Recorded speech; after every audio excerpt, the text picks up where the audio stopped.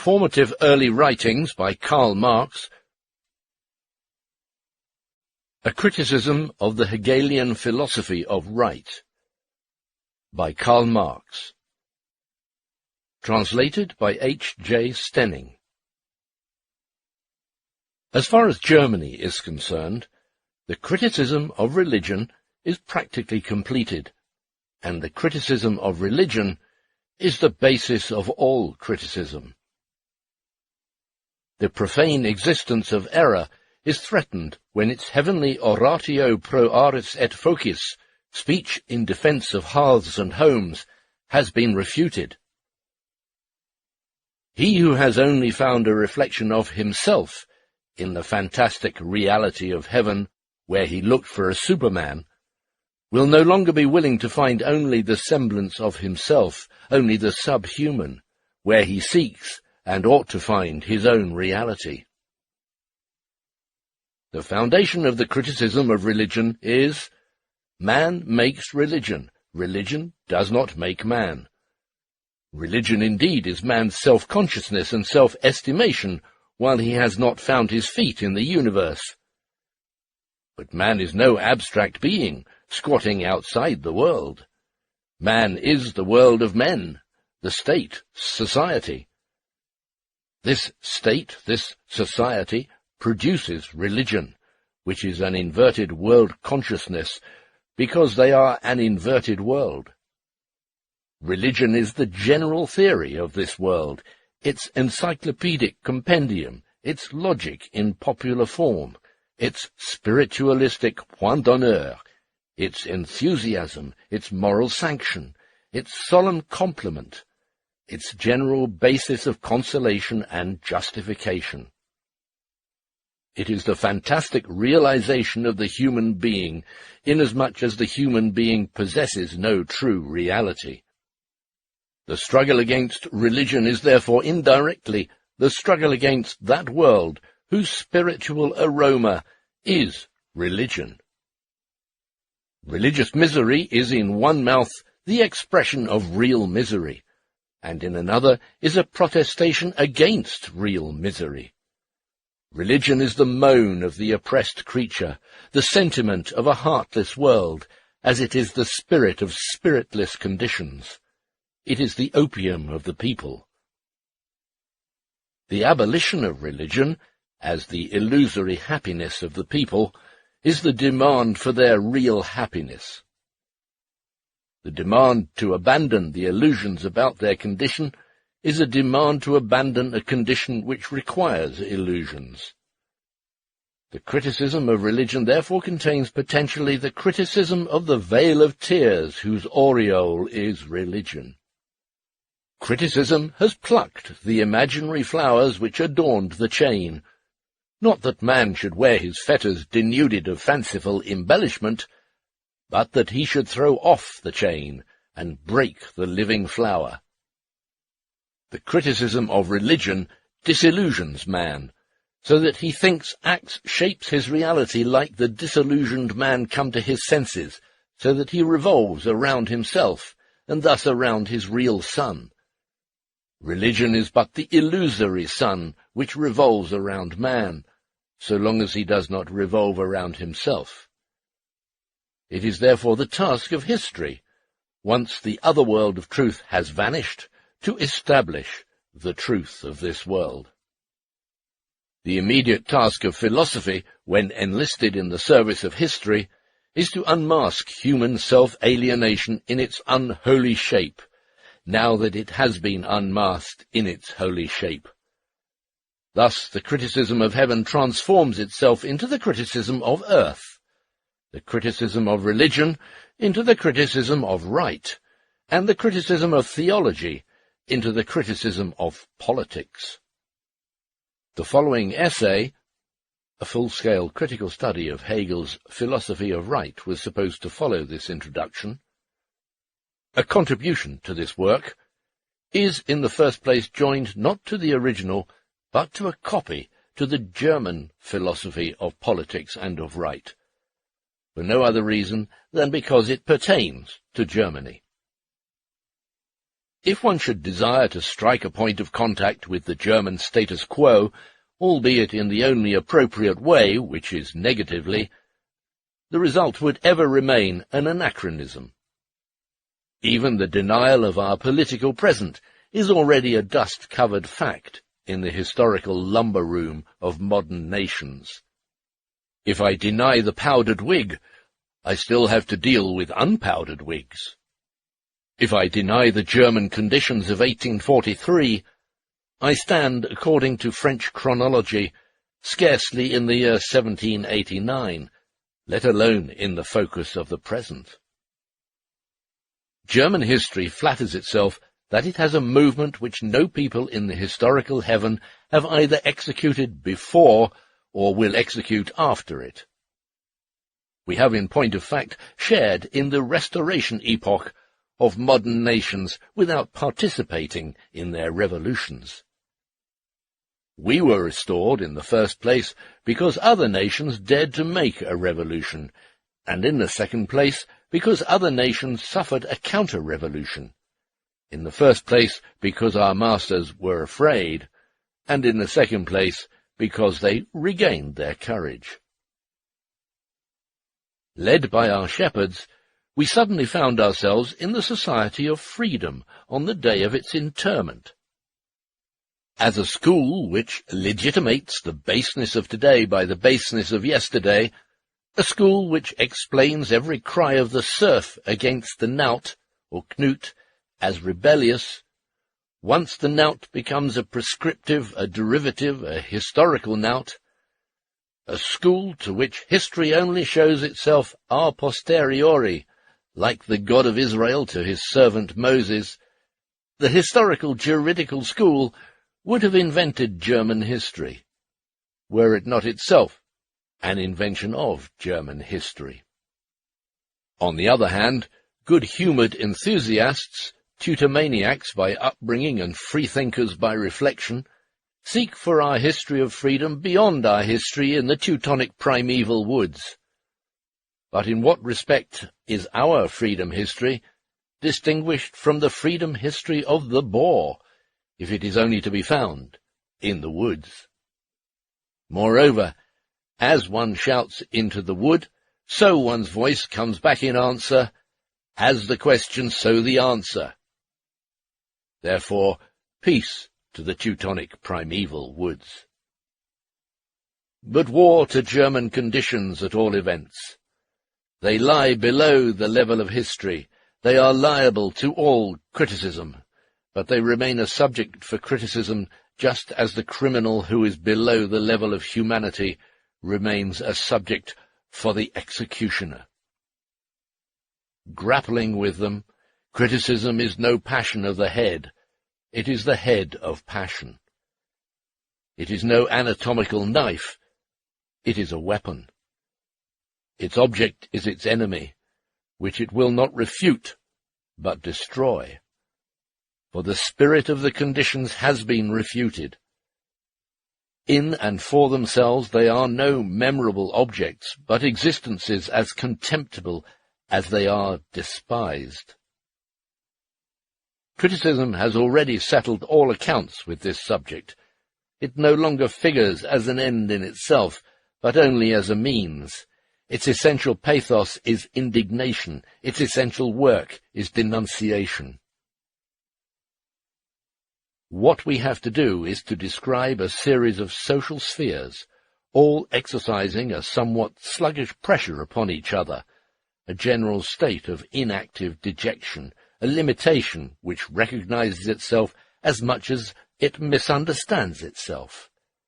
Squeezed within the framework of a governmental system which, living on the conservation of all meannesses, is itself nothing less than meanness in government. What a spectacle! On the one hand, the infinitely ramified division of society into the most varied races, which confront each other with small antipathies, bad consciences, and brutal mediocrity, and precisely because of the ambiguous and suspicious positions which they occupy towards each other, such positions, being devoid of all real distinctions, although coupled with various formalities, are treated by their lords as existences on sufferance. And even more, the fact that they are ruled, governed, and owned, they must acknowledge and confess as a favour of heaven. On the other hand, there are those rulers themselves whose greatness is in inverse proportion to their number. The criticism which addresses itself to this object is criticism in hand-to-hand fighting, and in hand-to-hand fighting it is not a question of whether the opponent is a noble opponent of equal birth or an interesting opponent. It is a question of meeting him. It is thus imperative that the Germans should have no opportunity for self-deception and resignation. The real pressure must be made more oppressive by making men conscious of the pressure, and the disgrace more disgraceful by publishing it. Every sphere of German society must be described as the partie honteuse, shameful part of German society. These petrified conditions must be made to dance by singing to them their own melody. The people must be taught to be startled at their own appearance, in order to implant courage into them. And even for modern nations, this struggle against the narrow-minded actuality of the German status quo cannot be without interest, for the German status quo represents the frank completion of the Ancien Régime, and the Ancien Régime is the concealed defect of the modern state. The struggle against the German political present is the struggle against the past of modern nations, which are still vexed by the recollections of this past. For them, it is instructive to see the Ancien Régime, which enacted its tragedy with them, playing its comedy as the German Revenant. Its history was tragic, so long as it was the pre-existing power of the world, and freedom, on the other hand, a personal invasion, in a word, so long as it believed and was obliged to believe in its justification. So long as the Ancien Régime, as the existing world order, struggled with a nascent world, historical error was on its side, but not personal perversity. Its downfall was therefore tragic. On the other hand, the present German regime, which is an anachronism, a flagrant contradiction of the generally recognized axiom of the obsolescence of the Ancien Régime, imagines that it believes in itself, and extorts from the world the same homage. If it believed in its own being, would it seek to hide it under the semblance of an alien being, and look for its salvation in hypocrisy and sophistry? The modern Ancien Régime is merely the comedian of a world order whose real heroes are dead. History is thorough, and passes through many phases when it bears an old figure to the grave.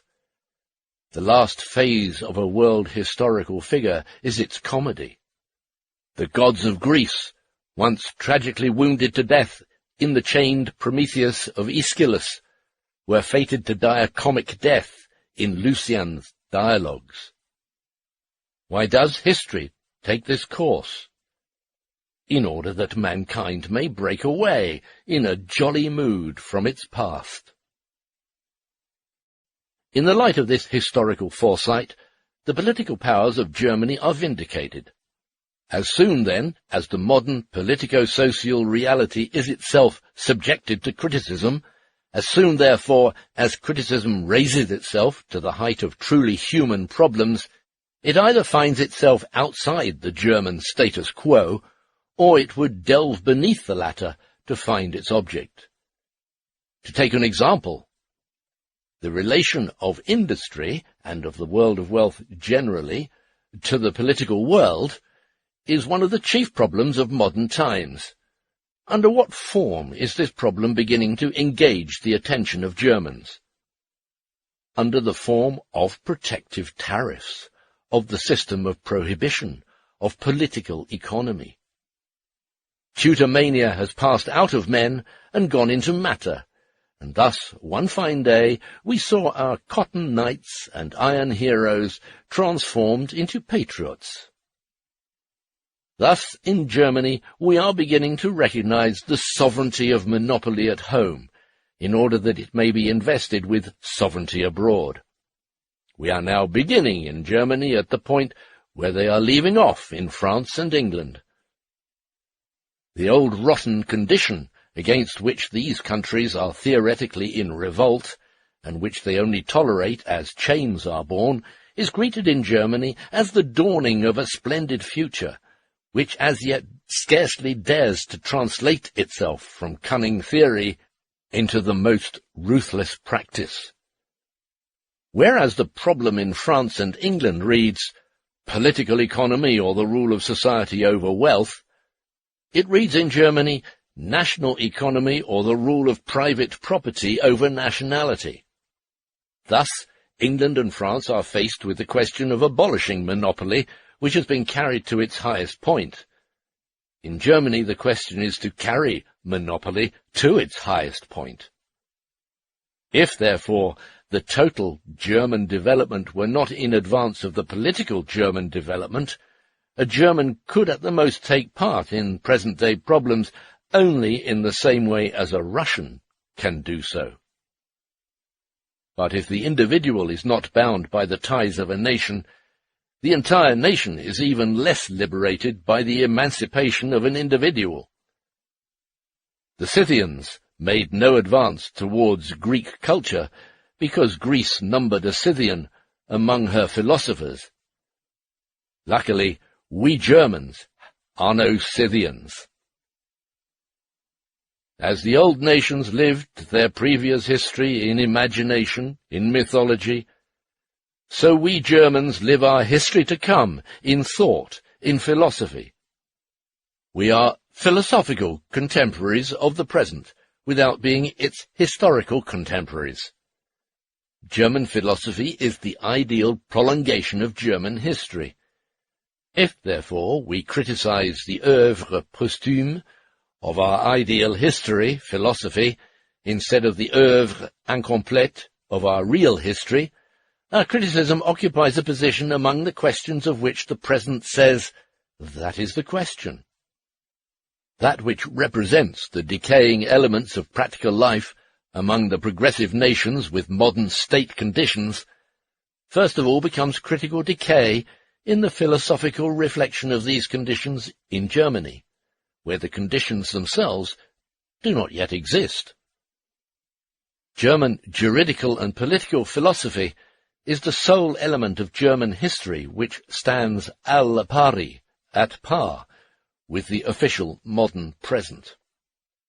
The German people must therefore strike this, their dream history, against their existing conditions, and subject to criticism not only these conditions, but at the same time their abstract continuation. Their future can neither be confined to the direct denial of their real, nor to the direct enforcement of their ideal, political and juridical conditions, for they possess the direct denial of their real conditions in their ideal conditions, and the direct enforcement of their ideal conditions they have almost outlived, in the opinion of neighbouring nations. Consequently, the practical political party in Germany properly demands the negation of philosophy. Its error consists not in the demand, but in sticking to the demand, which seriously it neither does nor can enforce. It believes it can accomplish this negation by turning its back on philosophy, the while its averted head utters a few irritable and banal phrases over it. Moreover, its horizon is so limited as to exclude philosophy from the realm of German actuality unless it imagines philosophy to be implied in German practice and in the theories subserving it. It urges the necessity for linking up with vital forces, but forgets that the real vital force of the German people has hitherto only pullulated under its skull. In a word, you cannot abolish philosophy without putting it into practice.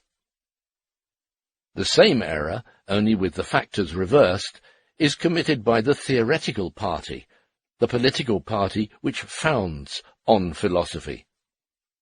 The latter perceives in the present struggle only the critical struggle of philosophy with the German world. It does not suspect that all previous philosophy has itself been a part of this world, and is its complement, if an ideal one. While critical towards its opposing party, it behaves uncritically towards itself. It starts from the assumptions of philosophy, but either refuses to carry further the results yielded by philosophy, or claims as the direct outcome of philosophy results and demands which have been culled from another sphere. We reserve to ourselves a more detailed examination of this party. Its fundamental defect may be reduced to this. It believes it can enforce philosophy without abolishing it. The criticism of German juridical and political philosophy, which has received through Hegel its most consistent, most ample, and most recent shape, is at once both the critical analysis of the modern state and of the actuality which is connected therewith, and in addition, the decisive repudiation of the entire previous mode of the German political and juridical consciousness, whose principal and most universal expression, elevated to the level of a science, is speculative jurisprudence itself. While, on the one hand, speculative jurisprudence, this abstract and exuberant thought process of the modern state, is possible only in Germany, on the other hand, the German conception of the modern state, making abstraction of real men, was only possible because and insofar as the modern state itself makes abstraction of real men, or only satisfies the whole of man in an imaginary manner. Germans have thought in politics what other peoples have done. Germany was their theoretical conscience. The abstraction and arrogance of her thought always kept an even pace with the one-sidedness and stunted growth of her actuality. If, therefore, the status quo of the German civic community expresses the completion of the Ancien Régime, the completion of the pile driven into the flesh of the modern state, the status quo of German political science expresses the inadequacy of the modern state, the decay that is set up in its flesh. As a decisive counterpart of the previous mode of German political consciousness, the criticism of speculative jurisprudence does not run back upon itself, but assumes the shape of problems for whose solution there is only one means: practice.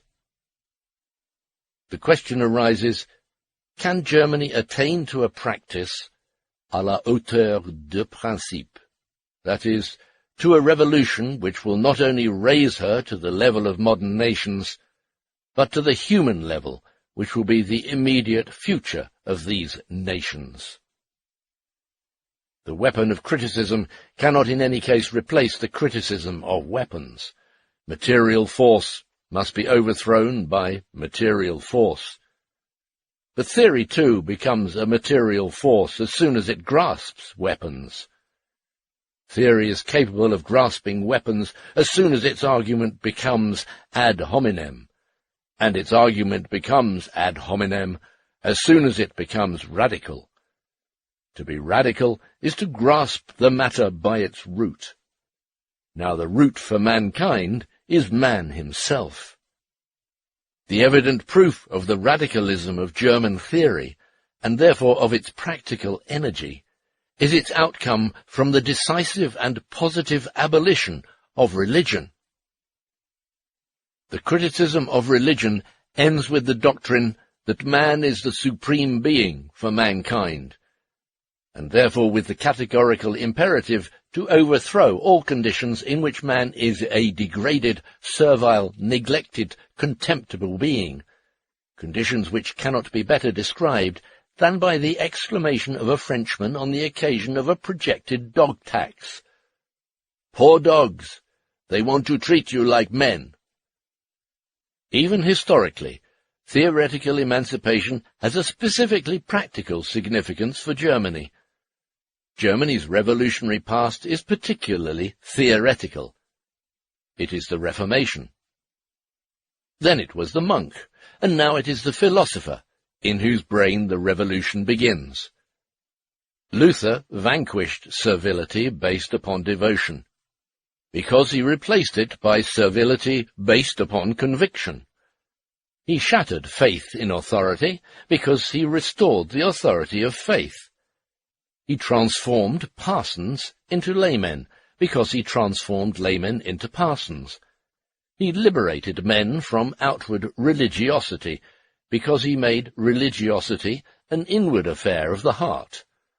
He emancipated the body from chains because he laid chains upon the heart. But if Protestantism is not the true solution, it was a true formulation of the problem. The question was no longer a struggle between the layman and the parson external to him. It was a struggle with his own inner parson, his parsonic nature. And if the Protestant transformation of German laymen into parsons emancipated the lay popes, the princes, together with their clergy, the privileged and the Philistine, the philosophic transformation of the parsonic Germans into men will emancipate the people. But little as emancipation stops short of the princes, just as little will the secularization of property stop short of church robbery, which was chiefly set on foot by the hypocritical Prussians. Then the Peasants' War, the most radical fact of German history, came to grief on the reef of theology.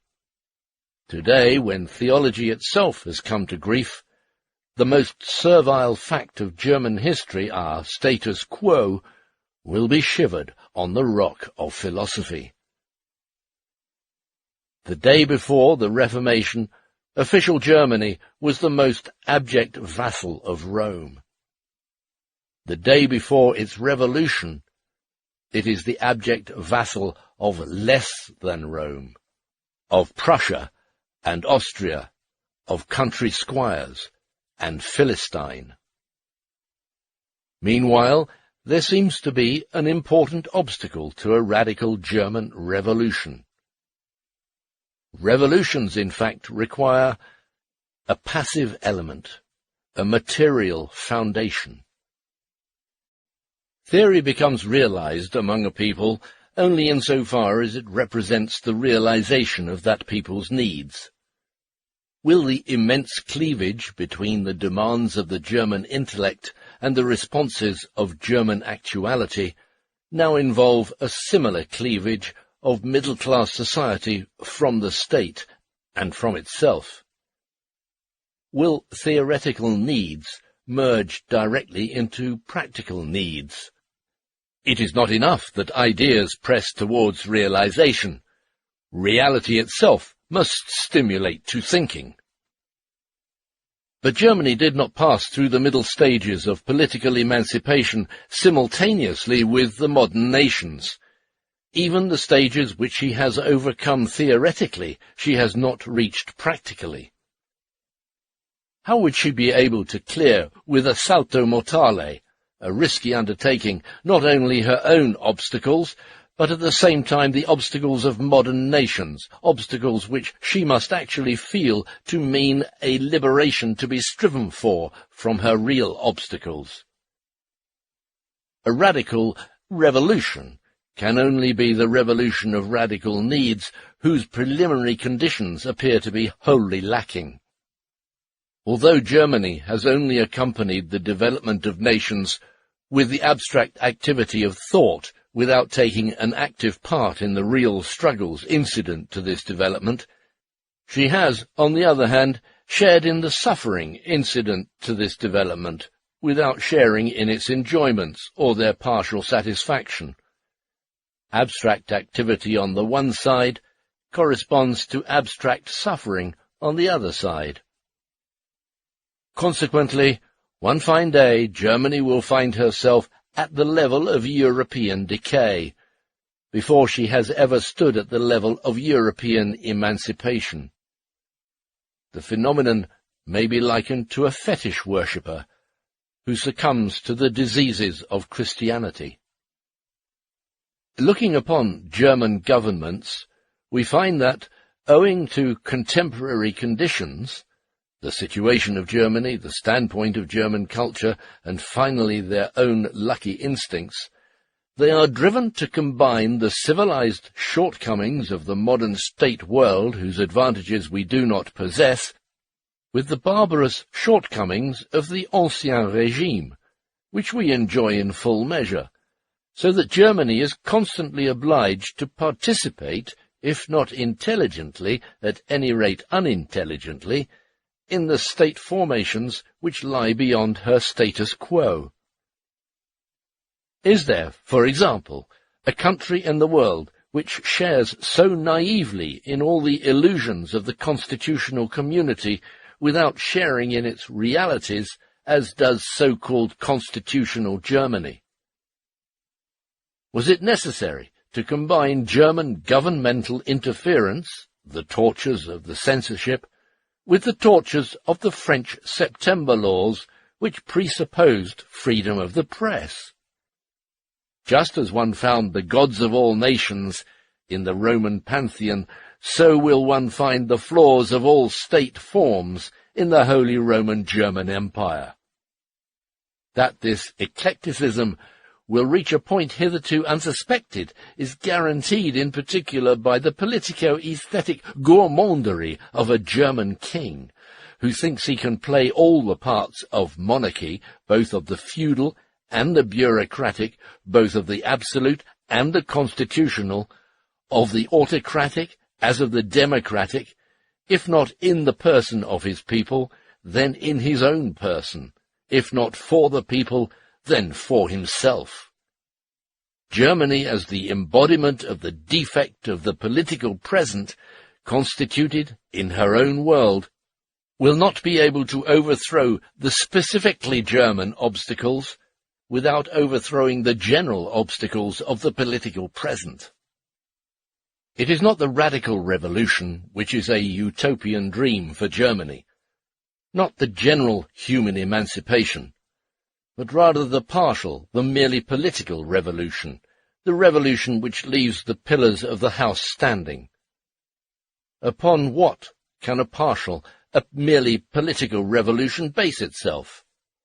Upon the fact that a part of bourgeois society could emancipate itself and attain to general rulership, upon the fact that, by virtue of its special situation, a particular class could undertake the general emancipation of society. This class would liberate the whole of society, but only upon the assumption that the whole of society found itself in the situation of this class, and consequently possessed money and education, for instance, or could acquire them if it liked. No class in bourgeois society can play this part without setting up a wave of enthusiasm in itself and among the masses, a wave of feeling wherein it would fraternize and commingle with society in general, and would feel and be recognized as society's general representative, a wave of enthusiasm wherein its claims and rights would be in truth the claims and rights of society itself, wherein it would really be the social head and the social heart. Only in the name of the general rights of society can a particular class vindicate for itself the general rulership. Revolutionary energy and intellectual self-confidence are not sufficient by themselves to enable a class to attain to this emancipatory position, and thereby exploit politically all social spheres in the interest of its own sphere. In order that the revolution of a people should coincide with the emancipation of a special class of bourgeois society, it is necessary for a class to stand out as a class representing the whole of society. This further involves, as its obverse side, the concentration of all the defects of society in another class, and this particular class must be the embodiment of the general social obstacles and impediments. A particular social sphere must be identical with the notorious crime of society as a whole, in such wise that the emancipation of this sphere would appear to be the general self-emancipation. In order that one class should be the class of emancipation par excellence, another class must contrariwise be the class of manifest subjugation. The negative general significance of the French nobility and the French clergy was the condition of the positive general significance of the class of the bourgeoisie, which was immediately encroaching upon and confronting the former. But in Germany, every class lacks not only the consistency, the keenness, the courage, the ruthlessness, which might stamp it as the negative representative of society. It lacks equally that breadth of soul which would identify it, if only momentarily, with the popular soul, that quality of genius which animates material power until it becomes political power, that revolutionary boldness which hurls at the opponent the defiant words, "I am nothing, and I have to be everything." But the stock-in-trade of German morality and honour, not only as regards individuals, but also as regards classes, constitutes rather that modest species of egoism which brings into prominence its own limitations. The relation of the various spheres of German society is therefore not dramatic, but epic. Each of them begins to be self-conscious and to press its special claims upon the others, not when it is itself oppressed, but when the conditions of the time, irrespective of its cooperation, create a sociable foundation from which it can, on its part, practice oppression. Even the moral self-esteem of the German middle class is only based on the consciousness of being the general representative of the Philistine mediocrity of all the other classes.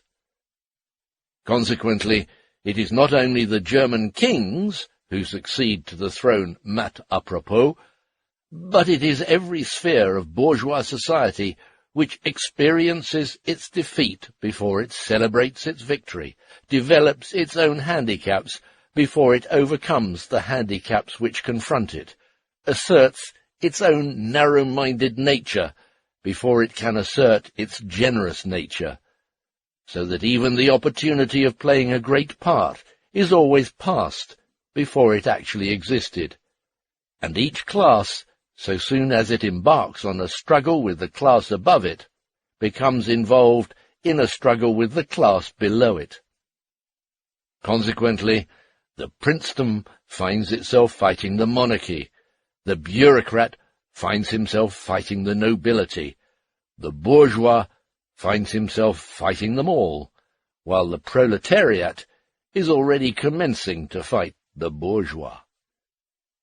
The middle class hardly dares to seize hold of the ideas of emancipation from its own standpoint before the development of social conditions and the progress of political theory declare this standpoint to be antiquated, or at least very problematical. In France, partial emancipation is the basis of universal emancipation. In Germany, universal emancipation is the conditio sine qua non of every partial emancipation. In France, it is the reality. In Germany, it is the impossibility of gradual emancipation, which must bring forth entire freedom. In France, every popular class is tinged with political idealism, and does not feel primarily as a particular class, but as the representative of social needs generally. The role of emancipator, therefore, flits from one class to another of the French people in a dramatic movement, until it eventually reaches the class which will no longer realize social freedom upon the basis of certain conditions lying outside of mankind, and yet created by human society, but will rather organize all the conditions of human existence upon the basis of social freedom. In Germany, on the other hand, where practical life is as unintellectual as intellectual life is unpractical, no class of bourgeois society either feels the need or possesses the capacity for emancipation, unless driven thereto by its immediate position, by material necessity, by its chains themselves. Wherein, therefore, lies the positive possibility of German emancipation? Answer: in the formation of a class in radical chains, a class which finds itself in bourgeois society, but which is not of it, an order which shall break up all orders, a sphere which possesses a universal character by virtue of its universal suffering, which lays claim to no special right, because no particular wrong, but wrong in general, is committed upon it, which can no longer invoke a historical title, but only a human title, which stands not in a one-sided antagonism to the consequences, but in a many-sided antagonism to the assumptions of the German community. A sphere, finally, which cannot emancipate itself without emancipating all the other spheres of society, which represents, in a word, the complete loss of mankind, and can therefore only redeem itself through the complete redemption of mankind. The dissolution of society, reduced to a special order, is the proletariat. The proletariat arises in Germany only with the beginning of the industrial movement. For it is not poverty resulting from natural circumstances, but poverty artificially created. Not the masses who are held down by the weight of the social system, but the multitude released by the acute break-up of society, especially of the middle class, which gives rise to the proletariat. When the proletariat proclaims the dissolution of the existing order of things, it is merely announcing the secret of its own existence, for it is in itself the virtual dissolution of this order of things. When the proletariat desires the negation of private property, it is merely elevating to a general principle of society what it already involuntarily embodies in itself as the negative product of society. With respect to the nascent world, the proletariat finds itself in the same position as the German king occupies with respect to the departed world, when he calls the people his people, just as he calls a horse his horse. In declaring the people to be his private property, the king acknowledges that private property is king. Just as philosophy finds in the proletariat its material weapons, so the proletariat finds in philosophy its intellectual weapons. And as soon as the lightning of thought has penetrated into the flaccid popular soil, the elevation of Germans into men will be accomplished. Let us summarize the result at which we have arrived. The only liberation of Germany that is practical or possible is a liberation from the standpoint of the theory that declares man to be the supreme being of mankind. In Germany, emancipation from the Middle Ages can only be effected by means of emancipation from the results of a partial freedom from the Middle Ages. In Germany, no brand of serfdom can be extirpated without extirpating every kind of serfdom. Fundamental Germany cannot be revolutionized without a revolution in its basis. The emancipation of Germans is the emancipation of mankind. The head of this emancipation is philosophy. Its heart is the proletariat. Philosophy cannot be realized without the abolition of the proletariat. The proletariat cannot abolish itself without realizing philosophy. when all the inner conditions are fulfilled, the German day of resurrection will be announced by the crowing of the Gallic cock. On the Jewish Question, by Karl Marx. The German Jews crave for emancipation. What emancipation do they crave? Civic, political emancipation. Bruno Bauer answers them, quote, "Nobody in Germany is politically emancipated. We ourselves are not free. How shall we liberate you? You Jews are egoists if you demand a special emancipation for yourselves as Jews. As Germans, you ought to labor for the political emancipation of Germany. As men, for human emancipation. And you ought to feel the special nature of your oppression and your disgrace, not as an exception from the rule, but rather as its confirmation. Or do Jews demand to be put on an equal footing with Christian subjects? Then they recognize the Christian state as justified. Then they recognize the regime of general subjugation. Why are they displeased at their special yoke, when the general yoke pleases them? Why should Germans interest themselves in the emancipation of the Jews, if Jews do not interest themselves in the emancipation of Germans? The Christian state knows only privileges. In that state the Jew possesses the privilege of being a Jew. As a Jew, he has rights which a Christian has not. Why does he crave the rights which he has not, and which Christians enjoy? If the Jew wants to be emancipated from the Christian state, then he should demand that the Christian state abandon its religious prejudice. Will the Jew abandon his religious prejudice? Has he therefore the right to demand of another this abdication of religion? By its very nature, the Christian state cannot emancipate the Jews. But, adds Bauer, by his very nature, the Jew cannot be emancipated. So long as the state is Christian and the Jew is Jewish, both are equally incapable of granting and receiving emancipation.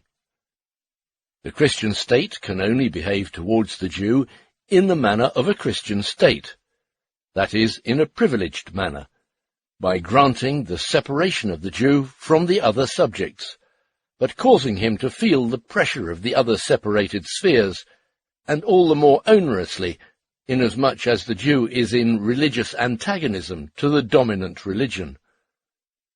But the Jew also can only conduct himself towards the state in a Jewish fashion, that is, as a stranger, by opposing his chimerical nationality to the real nationality, his illusory law to the real law, by imagining that his separation from humanity is justified, by abstaining on principle from all participation in the historical movement, by waiting on a future which has nothing in common with the general future of mankind, by regarding himself as a member of the Jewish people, and the Jewish people as the chosen people. Upon what grounds, therefore, do you Jews crave emancipation? On account of your religion? It is the mortal enemy of the state religion. As citizens? There are no citizens in Germany. As men? You are as little men as he on whom you called." Unquote. After giving a criticism of the previous positions and solutions of the question, Bauer has freshly posited the question of Jewish emancipation. How, he asks, are they constituted? The Jew to be emancipated, and the Christian state which is to emancipate. He replies by a criticism of the Jewish religion. He analyzes the religious antagonism between Judaism and Christianity. He explains the nature of the Christian state, and all this with boldness, acuteness, spirit, and thoroughness, in a style as precise as it is forcible and energetic. How then does Bauer solve the Jewish question? What is the result? The formulation of a question is its solution. The criticism of the Jewish question is the answer to the Jewish question. The summary is therefore as follows. We must emancipate ourselves before we are able to emancipate others. The most rigid form of the antagonism between the Jew and the Christian is the religious antagonism.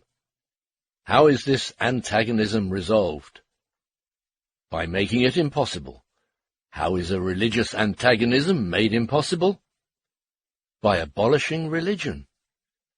As soon as Jew and Christian recognize their respective religions as different stages in the development of the human mind, as different snakeskins which history has cast off, and men as the snakes encased therein, they stand no longer in a religious relationship, but in a critical, a scientific, a human one.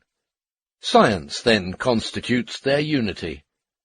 Antagonisms in science, however, are resolved by science itself. The German Jew is particularly affected by the lack of political emancipation in general and the pronounced Christianity of the state. In Bauer's sense, however, the Jewish question has a general significance independent of the specific German conditions. It is the question of the relation of religion to the state, of the contradiction between religious entanglement and political emancipation.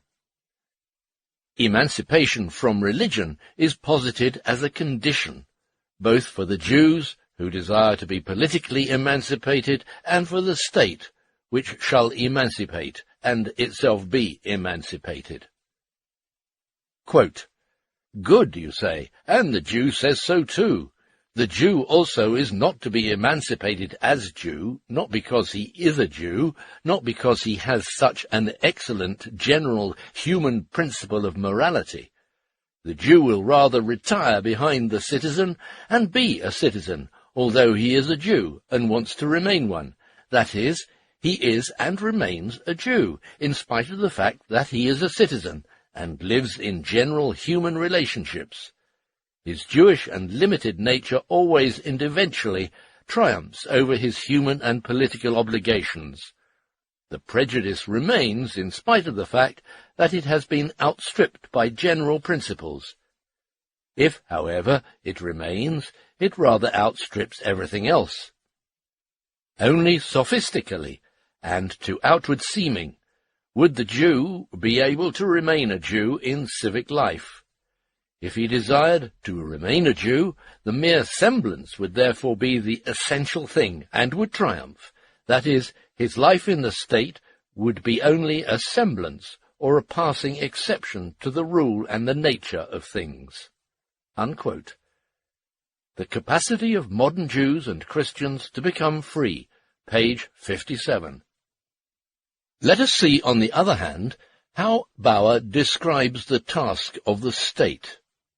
Quote, "France has recently," Proceedings of the Chamber of Deputies, 26th of December, 1840, "in connection with the Jewish question, as constantly in all other political questions, given us a glimpse of a life which is free, but revokes its freedom in law, and therefore asserts it to be a sham, and on the other hand contradicts its free law by its act."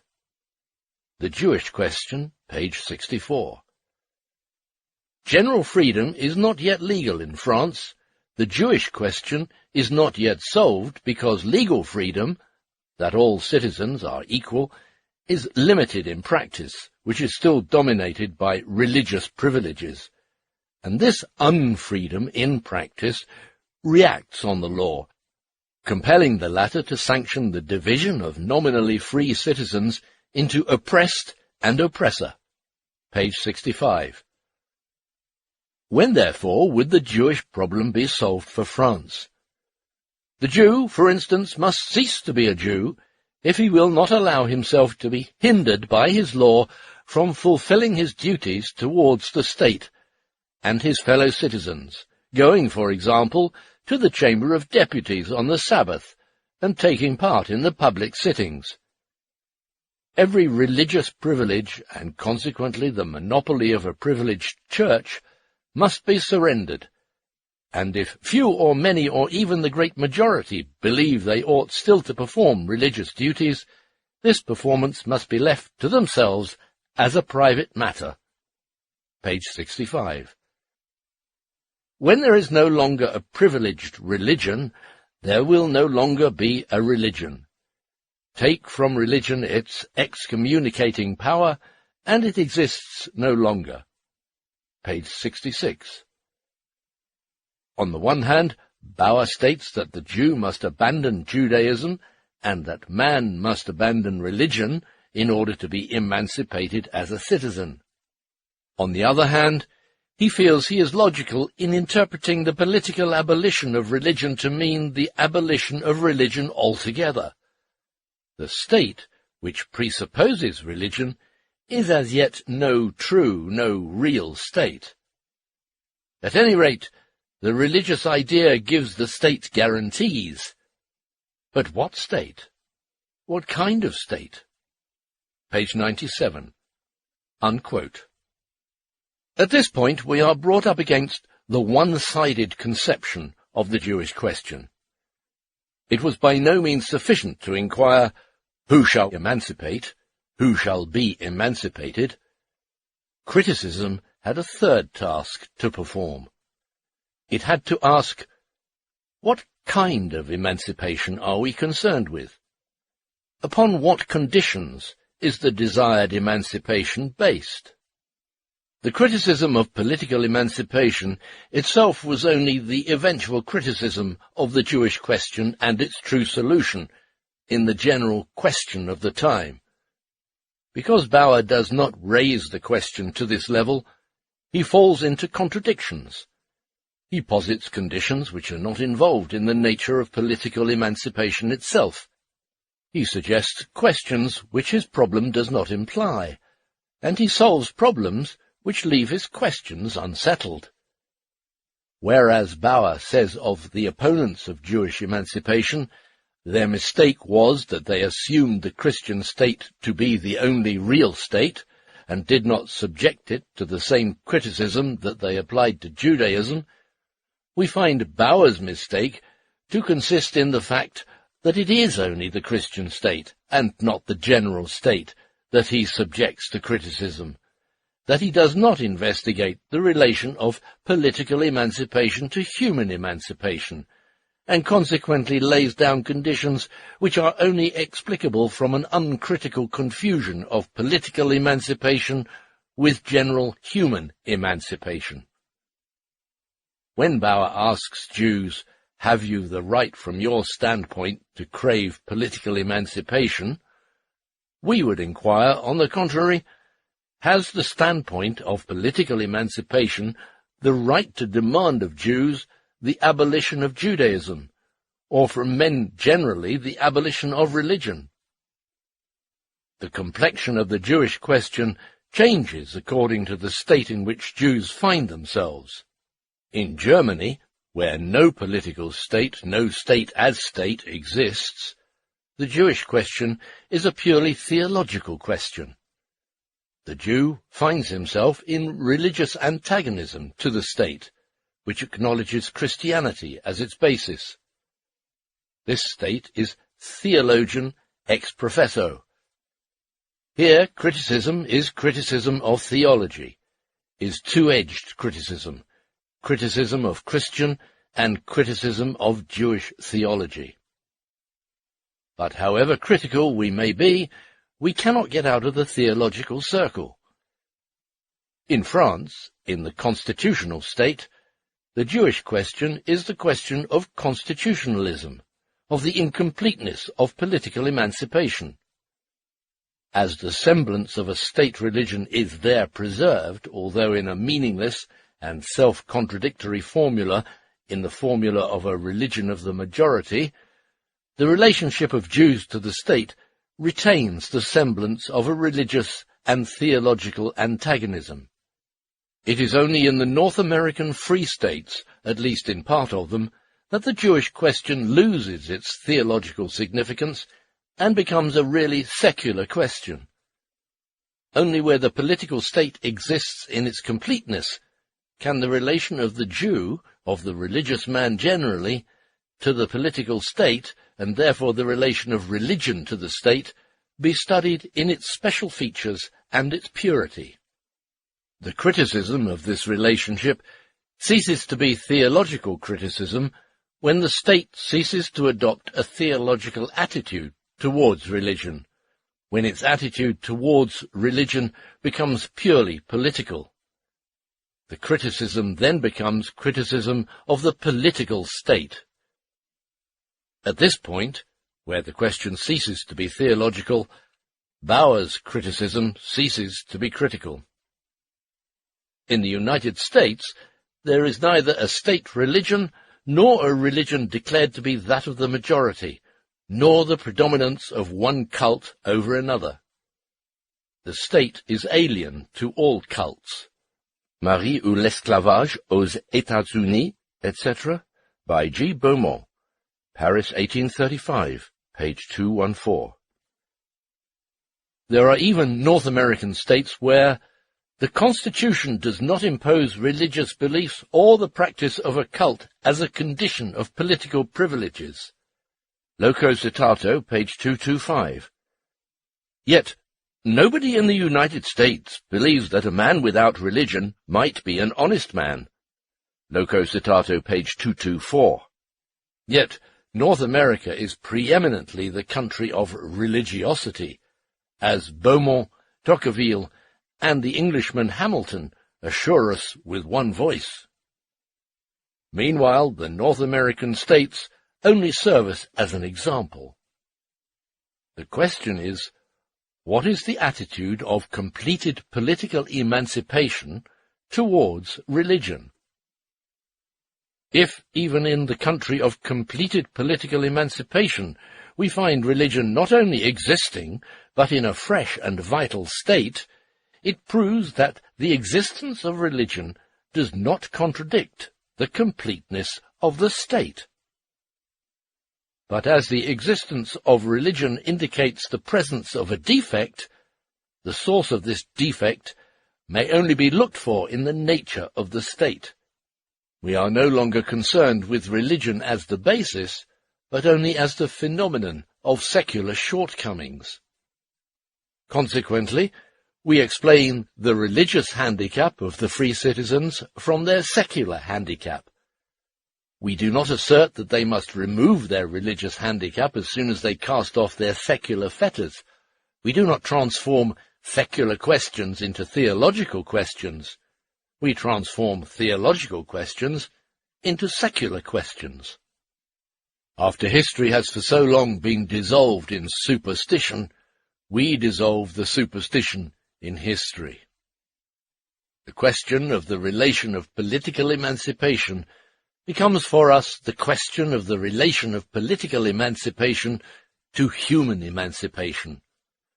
We criticize the religious weakness of the political state by criticizing the political state in its secular construction, apart from the religious weaknesses.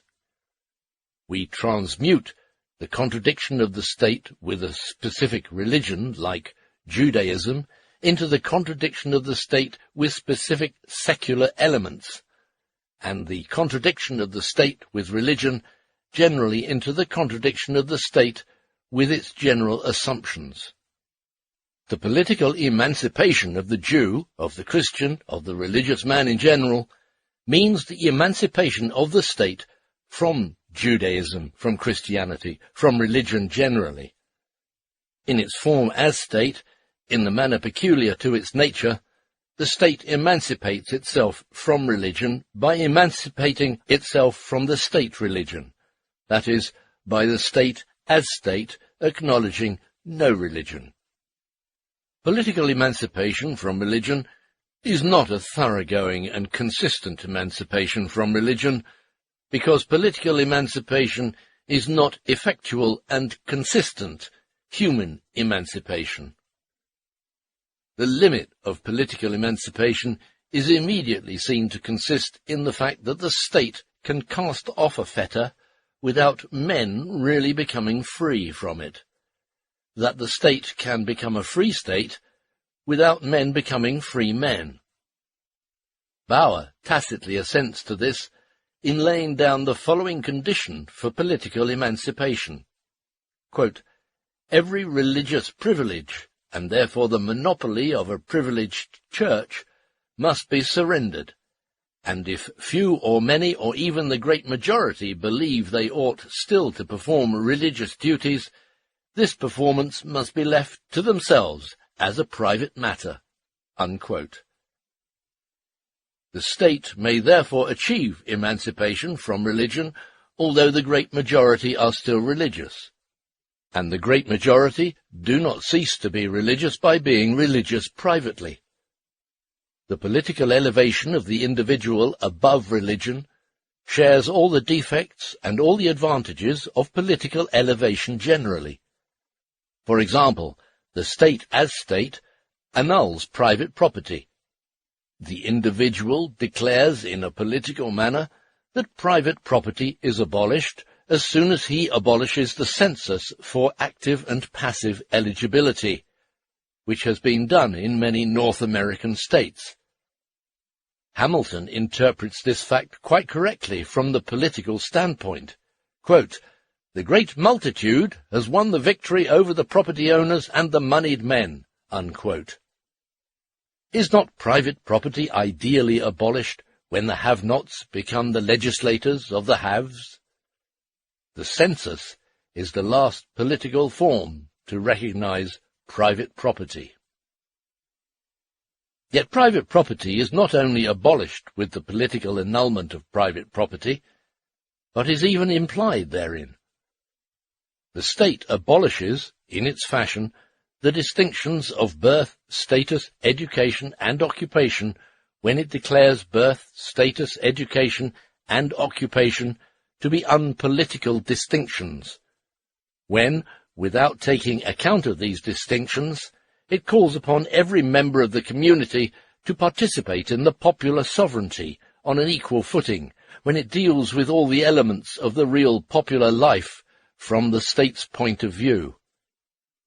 Nevertheless, the state leaves private property, education, occupation, operating in their own manner, that is, as education, as occupation, and developing their potentialities.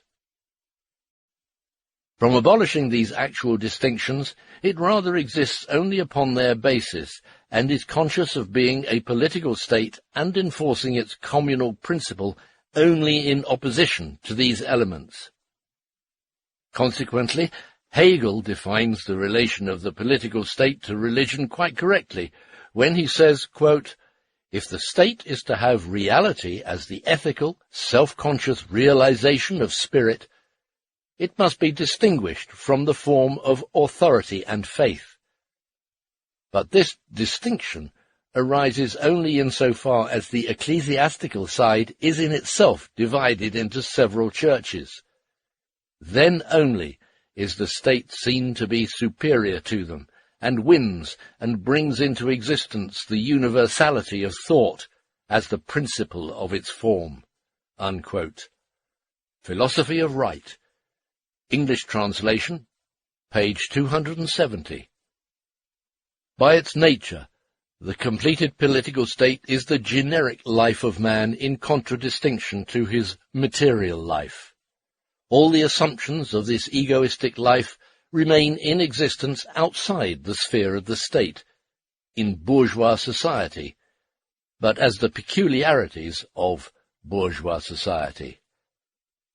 Where the political state has attained its true development, the individual leads not only in thought, in consciousness, but in reality, a double life, a heavenly and an earthly life, a life in the political community, wherein he counts as a member of the community, and a life in bourgeois society, wherein he is active as a private person, regarding other men as means, degrading himself into a means, and becoming a plaything of alien powers.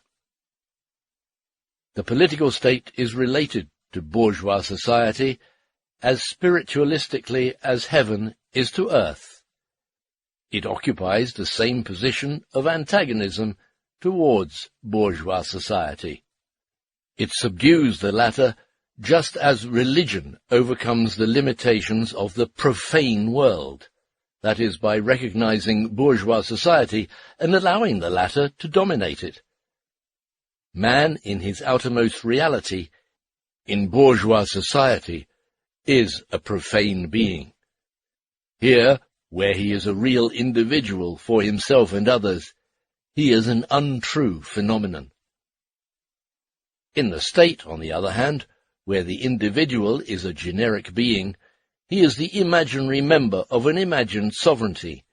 He is robbed of his real individual life, and filled with an unreal universality.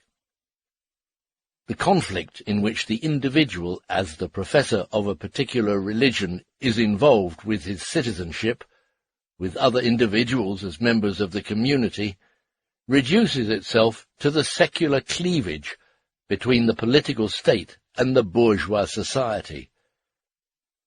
For the individual as a bourgeois, life in the state is only a semblance, or a passing exception to the rule and the nature of things. In any case, the bourgeois, like the Jew, remains only sophistically in political life, just as the citizen remains a Jew or a bourgeois, only sophistically. But this sophistry is not personal. It is the sophistry of the political state itself. The difference between the religious individual and the citizen is the difference between the merchant and the citizen, between the labourer and the citizen, between the landowner and the citizen, between the living individual and the citizen. The contradiction in which the religious individual is involved with the political individual is the same contradiction in which the bourgeois is involved with the citizen, in which the member of bourgeois society is involved with his political lion-skin.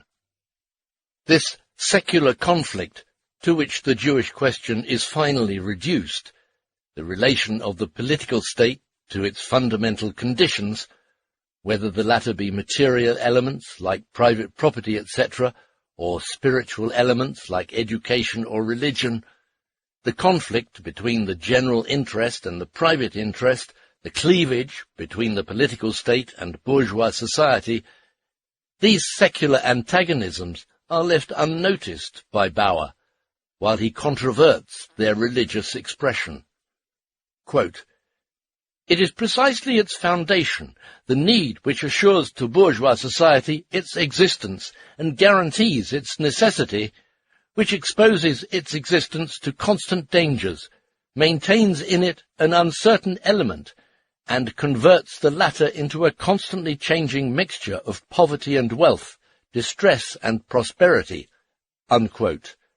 Page 8. Bourgeois society, in its antagonism to the political state, is recognized as necessary because the political state is recognized as necessary. Political emancipation at least represents important progress. While not the last form of human emancipation generally, it is the last form of human emancipation within the existing world order. It is understood that we are speaking here of real, of practical emancipation. The individual emancipates himself politically from religion by banishing it from public right into private right.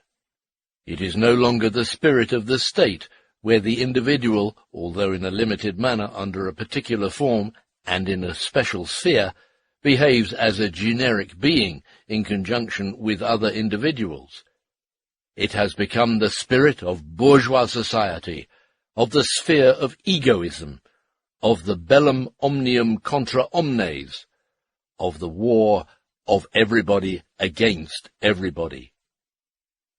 It is no longer the essence of the community, but the essence of social distinctions.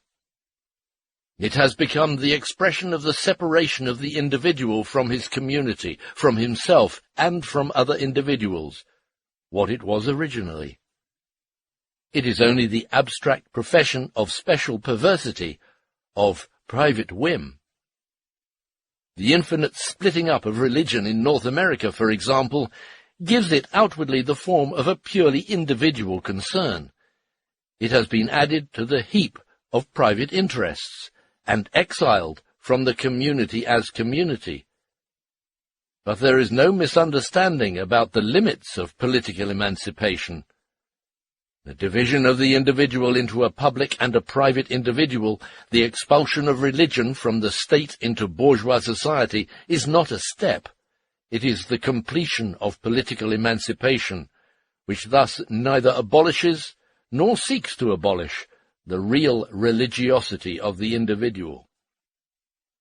The splitting up of the individual into Jew and citizen, into Protestant and citizen, into a religious person and citizen, this decomposition does not belie citizenship. It is not a circumvention of political emancipation. It is political emancipation itself. It is the political manner of becoming emancipated from religion.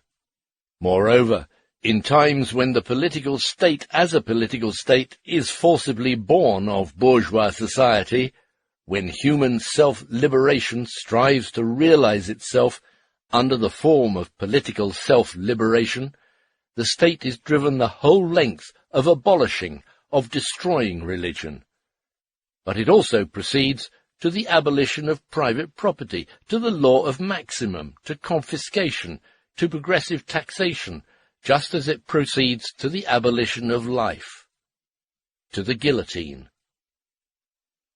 In the moment of its heightened consciousness, the political life seeks to suppress its fundamental conditions, bourgeois society and its elements, and to constitute itself as the real and uncontradictory generic life of the individual. It is, however, only enabled to do this by a flagrant violation of its own conditions of life, by declaring the revolution to be permanent, and the political drama, therefore, ends as inevitably with the restoration of religion, of private property, and all the elements of bourgeois society, as war ends with peace. Why, not even the so-called Christian state, which acknowledges Christianity as its basis, as the state religion, and therefore adopts a proscriptive attitude towards other religions, is the completed Christian state. The latter is rather the atheistic state, the democratic state, the state which consigns religion among the other elements of bourgeois society. The state which is still theological, and which still officially prescribes belief in Christianity, has not yet succeeded in giving secular and human expression to those human foundations whose exaggerated expression is Christianity. The so-called Christian state is simply no state at all, because it is not Christianity as a religion, but only the human background of the Christian religion, which can realize itself in actual human creations. The so-called Christian state is the Christian denial of the state, although it is not by any means the political realization of Christianity. The state, which still professes Christianity in the form of religion, does not yet profess it in the form of the state, for its attitude towards religion is a religious attitude.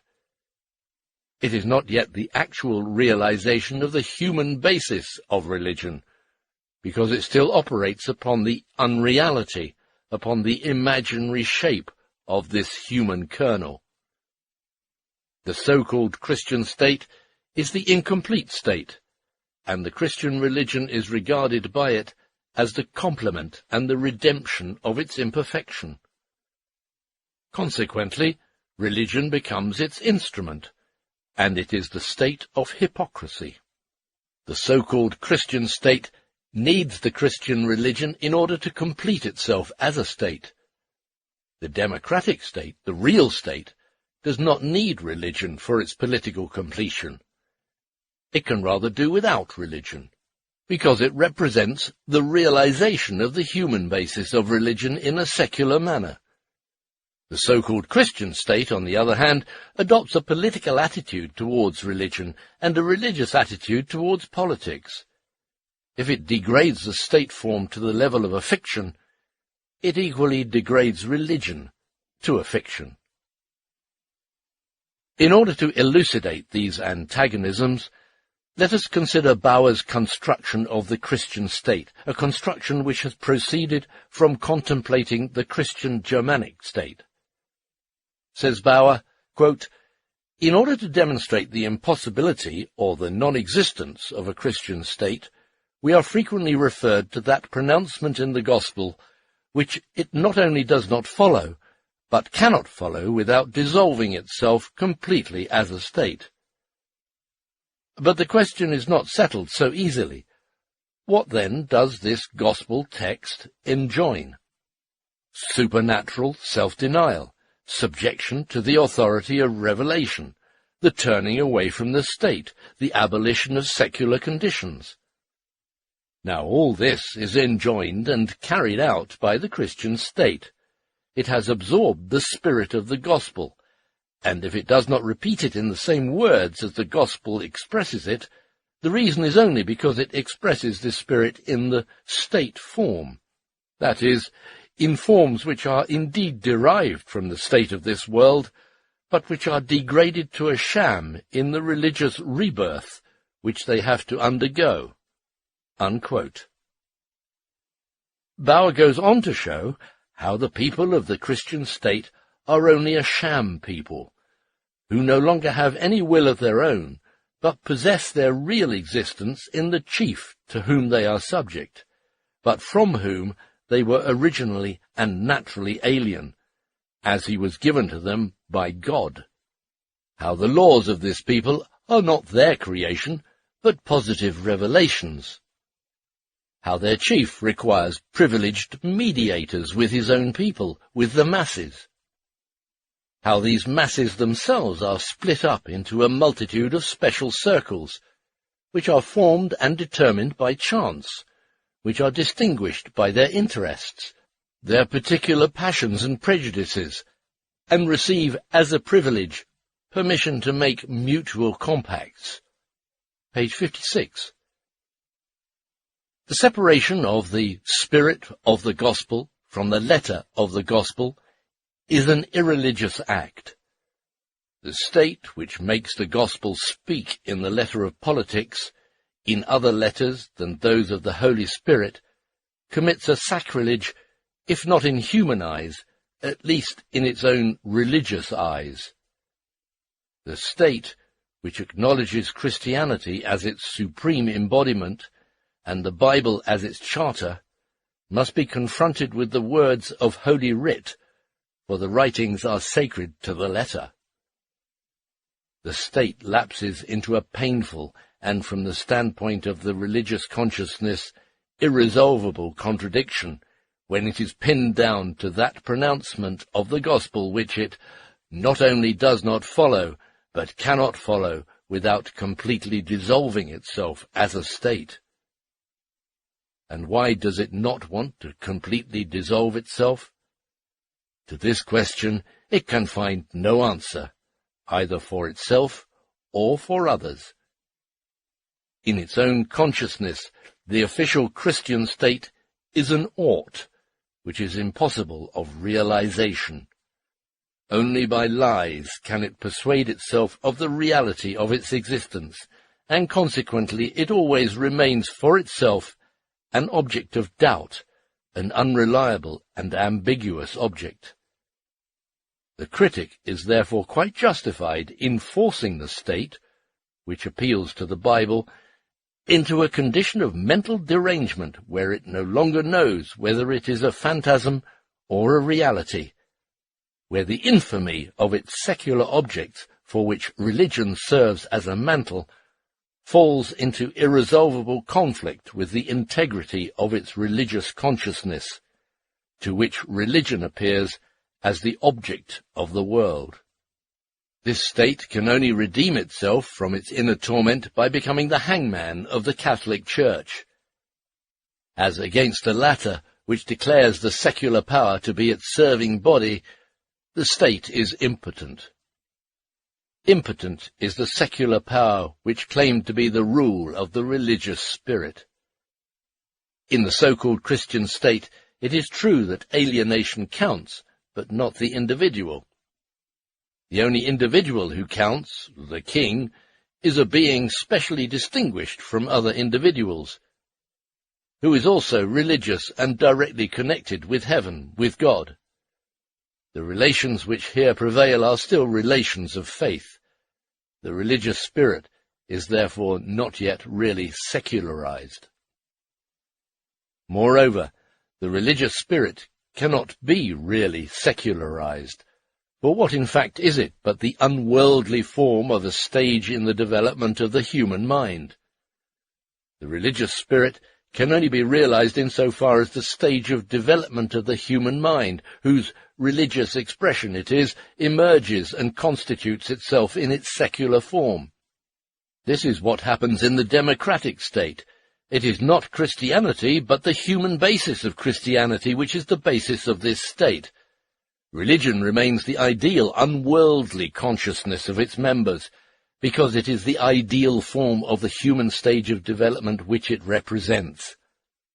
The members of the political state are religious by virtue of the dualism between the individual life and the generic life, between the life of bourgeois society and the political life.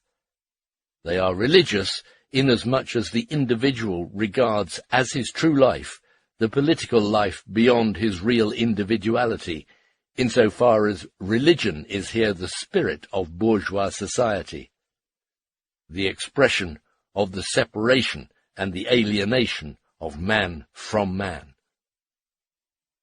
The political democracy is Christian to the extent that it regards every individual as the sovereign, the supreme being, but it means the individual in his uncultivated, unsocial aspect, the individual in his fortuitous existence, the individual just as he is, the individual as he is destroyed, lost, and alienated through the whole organization of our society, as he is given under the dominance of inhuman conditions and elements. In a word, the individual who is not yet a real generic being. The sovereignty of the individual, as an alien being, distinguished from the real individual, which is the chimera, the dream, and the postulate of Christianity, is, under democracy, sensual reality, the present, and the secular maximum. The religious and theological consciousness itself is heightened and accentuated under a completed democracy, because it is apparently without political significance, without earthly aims, an affair of misanthropic feeling, the expression of narrow-mindedness, the product of caprice, because it is a really otherworldly life. Here Christianity achieves the practical expression of its universal religious significance, in that the most various philosophies are marshalled in the form of Christianity, and, what is more, other members of society are not required to subscribe to Christianity, but to some kind of religion. The religious consciousness riots in the wealth of religious antagonism and of religious variety. We have therefore shown political emancipation from religion leaves religion in existence, although not as a privileged religion. The contradiction in which the supporter of a particular religion finds himself involved with his citizenship is only a part of the general secular contradiction between the political state and bourgeois society. The completion of the Christian state is the state which professes to be a state and abstracts from the religion of its members. The emancipation of the state from religion is not the emancipation of the real individual from religion. We do not therefore tell the Jews with Bauer, "You cannot be politically emancipated without radically emancipating yourselves from Judaism."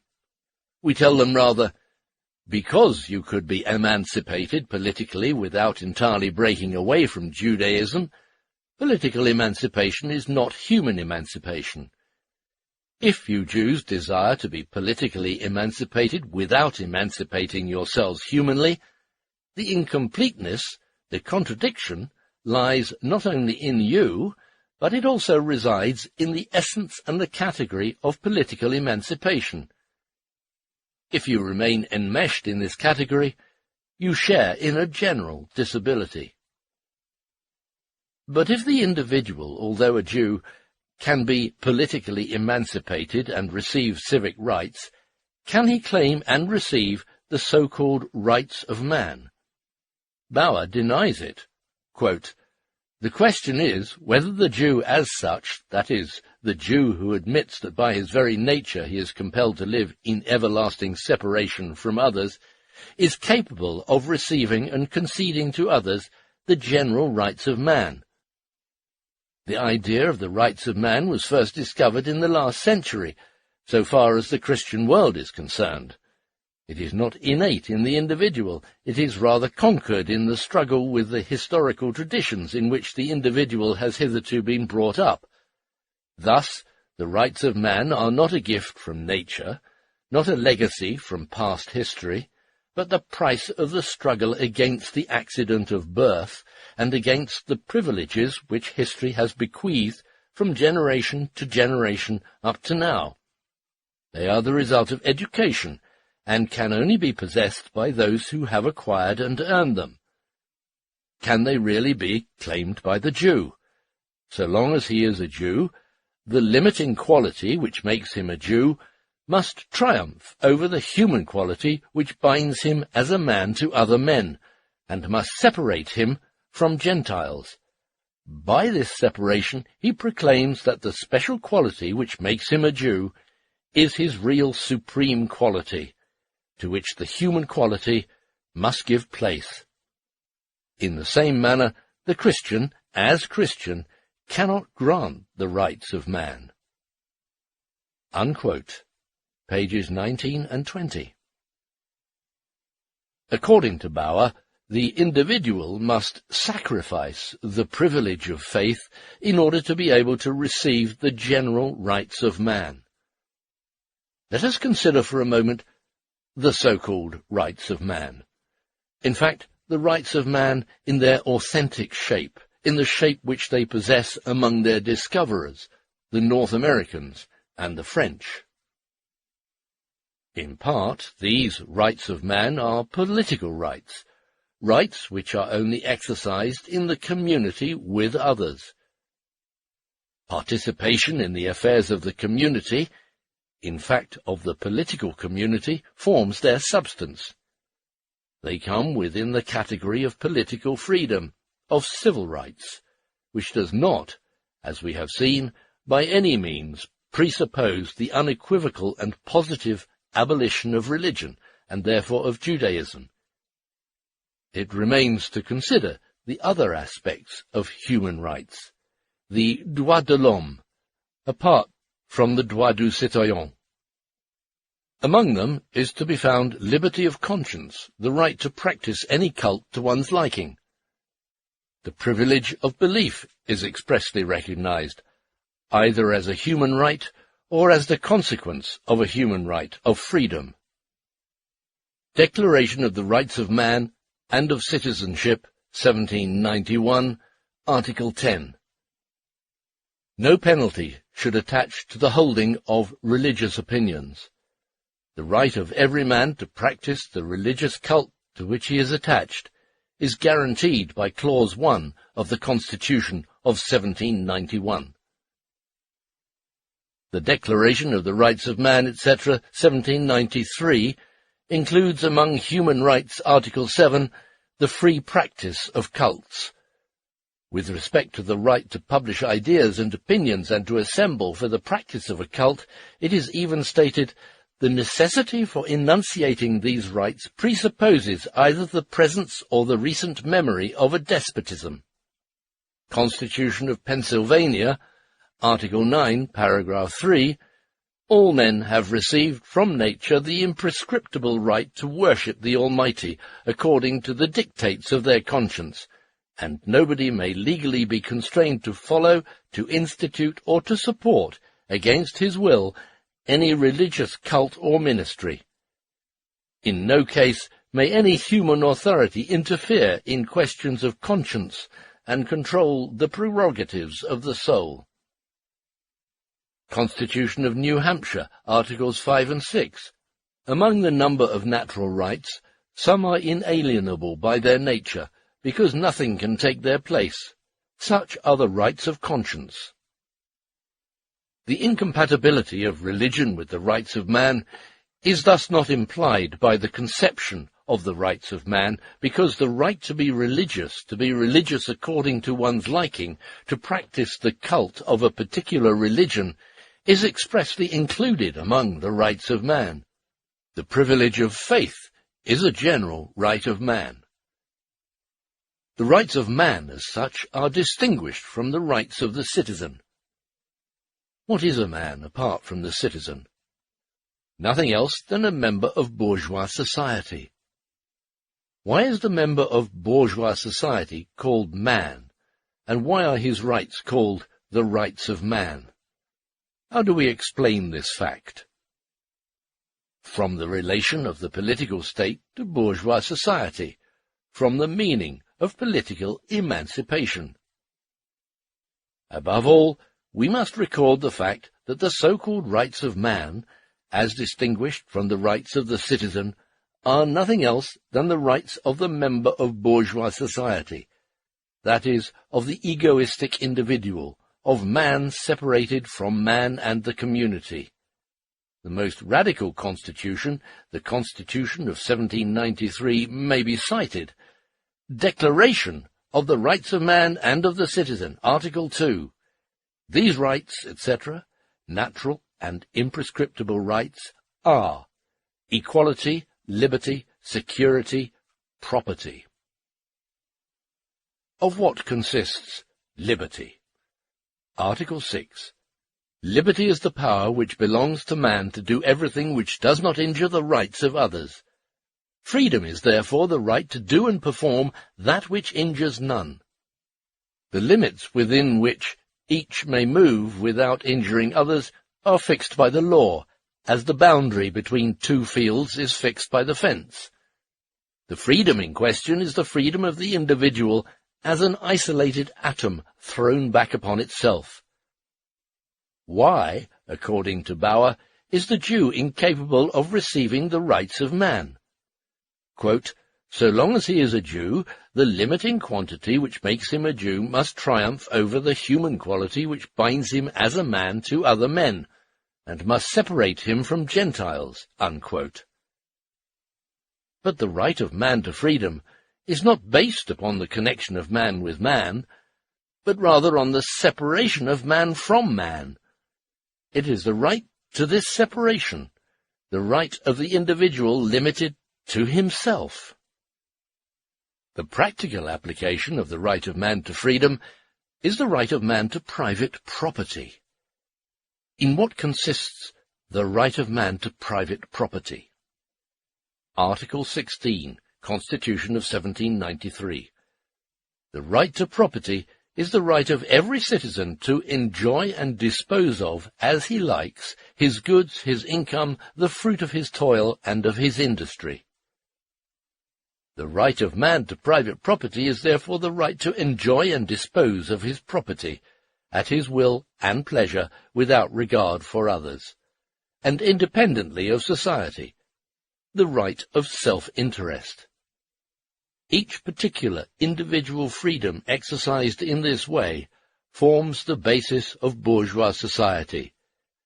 It leaves every man to find in other men not the realization, but rather the limits of his freedom. But it proclaims above all the right of man to enjoy and dispose of his property, his income, and the fruit of his toil and his industry according to his pleasure. There still remain the other rights of man, equality and security.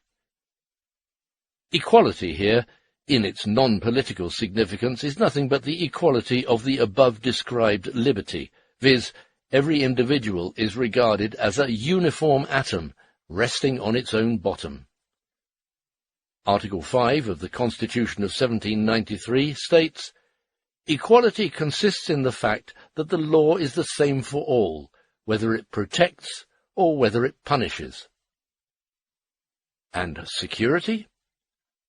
Article 8 of the Constitution of 1793, "Security consists in the protection accorded by society to each of its members for the preservation of his person, his rights, and his property."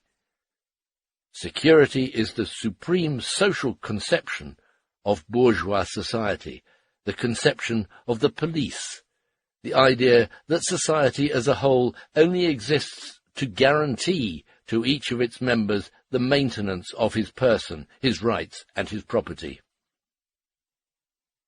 By the conception of security, bourgeois society does not raise itself above its egoism. Security is rather the confirmation of its egoism. None of the so-called rights of man, therefore, goes beyond the egoistic individual, beyond the individual as a member of bourgeois society, withdrawn into his private interests and separated from the community. Far from regarding the individual as a generic being, the generic life, society itself, rather appears as an external frame for the individual, as a limitation of his original independence. The sole bond which connects him with his fellows is natural necessity, material needs, and private interest, the preservation of his property and his egoistic person. It is strange that a people who were just beginning to free themselves, to break down all the barriers between the various members of the community, to establish a political community, that such a people should solemnly proclaim the justification of the egoistic individual, separated from his fellows and from the community, and should even repeat this declaration at a moment when the most heroic sacrifice could alone save the nation, and was therefore urgently required, at a moment when the sacrifice of all interests of bourgeois society was imperative, and egoism should have been punished as a crime. This fact is even stranger when we behold the political liberators degrading citizenship and the political community to the level of a mere means for the maintenance of these so-called rights of man, proclaiming the citizen to be the servant of the egoistic man, degrading the sphere in which the individual behaves as a social being below the sphere in which he behaves as a fractional being, and finally accepting as the true, proper man, not the individual as citizen, but the individual as bourgeois. The aim of every political association is the preservation of the natural and imprescriptible rights of man. Declaration of the Rights, etc. of 1791, Article 2. The purpose of government is to assure to man the enjoyment of his natural and imprescriptible rights. Declaration of 1793, Article 1. Thus, even at the time when its enthusiasm was still fresh and kept at boiling point by the pressure of circumstances, the political life proclaimed itself to be a mere means whose end is the life of bourgeois society. It is true that its revolutionary practice was in flagrant contradiction to its theory. While security, for example, was proclaimed to be a right of man, the violation of the secrecy of correspondence was publicly proposed. While the indefinite liberty of the press, 1793 Constitution, Article 122, was guaranteed as a consequence of the right of man to individual liberty, the freedom of the press was completely destroyed, for liberty of the press could not be permitted when it compromised public liberty. Robespierre Jeune, Parliamentary History of the French Revolution, Boucher-Héroux, page 135. This means that the right of man to liberty ceases to be a right as soon as it comes into conflict with the political life, whereas, according to theory, the political life is only the guarantee of the rights of man, and should therefore be surrendered as soon as its object contradicts these rights of man. But the practice is only the exception, and the theory is the rule. If, however, we regard the revolutionary practice as the correct position of the relation, the riddle still remains to be solved why the relationship was inverted in the consciousness of the political liberators, the end appearing as the means and the means as the end. This optical illusion of their consciousness would still be the same riddle, although a psychological, a theoretical riddle. The riddle admits of easy solution. The political emancipation is at the same time the dissolution of the old society, upon which was based the civic society, or the rulership, alienated from the people. The political revolution is the revolution of bourgeois society. What was the character of the old society? It can be described in one word: feudality. The old civic society had a directly political character, that is, the elements of civic life, as for example property or the family, or the mode and kind of labour, were raised to the level of elements of the community in the form of landlordism, status, and corporation.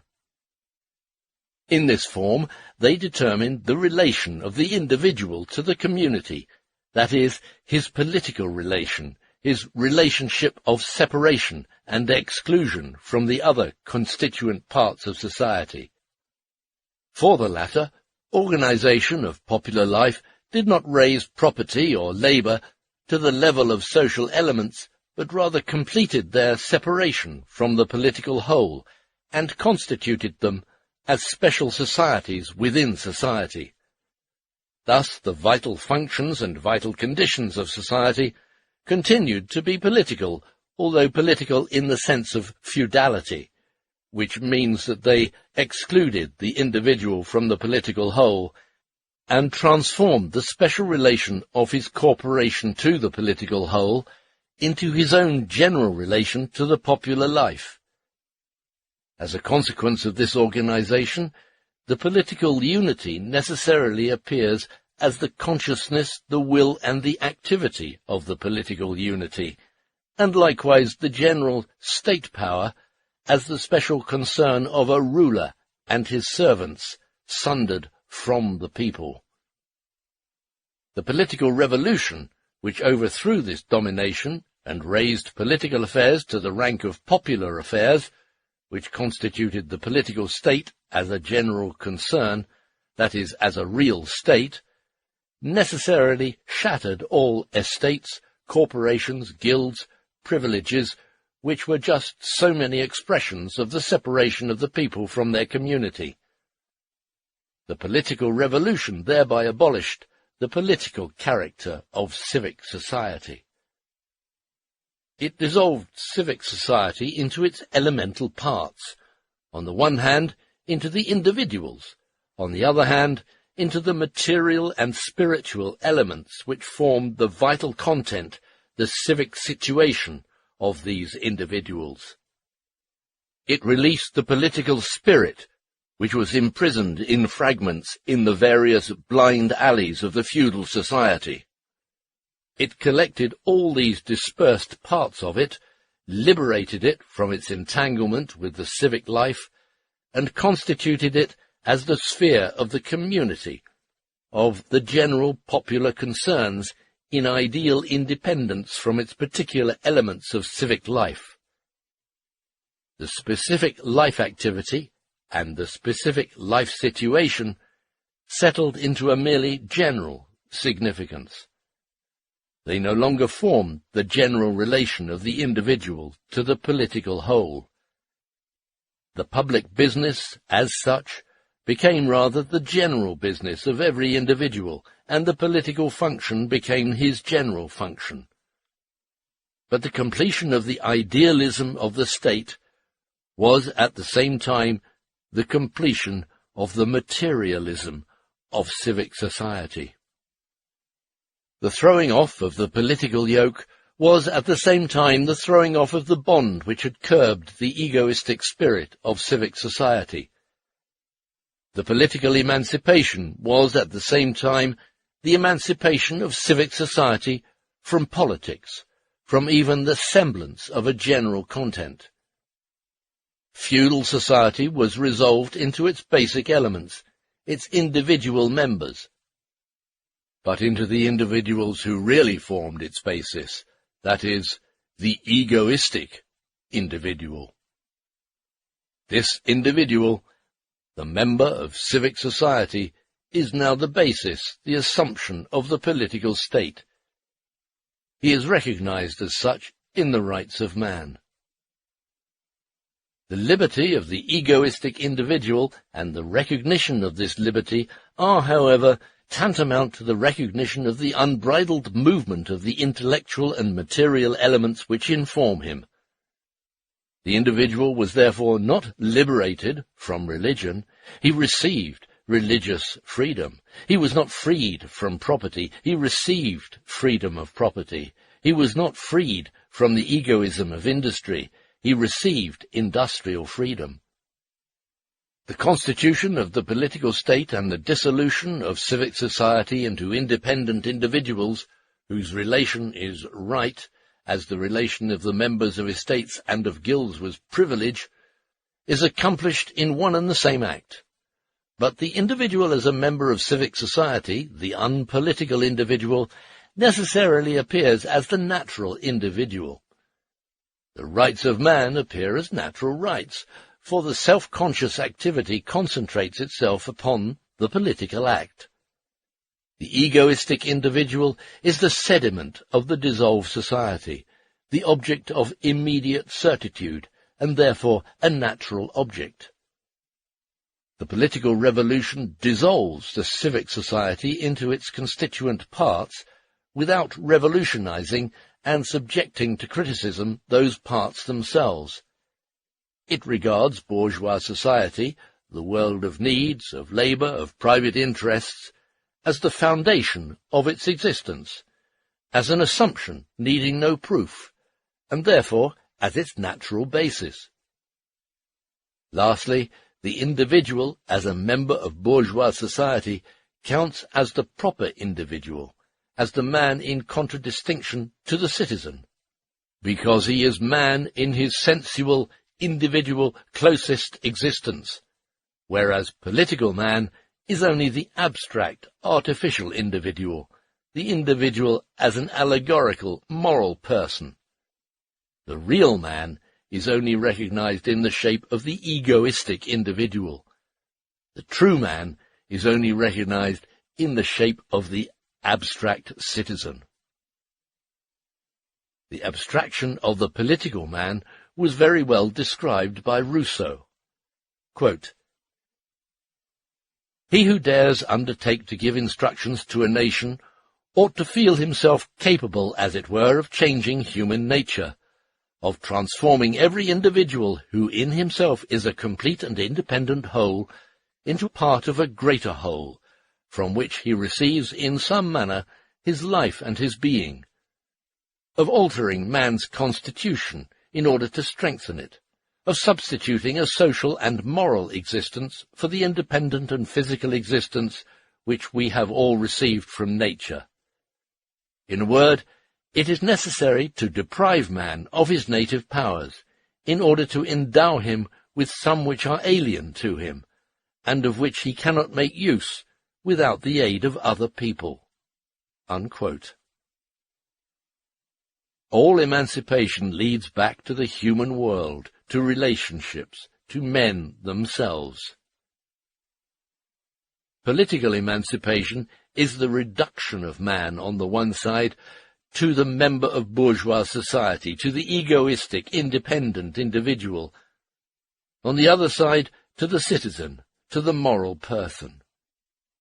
Not until the real individual man is identical with the citizen, and has become a generic being in his empirical life, in his individual work, in his individual relationships, not until man has recognized and organized his own capacities as social capacities, and consequently the social force is no longer divided by the political power, not until then will human emancipation be achieved.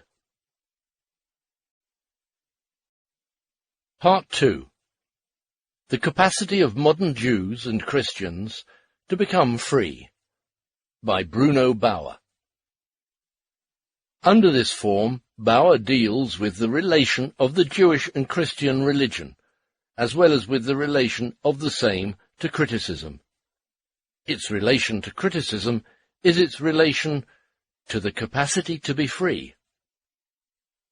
It follows, quote, "The Christian has only one stage to surmount, viz., his religion, in order to abolish religion generally, and therefore to become free. The Jew, on the contrary, has to break not only with his Jewish essence, but also with the development of the completion of his religion, with the development that has remained alien to him." Unquote. Page 71. Bauer therefore transforms here the question of Jewish emancipation into a purely religious question. The theological scruple as to who stood the most chance of being saved, Jew or Christian, is here repeated in the enlightened form, which of the two is most capable of emancipation. It is no longer a question of whether Judaism or Christianity makes free, but rather, on the contrary, which makes more for freedom, the negation of Judaism or the negation of Christianity. Quote, "If they wish to be free, Jews should be converted not to Christianity, but to Christianity in dissolution, to religion generally in dissolution, that is, to Enlightenment criticism and its results to free humanity." Unquote. Page 70. It appears that Jews have still to be converted, but to Christianity in dissolution, instead of to Christianity. Bauer requires Jews to break with the essence of the Christian religion, a requirement which, as he says himself, does not arise from the development of Jewish essentials. As Bauer had interpreted Judaism merely as a crude religious criticism of Christianity, and had therefore read only a religious meaning into it, it was to be foreseen that the emancipation of the Jews would be transformed into a philosophic theological act. Bauer conceives the ideal abstract being of the Jew, his religion as his whole being. Consequently, he correctly infers, quote, "The Jew gives mankind nothing when he despises his narrow law, when he abolishes his whole Judaism." Unquote. Page 65. The relation of Jews and Christians is therefore as follows. The sole interest of Christians in the emancipation of the Jews is a general human, a theoretical interest. Judaism is a detrimental fact in the religious eyes of Christians. As soon as their eyes cease to be religious, this fact ceases to be detrimental. The emancipation of Jews in itself is no work for Christians. But in order to emancipate himself, the Jew has to undertake not only his own work, but at the same time the work of the Christian, the criticism of the synoptics, etc. We will try to get rid of the theological conception of the question. The question of the capacity of the Jews for emancipation is, from our standpoint, transformed into the question, what particular social element has to be overcome in order to abolish Judaism? For the capacity for emancipation of the modern Jew is the relation of Judaism to the emancipation of the modern world. This relation is necessarily disclosed by the special position of Judaism in the modern subjugated world. Let us consider the real worldly Jews, not the Sabbath Jews, as Bauer does, but the everyday Jews. We will not look for the secret of the Jew in his religion, but we will look for the secret of religion in the real Jew. What is the secular basis of Judaism? Practical needs, egoism. What is the secular cult of the Jew? Huckstering. What is his secular god? Money. Very well. Emancipation from huckstering and from money, and therefore from practical, real Judaism, would be the self-emancipation of our epoch. An organization of society which would abolish the fundamental conditions of huckstering, and therefore the possibility of huckstering, would render the Jew impossible. His religious consciousness would dissolve like a mist in the real vital air of society. On the other hand, if the Jew recognizes as valueless this his practical essence, and labors for its abolition, he would work himself free of his previous development, and labor for human emancipation generally, turning against the supreme practical expression of human self-alienation.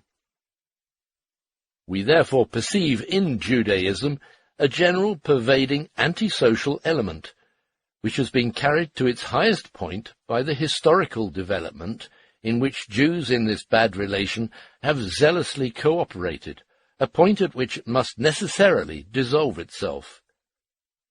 The emancipation of the Jews in its last significance is the emancipation of mankind from Judaism.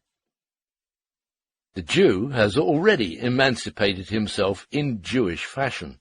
Quote, "The Jew who in Vienna, for example, is only tolerated, determines by his financial power the fate of the whole empire. The Jew who may be deprived of rights in the smallest German state determines the fate of Europe. While the corporations and guilds excluded the Jew, the enterprise of industry laughs at the obstinacy of the medieval institution." Unquote. Bauer, The Jewish Question, page 14. This is no isolated fact. The Jew has emancipated himself in Jewish fashion, not only by taking to himself financial power, but by virtue of the fact that with and without his cooperation, money has become a world power, and the practical Jewish spirit has become the practical spirit of Christian nations. The Jews have emancipated themselves insofar as Christians have become Jews. "The pious and politically free inhabitant of New England," relates Colonel Hamilton, "is a kind of Laocoon, who does not make even the slightest effort to free himself from the serpents which are throttling him. Mammon is his god. He prays to him not merely with his lips, but with all the force of his body and mind. In his eyes, the world is nothing more than a stock exchange, and he is convinced that here below he has no other destiny than to become richer than his neighbours. When he travels, he carries his shop or his counter on his back, so to speak, and talks of nothing but interest and profit." Unquote. The practical domination of Judaism over the Christian world has reached such a point in North America that the preaching of the gospel itself, the Christian ministry, has become an article of commerce, and the bankrupt merchant takes to the gospel, while the minister, grown rich, goes into business. Quote, "He whom you see at the head of a respectable congregation began as a merchant. His business failing, he became a minister. The other started his career in the ministry, but as soon as he had saved a sum of money, he abandoned the pulpit for the counter. In the eyes of a large number, the ministry is a commercial career." Unquote. Beaumont. According to Bauer, to withhold political rights from the Jew in theory, while in practice he wields enormous power, exercising wholesale the influence he is forbidden to distribute in retail, is an anomaly. The contradiction between the practical, political power of the Jew and his political rights is the contradiction between politics and financial power generally.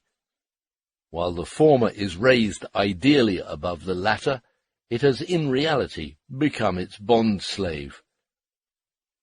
Judaism has persisted alongside of Christianity, not only as religious criticism of Christianity, not only as the embodiment of doubt in the religious parentage of Christianity, but equally because Judaism has maintained itself and even received its supreme development in Christian society.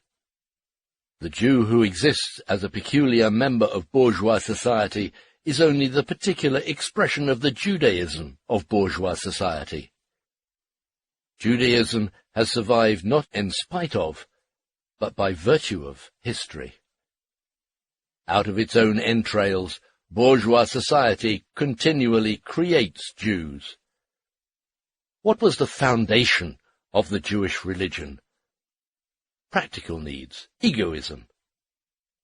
Consequently, the monotheism of the Jew is in reality the polytheism of many needs.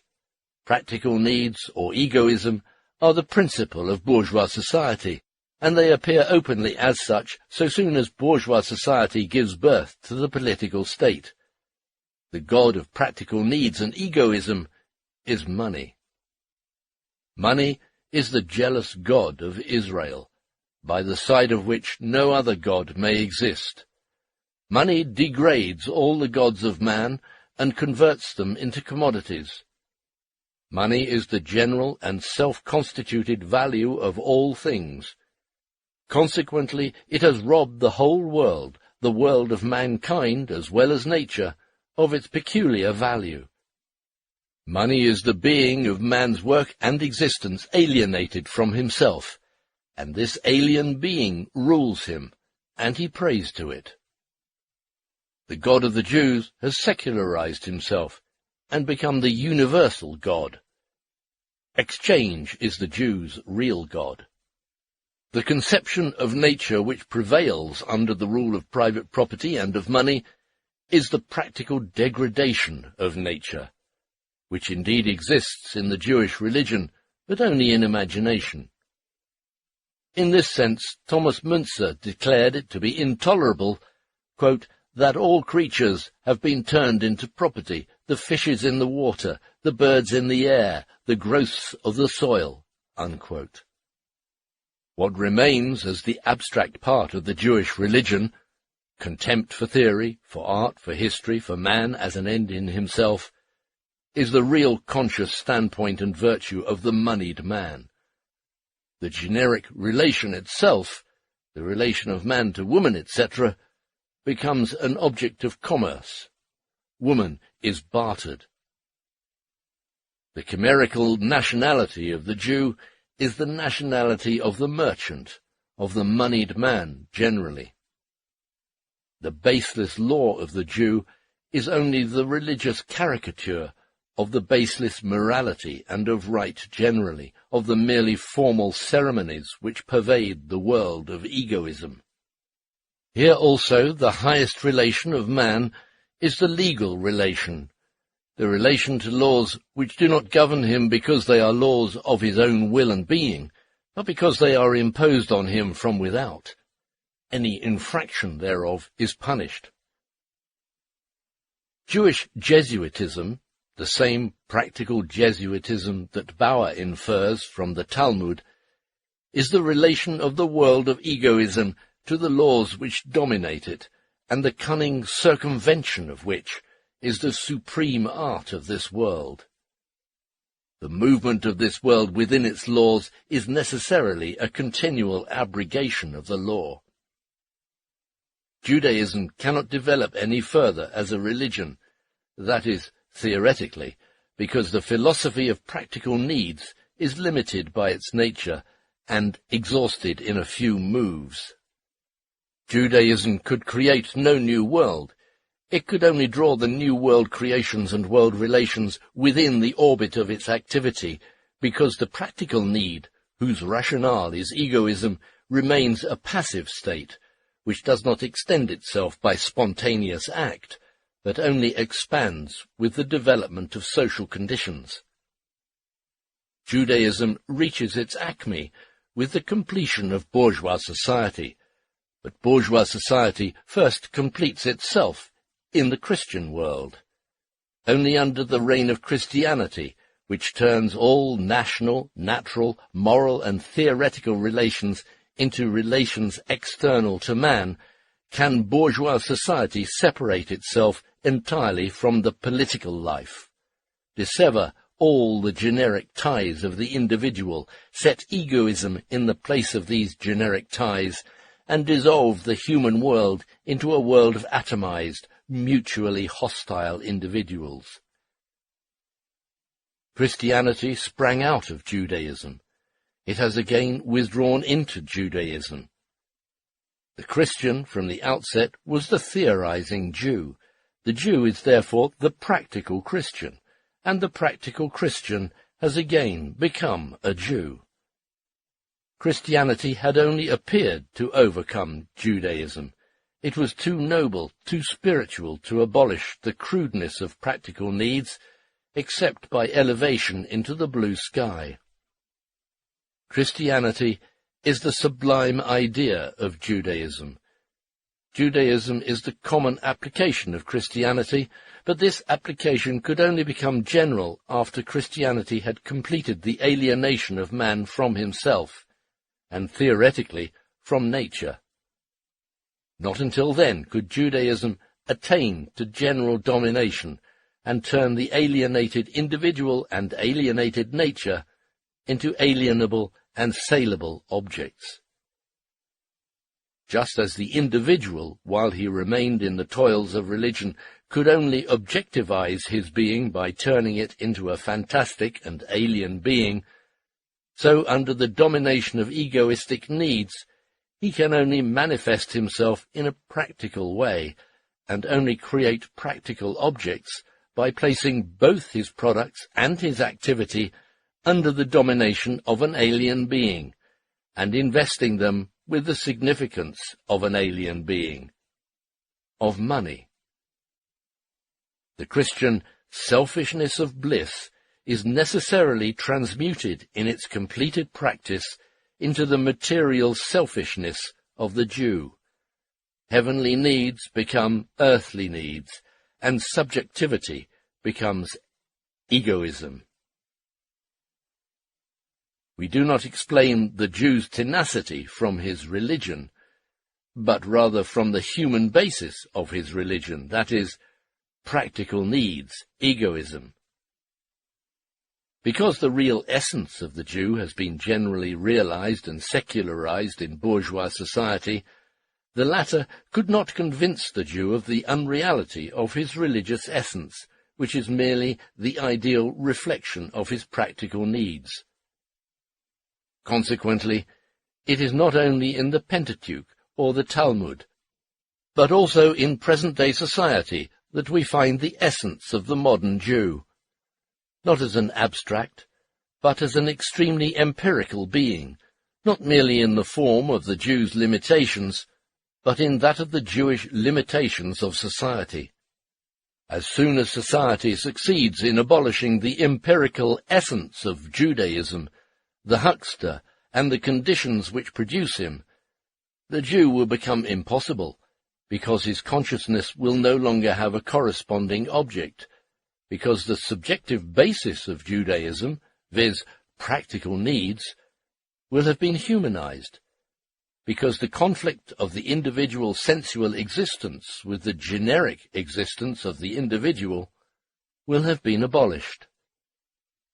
The social emancipation of the Jew is the emancipation of society from Judaism. Theses on Feuerbach, written by Karl Marx in the spring of 1845, but slightly edited by Friedrich Engels. First published as an appendix to Ludwig Feuerbach and the End of Classical German Philosophy in 1888. Source: Marx Engels Selected Works, Volume 1, pages 13 to 15. Note that this version differs from the version of Engels' edition published in MECW, or Marx-Engels Collected Works, Volume 5, pages 6 to 8. Publisher, Progress Publishers, Moscow, USSR, 1969. Translated by W. Luff, from the German. Theses on Feuerbach, by Karl Marx, 1845. 1. The chief defect of all hitherto existing materialism, that of Feuerbach included, is that the thing, reality, sensuousness, is conceived only in the form of the object or of contemplation, but not as sensuous human activity, practice, not subjectively. Hence, in contradistinction to materialism, the active side was developed abstractly by idealism, which of course does not know real sensuous activity as such. Feuerbach wants sensuous objects, really distinct from the thought objects, but he does not conceive human activity itself as objective activity. Hence, in The Essence of Christianity, he regards the theoretical attitude as the only genuinely human attitude, while practice is conceived and fixed only in its dirty Judaical manifestation. Hence, he does not grasp the significance of revolutionary or practical critical activity. 2. The question whether objective truth can be attributed to human thinking is not a question of theory, but is a practical question. Man must prove the truth, that is, the reality and power, the this-sidedness of his thinking in practice. The dispute over the reality or non-reality of thinking that is isolated from practice is a purely scholastic question. 3. The materialist doctrine concerning the changing of circumstances and upbringing forgets that circumstances are changed by men, and that it is essential to educate the educator himself. This doctrine must, therefore, divide society into two parts, one of which is superior to society. The coincidence of the changing of circumstances and of human activity, or self-changing, can be conceived and rationally understood only as revolutionary practice. 4. Feuerbach starts out from the fact of religious self-alienation, of the duplication of the world into a religious world and a secular one. His work consists in resolving the religious world into its secular basis. But that the secular basis detaches itself from itself and establishes itself as an independent realm in the clouds can only be explained by the cleavages and self-contradictions within this secular basis. The latter must therefore in itself be both understood in its contradiction and revolutionized in practice. Thus, for instance, after the earthly family is discovered to be the secret of the holy family, the former must then itself be destroyed in theory and in practice. 5. Feuerbach, not satisfied with abstract thinking, wants contemplation, but he does not conceive sensuousness as practical, human sensuous activity. 6.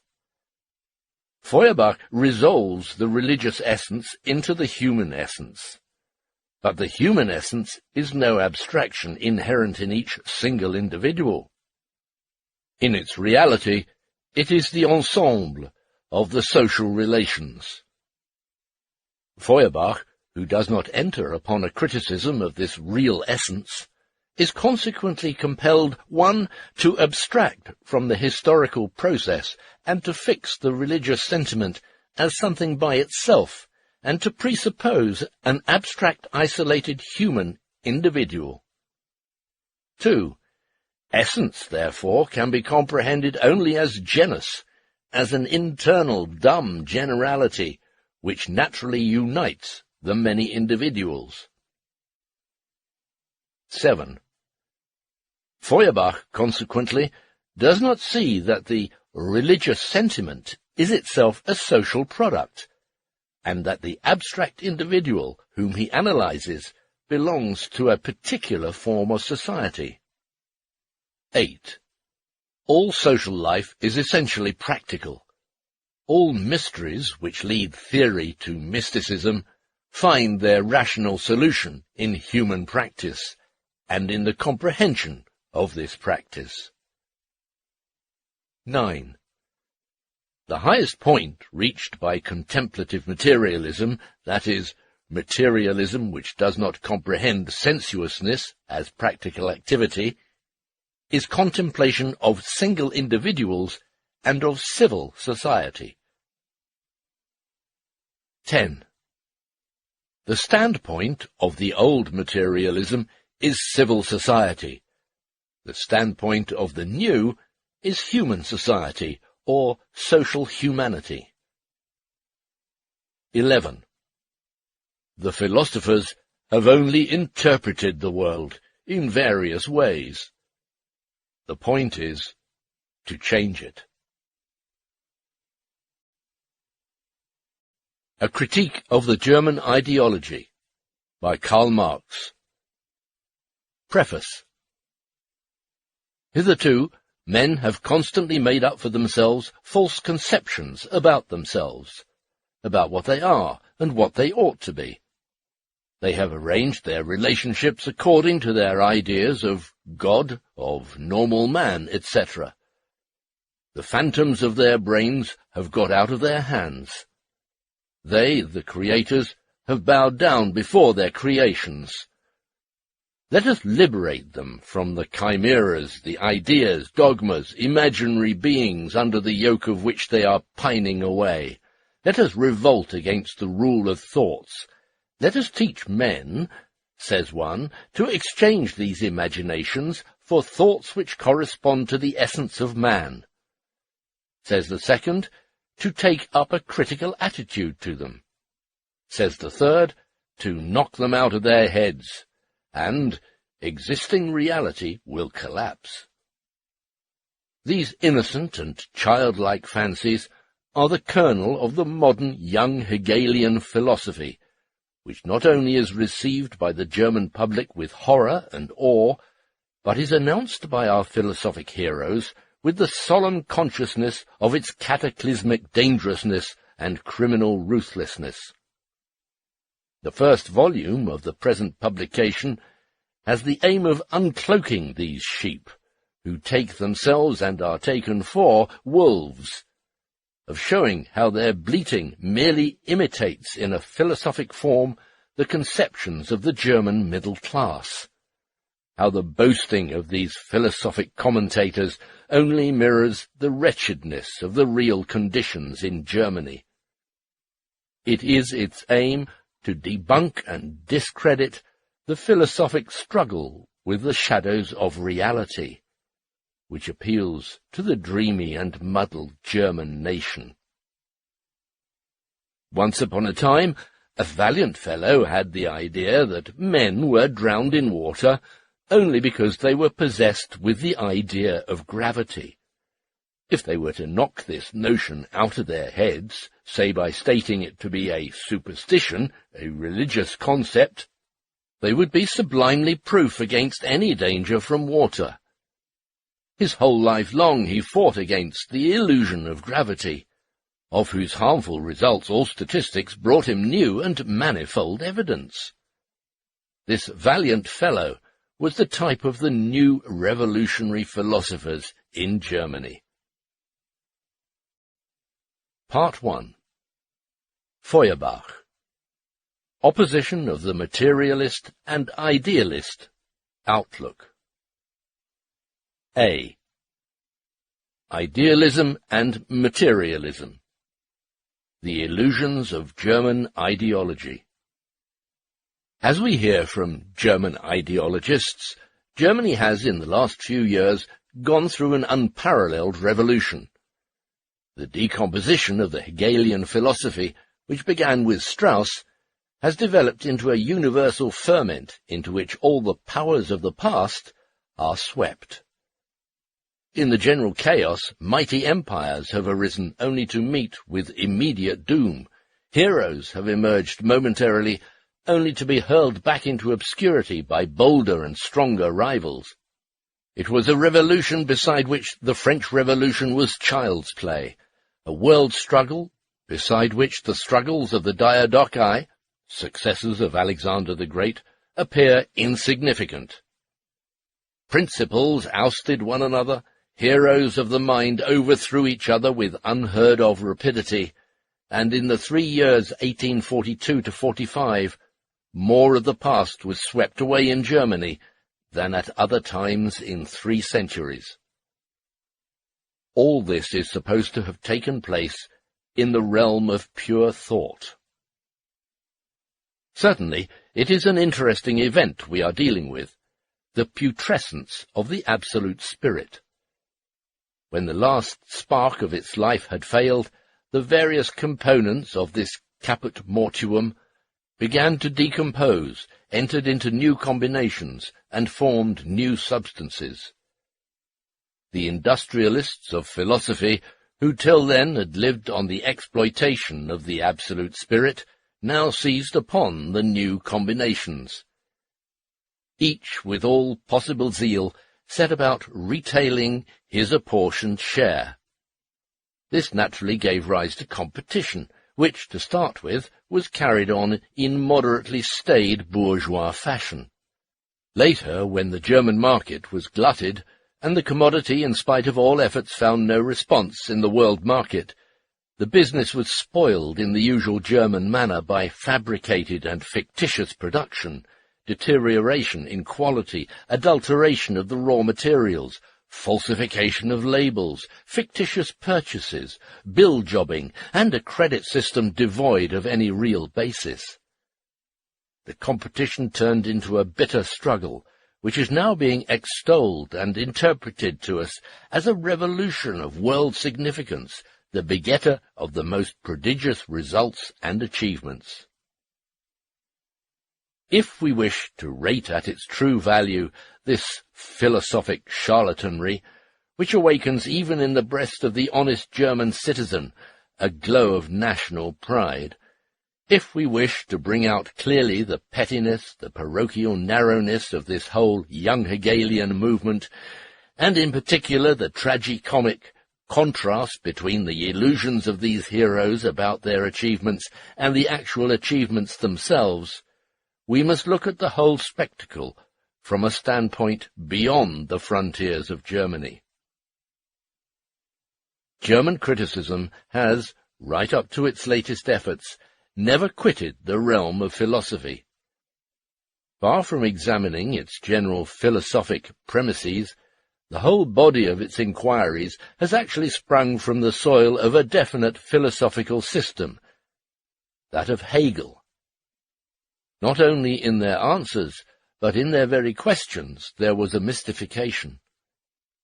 This dependence on Hegel is the reason why not one of these modern critics has even attempted a comprehensive criticism of the Hegelian system, however much each professes to have advanced beyond Hegel. Their polemics against Hegel and against one another are confined to this.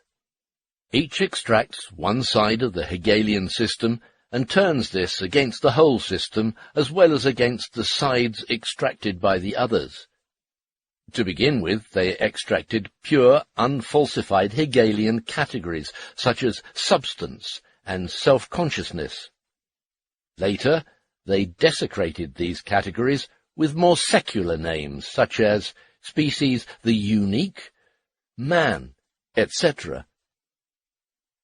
The entire body of German philosophical criticism, from Strauss to Stirner, is confined to criticism of religious conceptions. The critics started from real religion and actual theology. What religious consciousness and a religious conception really meant was determined variously as they went along. Their advance consisted in subsuming the allegedly dominant metaphysical, political, juridical, moral, and other conceptions under the class of religious or theological conceptions, and similarly in pronouncing political, juridical, moral consciousness as religious or theological, and the political, juridical, moral man in the last resort, as religious. The dominance of religion was taken for granted. Gradually, every dominant relationship was pronounced a religious relationship and transformed into a cult of law, a cult of the state, etc. On all sides, it was only a question of dogmas and belief in dogmas. The world was sanctified to an ever-increasing extent, till at last our venerable Saint Max was able to canonize it en bloc, and thus dispose of it once for all. The old Hegelians had comprehended everything as soon as it was reduced to an Hegelian logical category. The young Hegelians criticized everything by attributing to it religious conceptions, or by pronouncing it a theological matter. The young Hegelians are in agreement with the old Hegelians in their belief in the rule of religion, of concepts, of a universal principle in the existing world. Only the one party attacks this dominion as usurpation, while the other extols it as legitimate. Since the young Hegelians consider conceptions, thoughts, ideas, in fact all the products of consciousness to which they attribute an independent existence, as the real chains of men, just as the old Hegelians declared them the true bonds of human society, it is evident that the young Hegelians have to fight only against these illusions of consciousness. Since, according to their fantasy, the relationships of men, all their doings, their chains, and their limitations are products of their consciousness, the young Hegelians logically put to men the moral postulate of exchanging their present consciousness for human, critical, or egoistic consciousness, and thus of removing their limitations. This demand to change consciousness amounts to a demand to interpret reality in another way, that is, to recognize it by means of another interpretation. The young Hegelian ideologists, in spite of their allegedly world-shattering statements, are the staunchest conservatives. The most recent of them have found the correct expression for their activity when they declare they are only fighting against phrases. They forget, however, that to these phrases they themselves are only opposing other phrases, and that they are in no way combating the real existing world when they are merely combating the phrases of this world. The only results which this philosophic criticism could achieve were a few, and at that thoroughly one-sided, elucidations of Christianity from the point of view of religious history. All the rest of their assertions are only further embellishments of their claim to have furnished, in these unimportant elucidations, discoveries of universal importance. It has not occurred to any one of these philosophers to inquire into the connection of German philosophy with German reality, the relation of their criticism to their own material surroundings. First premises of materialist method. The premises from which we begin are not arbitrary ones, not dogmas, but real premises, from which abstraction can only be made in the imagination. They are the real individuals, their activity and the material conditions under which they live, both those which they find already existing and those produced by their activity. These premises can thus be verified in a purely empirical way. The first premise of all human history is, of course, the existence of living human individuals. Thus, the first fact to be established is the physical organization of these individuals and their consequent relation to the rest of nature. Of course, we cannot here go either into the actual physical nature of man, or into the natural conditions in which man finds himself, geological, hydrographical, climatic, and so on. The writing of history must always set out from these natural bases, and their modification in the course of history through the action of men. Men can be distinguished from animals by consciousness, by religion, or anything else you like. They themselves begin to distinguish themselves from animals as soon as they begin to produce their means of subsistence, a step which is conditioned by their physical organization. By producing their means of subsistence, men are indirectly producing their actual material life. The way in which men produce their means of subsistence depends first of all on the nature of the actual means of subsistence they find in existence and have to reproduce. This mode of production must not be considered simply as being the production of the physical existence of the individuals. Rather, it is a definite form of activity of these individuals, a definite form of expressing their life, a definite mode of life on their part. As individuals express their life, so they are. What they are, therefore, coincides with their production, both with what they produce and with how they produce. The nature of individuals thus depends on the material conditions determining their production. This production only makes its appearance with the increase of population. In its turn, this presupposes the intercourse of individuals with one another. The form of this intercourse is again determined by production. The relations of different nations among themselves depend upon the extent to which each has developed its productive forces, the division of labour, and internal intercourse. This statement is generally recognized. But not only the relation of one nation to others, but also the whole internal structure of the nation itself depends on the stage of development reached by its production and its internal and external intercourse. How far the productive forces of a nation are developed is shown most manifestly by the degree to which the division of labour has been carried.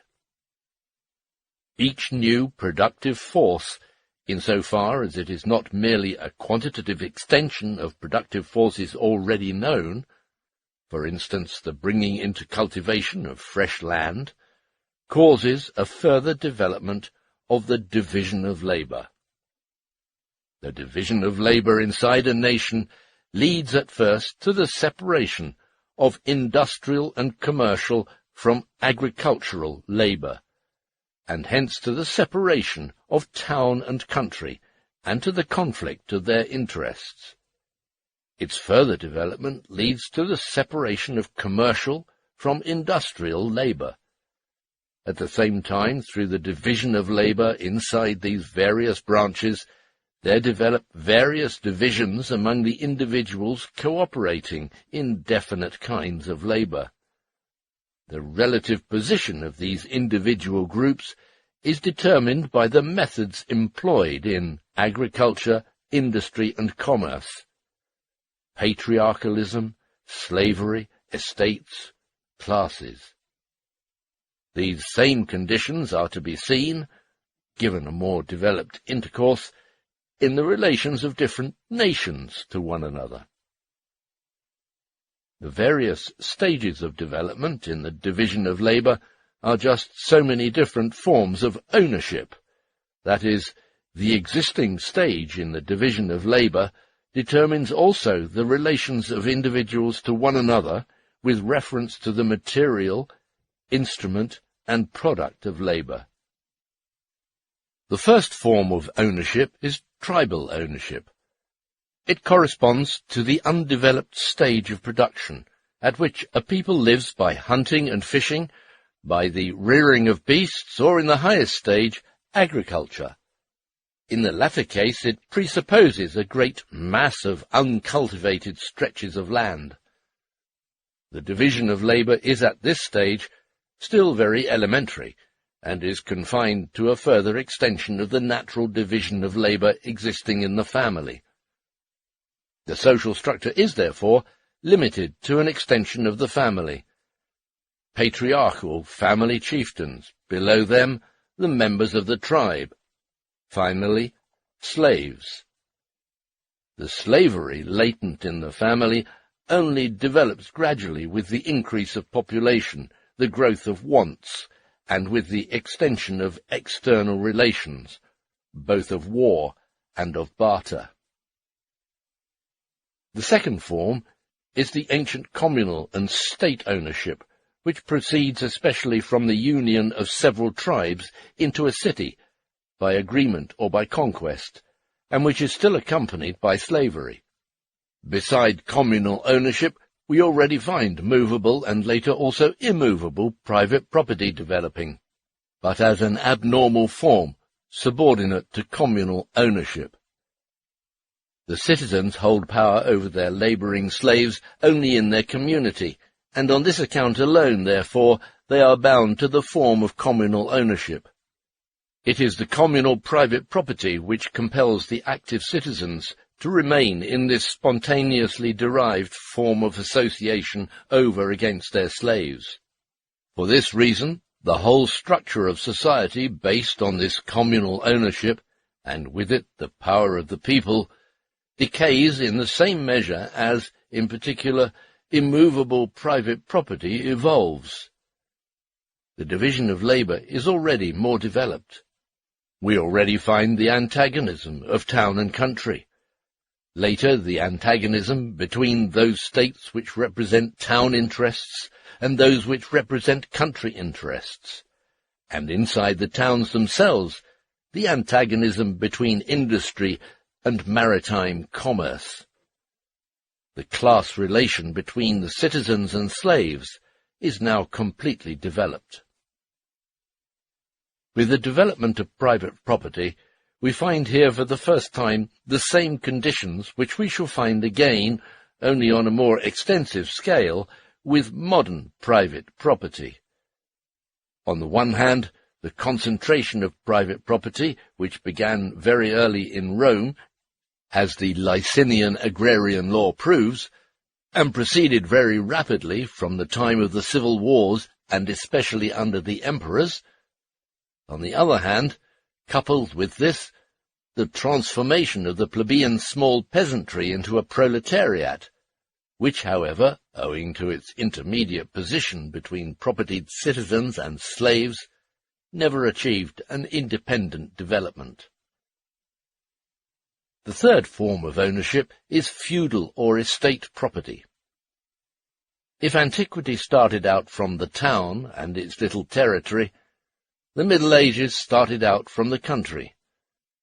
This different starting point was determined by the sparseness of the population at that time, which was scattered over a large area, and which received no large increase from the conquerors.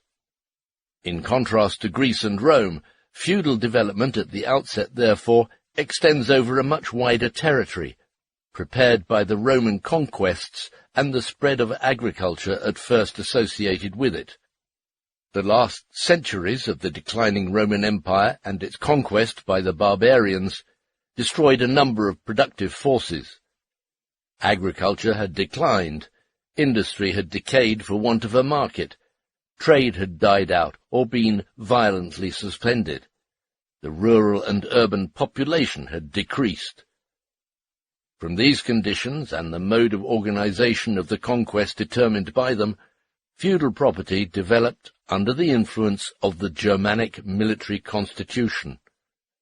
Like tribal and communal ownership, it is based again on a community. But the directly producing class standing over against it is not, as in the case of the ancient community, the slaves, but the enserfed small peasantry. As soon as feudalism is fully developed, there also arises antagonism to the towns. The hierarchical structure of land ownership and the armed bodies of retainers associated with it gave the nobility power over the serfs. This feudal organization was, just as much as the ancient communal ownership, an association against a subjected producing class. But the form of association and the relation to the direct producers were different because of the different conditions of production. This feudal system of land ownership had its counterpart in towns in the shape of corporative property, the feudal organization of trades. Here, property consisted chiefly in the labor of each individual person. The necessity for association against the organized robber nobility, the need for communal covered markets in an age when the industrialist was at the same time a merchant, the growing competition of the escaped serfs swarming into the rising towns, the feudal structure of the whole country. These combined to bring about the guilds. The gradually accumulated small capital of individual craftsmen and their stable numbers, as against the growing population, evolved the relation of journeyman and apprentice, which brought into being in the towns a hierarchy similar to that in the country. Thus the chief form of property during the feudal epoch consisted on the one hand of landed property with serf labour chained to it, and on the other of the labour of the individual with small capital, commanding the labour of journeymen. The organization of both was determined by the restricted conditions of production, the small-scale and primitive cultivation of the land, and the craft type of industry. There was little division of labour in the heyday of feudalism. Each country bore in itself the antithesis of town and country. The division into estates was certainly strongly marked, but apart from the differentiation of princes, nobility, clergy, and peasants in the country, and masters, journeymen, apprentices, and soon also the rabble of casual labourers in the towns, no division of importance took place. In agriculture it was rendered difficult by the strip system, beside which the cottage industry of the peasants themselves emerged. In industry there was no division of labour at all in the individual trades themselves, and very little between them. The separation of industry and commerce was found already in existence in older towns. In the newer, it only developed later, when the towns entered into mutual relations. The grouping of larger territories into feudal kingdoms was a necessity for the landed nobility as for the towns. The organization of the ruling class, the nobility, had, therefore, everywhere a monarch at its head. The fact is, therefore, that definite individuals, who are productively active in a definite way, enter into these definite social and political relations. Empirical observation must in each separate instance bring out empirically, and without any mystification and speculation, the connection of the social and political structure with production. The social structure and the state are continually evolving out of the life process of definite individuals, but of individuals not as they may appear in their own or other people's imagination, but as they really are. That is, as they operate, produce materially, and hence as they work under definite material limits, presuppositions, and conditions independent of their will. The production of ideas, of conceptions, of consciousness, is at first directly interwoven with the material activity and the material intercourse of men, the language of real life. Conceiving, thinking, the mental intercourse of men appear at this stage as the direct efflux of their material behaviour. The same applies to mental production as expressed in the language of politics, laws, morality, religion, metaphysics, etc. of a people. Men are the producers of their conceptions, ideas, etc., real active men as they are conditioned by a definite development of their productive forces and of the intercourse corresponding to these, up to its furthest forms. Consciousness can never be anything else than conscious existence, and the existence of men is their actual life process. If, in all ideology, men and their circumstances appear upside down, as in a camera obscura, this phenomenon arises just as much from their historical life process as the inversion of objects on the retina does from their physical life process.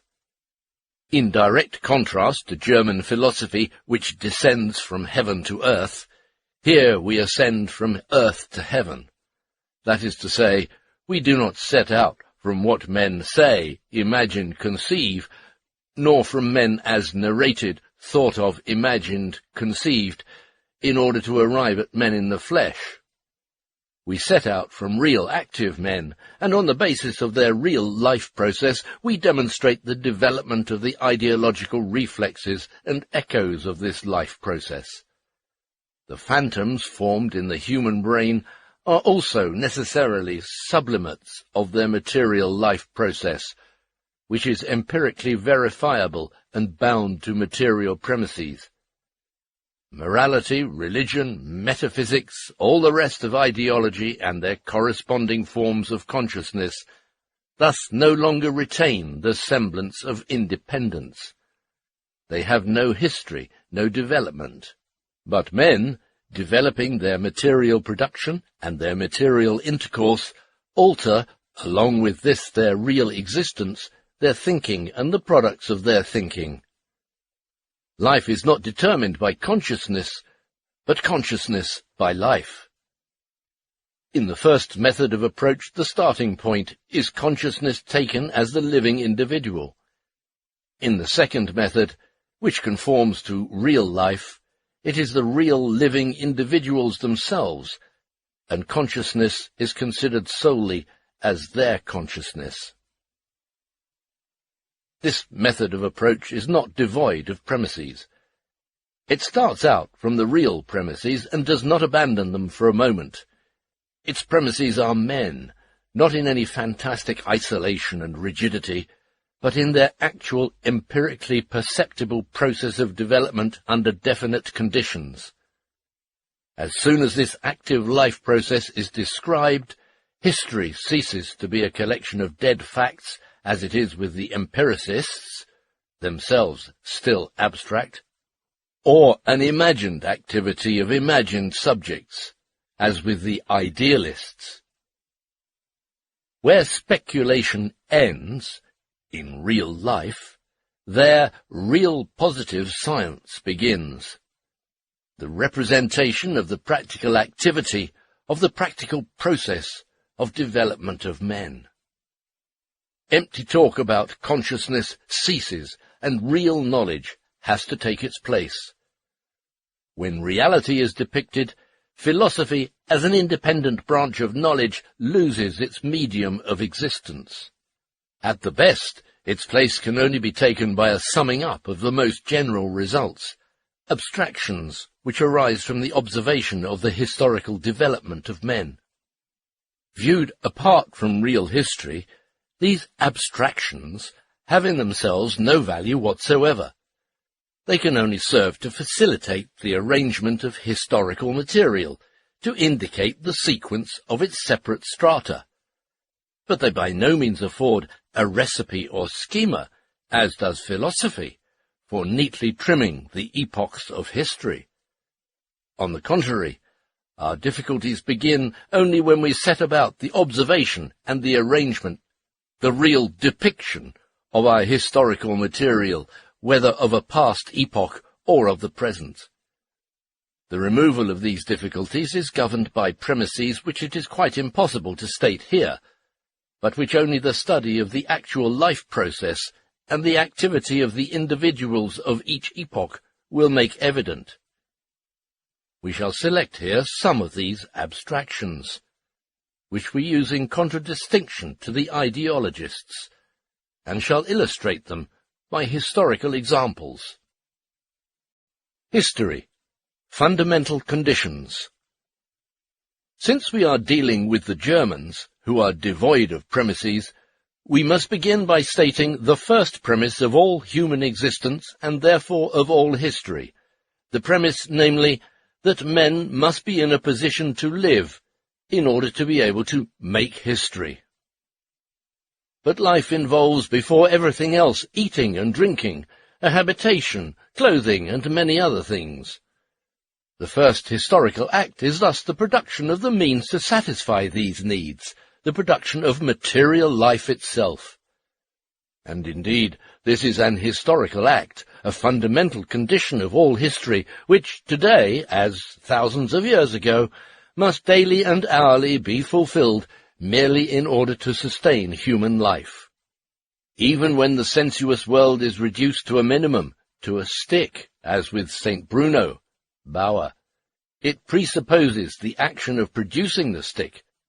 Therefore, in any interpretation of history, one has first of all to observe this fundamental fact in all its significance and all its implications, and to accord it its due importance. It is well known that the Germans have never done this, and they have never, therefore, had an earthly basis for history, and consequently never an historian. The French and the English, even if they have conceived the relation of this fact with so-called history only in an extremely one-sided fashion, particularly as long as they remained in the toils of political ideology, have nevertheless made the first attempts to give the writing of history a materialistic basis, by being the first to write histories of civil society, of commerce, and industry. The second point is that the satisfaction of the first need, the action of satisfying and the instrument of satisfaction which has been acquired, leads to new needs, and this production of new needs is the first historical act. Here we recognize immediately the spiritual ancestry of the great historical wisdom of the Germans who, when they run out of positive material, and when they can serve up neither theological, nor political, nor literary rubbish, assert that this is not history at all, but the prehistoric era. They do not, however, enlighten us as to how we proceed from this nonsensical prehistory to history proper, although, on the other hand, in their historical speculation, they seize upon this prehistory with especial eagerness, because they imagine themselves safe there from interference on the part of crude facts, and at the same time, because there they can give full rein to their speculative impulse, and set up and knock down hypotheses by the thousand. The third circumstance, which from the very outset enters into historical development, is that men who daily remake their own life begin to make other men, to propagate their kind. The relation between man and woman, parents and children. The family. The family, which to begin with is the only social relationship, becomes later, when increased needs create new social relations and the increased population new needs, a subordinate one, except in Germany, and must then be treated and analyzed according to the existing empirical data, not according to the concept of the family, as is the custom in Germany. These three aspects of social activity are not, of course, to be taken as three different stages, but just as three aspects, or, to make it clear to the Germans, three moments, which have existed simultaneously since the dawn of history and the first men, and which still assert themselves in history today. Footnote: the building of houses. With savages, each family has, as a matter of course, its own cave or hut, like the separate family tent of the nomads. This separate domestic economy is made only the more necessary by the further development of private property. With the agricultural peoples, a communal domestic economy is just as impossible as a communal cultivation of the soil.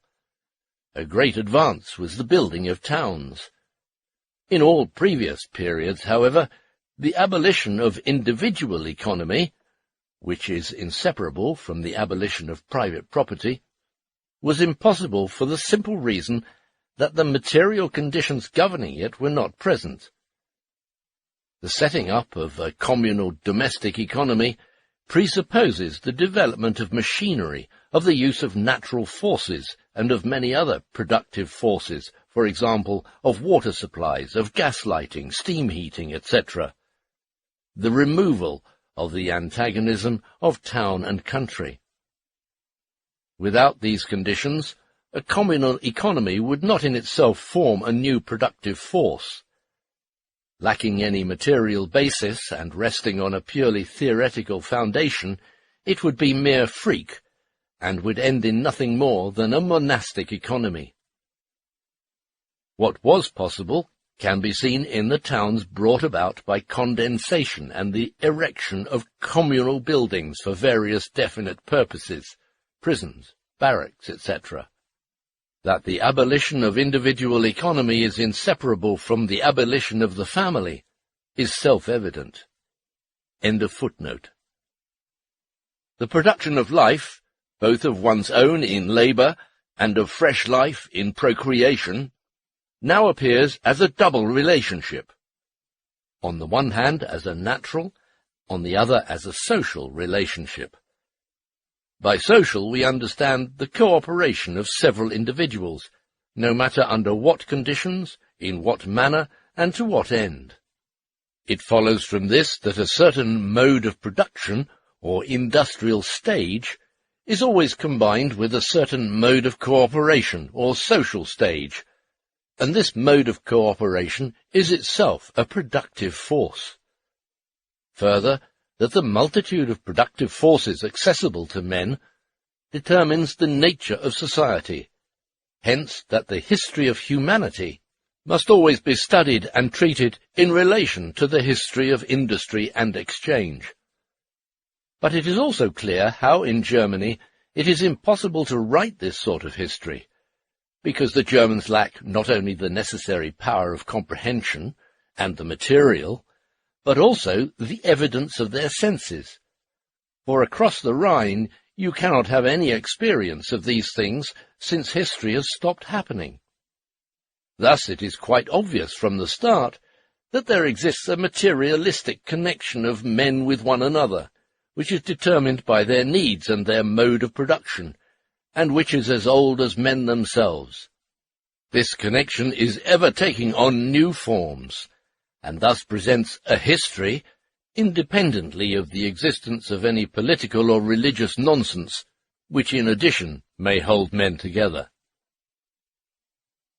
Only now, after having considered 4 moments, 4 aspects of the primary historical relationships, do we find that man also possesses consciousness, but even so, not inherent, not pure consciousness. From the start, the spirit is afflicted with the curse of being burdened with matter, which here makes its appearance in the form of agitated layers of air, sounds, in short, of language. Language is as old as consciousness. Language is practical consciousness that exists also for other men, and for that reason alone it really exists for me personally as well. Language, like consciousness, only arises from the need, the necessity, of intercourse with other men. Where there exists a relationship, it exists for me. The animal does not enter into relations with anything. It does not enter into any relation at all. For the animal, its relation to others does not exist as a relation. Consciousness is, therefore, from the very beginning a social product, and remains so as long as men exist at all. Consciousness is at first, of course, merely consciousness concerning the immediate sensuous environment, and consciousness of the limited connection with other persons and things outside the individual who is growing self-conscious. At the same time, it is consciousness of nature, which first appears to men as a completely alien, all-powerful and unassailable force, with which men's relations are purely animal, and by which they are overawed like beasts. It is thus a purely animal consciousness of nature, natural religion, just because nature is as yet hardly modified historically. We see here immediately this natural religion, or this particular relation of men to nature, is determined by the form of society, and vice versa.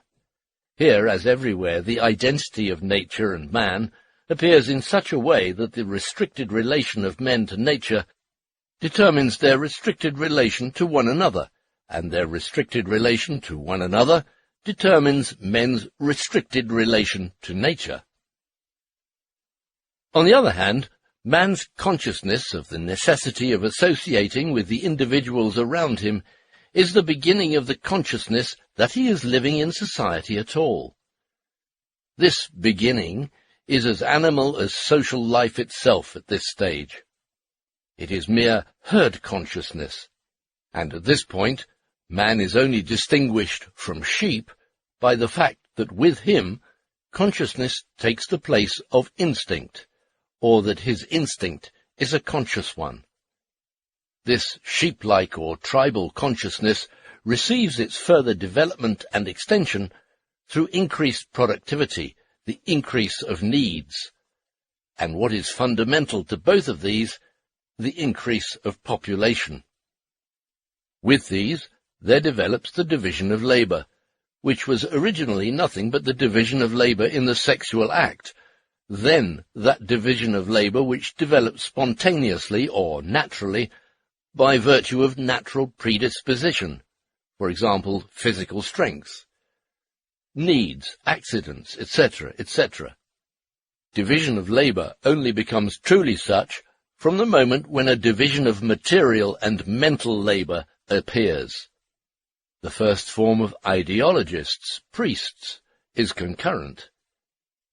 From this moment onwards, consciousness can really flatter itself that it is something other than consciousness of existing practice, that it really represents something without representing something real. From now on, consciousness is in a position to emancipate itself from the world and to proceed to the formation of pure theory, theology, philosophy, ethics, etc. But even if this theory, theology, philosophy, ethics, etc., comes into contradiction with the existing relations, this can only occur because existing social relations have come into contradiction with existing forces of production. This, moreover, can also occur in a particular national sphere of relations, through the appearance of the contradiction, not within the national orbit, but between this national consciousness and the practice of other nations, that is, between the national and the general consciousness of a nation, as we see it now in Germany. Moreover, it is quite immaterial what consciousness starts to do on its own. Out of all such muck, we get only the one inference that these three moments, the forces of production, the state of society, and consciousness, can and must come into contradiction with one another, because the division of labour implies the possibility, nay, the fact, that intellectual and material activity, enjoyment and labour, production and consumption, devolve on different individuals, and that the only possibility of their not coming into contradiction lies in the negation, in its turn, of the division of labour. It is self-evident, moreover, that spectres, bonds, the higher being, concept, scruple, are merely the idealistic, spiritual expression, the conception, apparently, of the isolated individual, the image of very empirical fetters and limitations, within which the mode of production of life and the form of intercourse coupled with it move. Private property and communism. With the division of labour, in which all these contradictions are implicit, and which in its turn is based on the natural division of labour in the family, and the separation of society into individual families opposed to one another, is given simultaneously the distribution, and indeed the unequal distribution, both quantitative and qualitative, of labour and its products, hence property. The nucleus, the first form of which, lies in the family, where wife and children are the slaves of the husband. This latent slavery in the family, though still very crude, is the first property. But even at this early stage it corresponds perfectly to the definition of modern economists, who call it the power of disposing of the labour power of others. Division of labour and private property are, moreover, identical expressions. In the one, the same thing is affirmed with reference to activity, as is affirmed in the other with reference to the product of the activity. Further, the division of labour implies the contradiction between the interest of the separate individual or the individual family and the communal interest of all individuals who have intercourse with one another. And indeed, this communal interest does not exist merely in the imagination as the general interest, but first of all in reality, as the mutual interdependence of the individuals among whom the labour is divided. And finally, the division of labour offers us a first example of how, as long as man remains in natural society, that is, as long as a cleavage exists between the particular and the common interest, as long, therefore, as activity is not voluntarily but naturally divided, man's own deed becomes an alien power opposed to him, which enslaves him instead of being controlled by him. For as soon as the distribution of labour comes into being, each man has a particular, exclusive sphere of activity, which is forced upon him, and from which he cannot escape. He is a hunter, a fisherman, a herdsman, or a critical critic, and must remain so if he does not want to lose his means of livelihood. While in communist society, where nobody has one exclusive sphere of activity, but each can become accomplished in any branch he wishes, society regulates the general production, and thus makes it possible for me to do one thing today and another tomorrow, to hunt in the morning, fish in the afternoon, rear cattle in the evening, criticize after dinner, just as I have a mind, without ever becoming hunter, fisherman, herdsman, or critic. The fixation of social activity, this consolidation of what we ourselves produce into an objective power above us, growing out of our control, thwarting our expectations, bringing to naught our calculations, is one of the chief factors in historical development up till now. Footnote. This paragraph appears as a marginal note in the manuscript.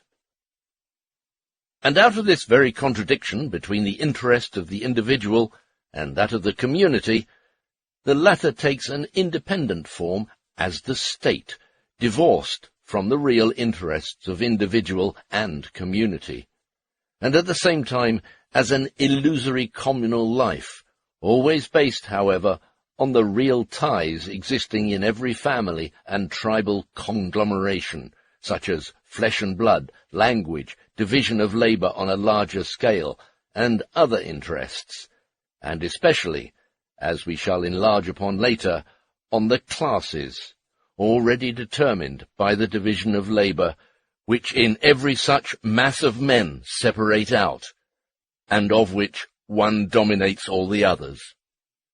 It follows from this that all struggles within the state, the struggle between democracy, aristocracy, and monarchy, the struggle for the franchise, etc., etc., are merely the illusory forms in which the real struggles of the different classes are fought out among one another. Of this the German theoreticians have not the faintest inkling, although they have received a sufficient introduction to the subject in the Deutsch-Französische Jahrbücher and Die Heilige Familie.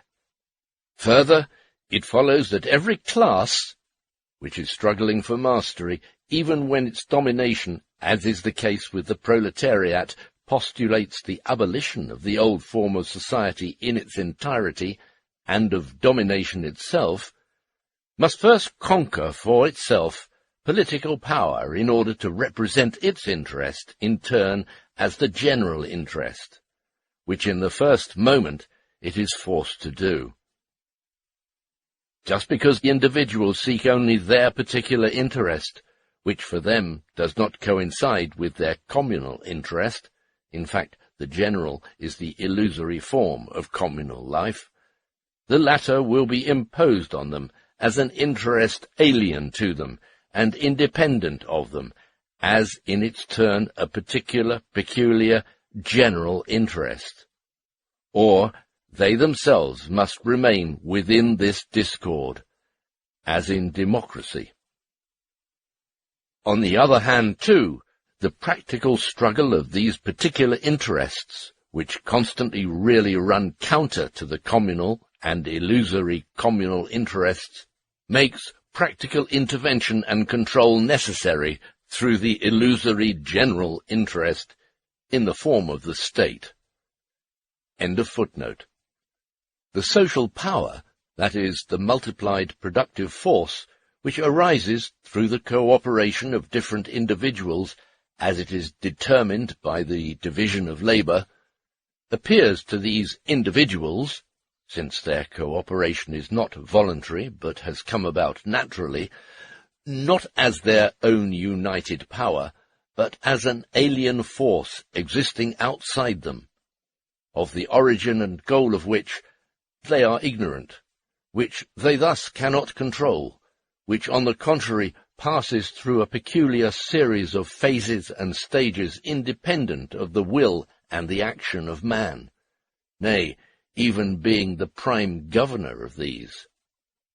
How otherwise could, for instance, property have had a history at all, have taken on different forms, and landed property, for example, according to the different premises given, have proceeded in France from parcellation to centralization in the hands of a few, in England from centralization in the hands of a few to parcellation, as is actually the case today? Or how does it happen that trade, which after all is nothing more than the exchange of products of various individuals and countries, rules the whole world through the relation of supply and demand, a relation which, as an English economist says, hovers over the earth like the fate of the ancients, and with invisible hand allots fortune and misfortune to men, sets up empires and overthrows empires, causes nations to rise and to disappear, while with the abolition of the basis of private property, with the communistic regulation of production, and, implicit in this, the destruction of the alien relation between men and what they themselves produce, the power of the relation of supply and demand is dissolved into nothing, and men get exchange, production, the mode of their mutual relation, under their own control again. In history, up to the present, it is certainly an empirical fact that separate individuals have, with the broadening of their activity into world historical activity, become more and more enslaved under a power alien to them, a pressure which they have conceived of as a dirty trick on the part of the so-called universal spirit, etc., a power which has become more and more enormous, and, in the last instance, turns out to be the world market. But it is just as empirically established that, by the overthrow of the existing state of society by the communist revolution, of which more to follow, and the abolition of private property which is identical with it, this power, which so baffles the German theoreticians, will be dissolved, and that then the liberation of each single individual will be accomplished in the measure in which history becomes transformed into world history. From this, it is clear that the real intellectual wealth of the individual depends entirely on the wealth of his real connections.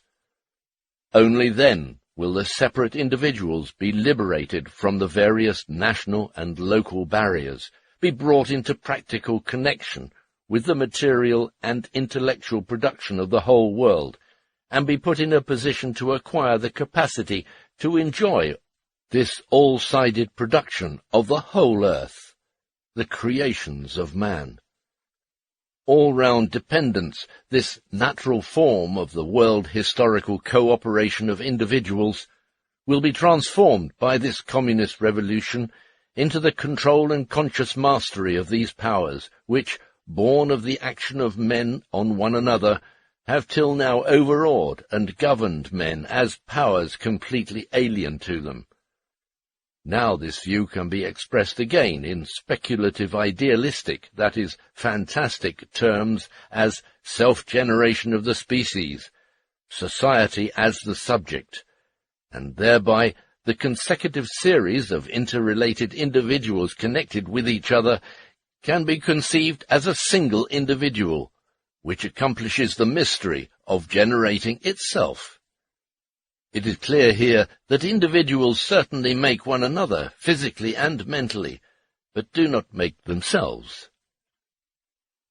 This alienation, to use a term which will be comprehensible to the philosophers, can of course only be abolished given two practical premises. For it to become an intolerable power, that is, a power against which men make a revolution, it must necessarily have rendered the great mass of humanity propertyless, and produced at the same time the contradiction of an existing world of wealth and culture, both of which conditions presuppose a great increase in productive power, a high degree of its development. And, on the other hand, this development of productive forces, which itself implies the actual empirical existence of men in their world-historical instead of local being, is an absolutely necessary practical premise, because without it, want is merely made general, and with destitution, the struggle for necessities and all the old filthy business would necessarily be reproduced. And furthermore, because only with this universal development of productive forces is a universal intercourse between men established, which produces in all nations simultaneously the phenomenon of the propertyless mass, universal competition, makes each nation dependent on the revolutions of the others, and finally has put world historical, empirically universal individuals in place of local ones. Without this, 1. Communism could only exist as a local event. 2. The forces of intercourse themselves could not have developed as universal, hence intolerable powers. They would have remained homebred conditions surrounded by superstition. And 3. Each extension of intercourse would abolish local communism. Empirically, communism is only possible as the act of the dominant peoples all at once and simultaneously, which presupposes the universal development of productive forces and the world intercourse bound up with communism. Moreover, the mass of propertyless workers, the utterly precarious position of labour power on a mass scale cut off from capital, or from even a limited satisfaction, and therefore no longer merely temporarily deprived of work itself as a secure source of life, presupposes the world market through competition. The proletariat can thus only exist world historically, just as communism, its activity, can only have a world historical existence. World historical existence of individuals means existence of individuals which is directly linked up with world history. Communism is for us not a state of affairs which is to be established, an ideal to which reality will have to adjust itself. We call communism the real movement, which abolishes the present state of things. The conditions of this movement result from the premises now in existence. Part 1b. The Illusion of the Epoch. Civil Society and the Conception of History. The form of intercourse determined by the existing productive forces at all previous historical stages, and in its turn, determining these, is civil society. The latter, as is clear from what we have said, has as its premises and basis the simple family, and the multiple the so-called tribe. The more precise determinants of this society are enumerated in our previous remarks. Already here we see how this civil society is the true source and theatre of all history, and how absurd is the conception of history held hitherto, which neglects the real relationships and confines itself to high-sounding dramas of princes and states. Civil society embraces the whole material intercourse of individuals within a definite stage of the development of productive forces.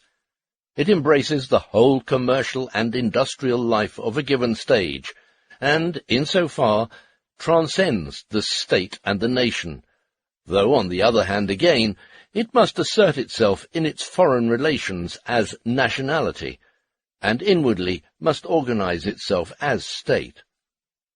The word civil society emerged in the 18th century, when property relationships had already extricated themselves from the ancient and medieval communal society.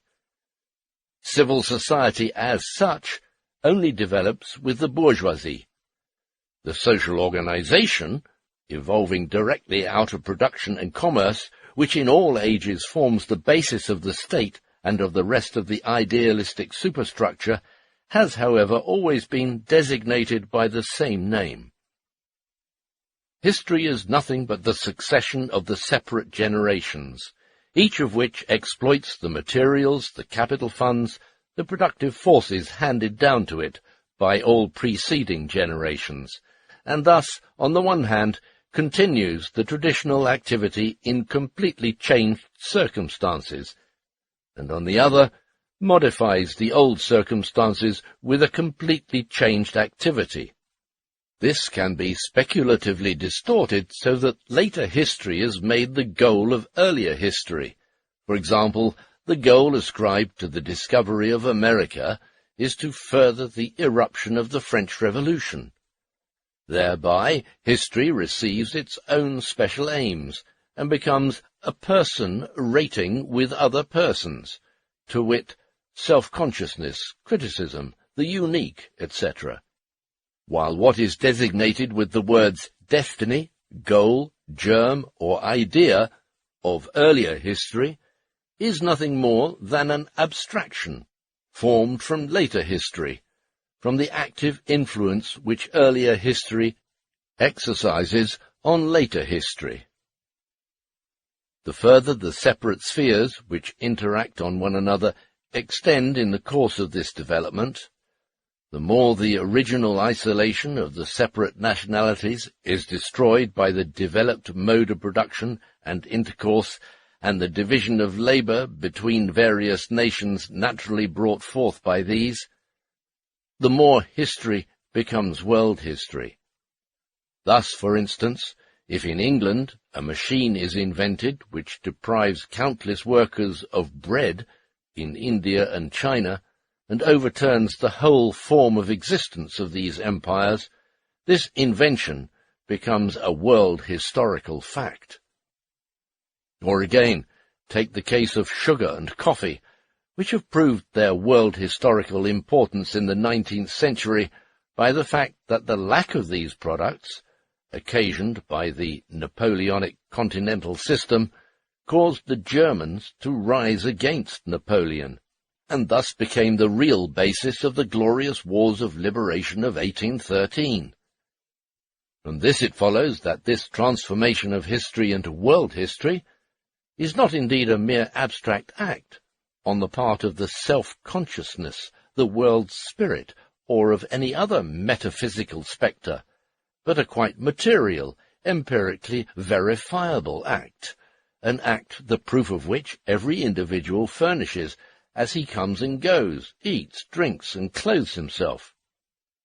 This conception of history depends on our ability to expound the real process of production, starting out from the material production of life itself, and to comprehend the form of intercourse connected with this and created by this mode of production, that is, civil society in its various stages, as the basis of all history, and to show it in its action as state, to explain all the different theoretical products and forms of consciousness, religion, philosophy, ethics, etc., etc., and trace their origins and growth from that basis.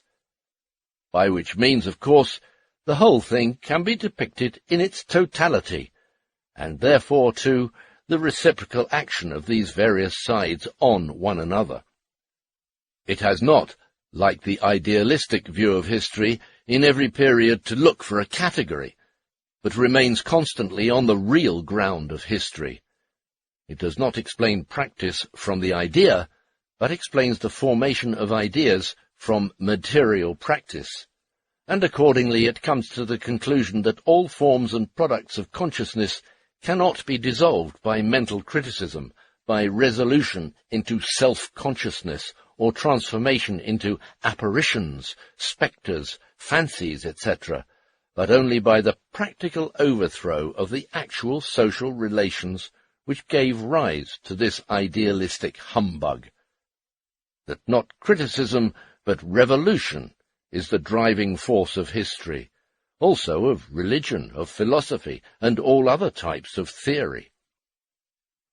It shows that history does not end by being resolved into self-consciousness as spirit of the spirit, but that in it, at each stage, there is found a material result, a sum of productive forces, an historically created relation of individuals to nature and to one another, which is handed down to each generation from its predecessor, a mass of productive forces, capital funds, and conditions, which, on the one hand, is indeed modified by the new generation, but also, on the other, prescribes for it its conditions of life, and gives it a definite development, a special character.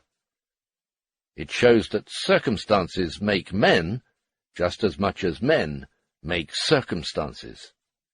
This sum of productive forces, capital funds, and social forms of intercourse, which every individual and generation finds in existence as something given, is the real basis of what the philosophers have conceived as substance and essence of man, and what they have deified and attacked.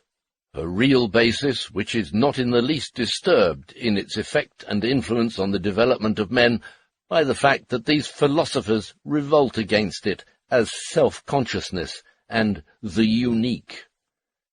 These conditions of life, which different generations find in existence, decide also whether or not the periodically recurring revolutionary convulsion will be strong enough to overthrow the basis of the entire existing system. And if these material elements of a complete revolution are not present, namely, on the one hand, the existing productive forces, on the other, the formation of a revolutionary mass which revolts not only against separate conditions of society up till then, but against the very production of life till then, the total activity on which it was based, then, as far as practical development is concerned, it is absolutely immaterial whether the idea of this revolution has been expressed 100 times already, as the history of communism proves. In the whole conception of history up to the present, this real basis of history has either been totally neglected or else considered as a minor matter quite irrelevant to the course of history. History must, therefore, always be written according to an extraneous standard. The real production of life, seems to be primeval history, while the truly historical appears to be separated from ordinary life, something extra-superterrestrial. With this, the relation of man to nature is excluded from history, and hence the antithesis of nature and history is created. The exponents of this conception of history have consequently only been able to see in history the political actions of princes and states, religious and all sorts of theoretical struggles, and in particular in each historical epoch have had to share the illusion of that epoch. For instance, if an epoch imagines itself to be actuated by purely political or religious motives, although religion and politics are only forms of its true motives, the historian accepts this opinion. The idea, the conception of the people in question about their real practice is transformed into the sole determining active force, which controls and determines their practice. When the crude form in which the division of labour appears with the Indians and Egyptians calls forth the caste system in their state and religion, the historian believes that the caste system is the power which has produced this crude social form. While the French and the English at least hold by the political illusion which is moderately close to reality, the Germans move in the realm of the pure spirit and make religious illusion the driving force of history. The Hegelian philosophy of history is the last consequence, reduced to its finest expression, of all this German historiography, for which it is not a question of real, nor even of political interests, but of pure thoughts, which consequently must appear to Saint Bruno as a series of thoughts that devour one another and are finally swallowed up in self-consciousness. Footnote. So-called objective historiography just consists in treating the historical conditions independent of activity, reactionary character. Marginal note by Marx. End of footnote. Feuerbach, Philosophic and Real Liberation.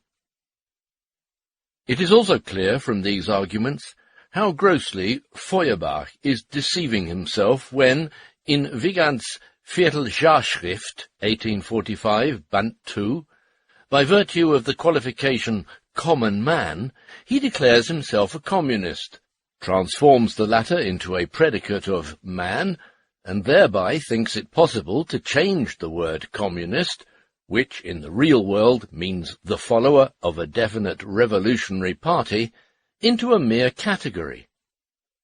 Feuerbach's whole deduction with regard to the relation of men to one another goes only so far as to prove that men need and always have needed each other.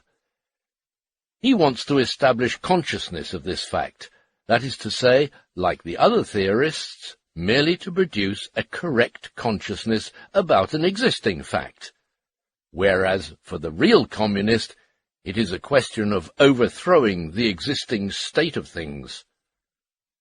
We thoroughly appreciate, moreover, that Feuerbach, in endeavouring to produce consciousness of just this fact, is going as far as a theorist possibly can, without ceasing to be a theorist and a philosopher. As an example of Feuerbach's acceptance and at the same time misunderstanding of existing reality, which he still shares with our opponents, we recall the passage in the Philosophie der Zukunft, where he develops the view that the existence of a thing or a man is at the same time its or his essence, that the conditions of existence, the mode of life and activity of an animal or human individual, are those in which its essence feels itself satisfied. Here, every exception is expressly conceived as an unhappy chance, as an abnormality which cannot be altered. Thus, if millions of proletarians feel by no means contented with their living conditions, if their existence does not in the least correspond to their essence, then, according to the passage quoted, this is an unavoidable misfortune, which must be borne quietly. The millions of proletarians and communists, however, think differently, and will prove this in time when they bring their existence into harmony with their essence in a practical way by means of a revolution. Feuerbach, therefore, never speaks of the world of man in such cases, but always takes refuge in external nature, and moreover in nature which has not yet been subdued by men. But every new invention, every advance made by industry, detaches another piece from this domain, so that the ground which produces examples illustrating such Feuerbachian propositions is steadily shrinking. We shall, of course, not take the trouble to enlighten our wise philosophers by explaining to them that the liberation of man is not advanced a single step by reducing philosophy, theology, substance, and all the trash to self-consciousness, and by liberating man from the domination of these phrases, which have never held him in thrall. Nor will we explain to them that it is only possible to achieve real liberation in the real world, and by employing real means, that slavery cannot be abolished without the steam engine and the mule and the spinning jenny. Serfdom cannot be abolished without improved agriculture, and that in general, people cannot be liberated as long as they are unable to obtain food and drink, housing and clothing in adequate quantity and quality. Liberation is an historical and not a mental act, and it is brought about by historical conditions, the development of industry, commerce, agriculture, the conditions of intercourse. In Germany, a country where only a trivial historical development is taking place, these mental developments, these glorified and ineffective trivialities, naturally serve as a substitute for the lack of historical development, and they take root and have to be combated. But this fight is of local importance. In reality, and for the practical materialist, that is the communist, it is a question of revolutionizing the existing world, of practically attacking and changing existing things. When occasionally we find such views with Feuerbach, they are never more than isolated surmises, and have much too little influence on his general outlook to be considered here as anything else than embryos capable of development.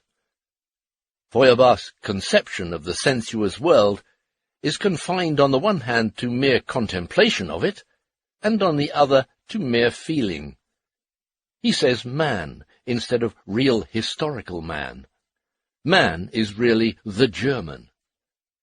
In the first case, the contemplation of the sensuous world, he necessarily lights on things which contradict his consciousness and feeling, which disturb the harmony he presupposes, the harmony of all parts of the sensuous world, and especially of man and nature.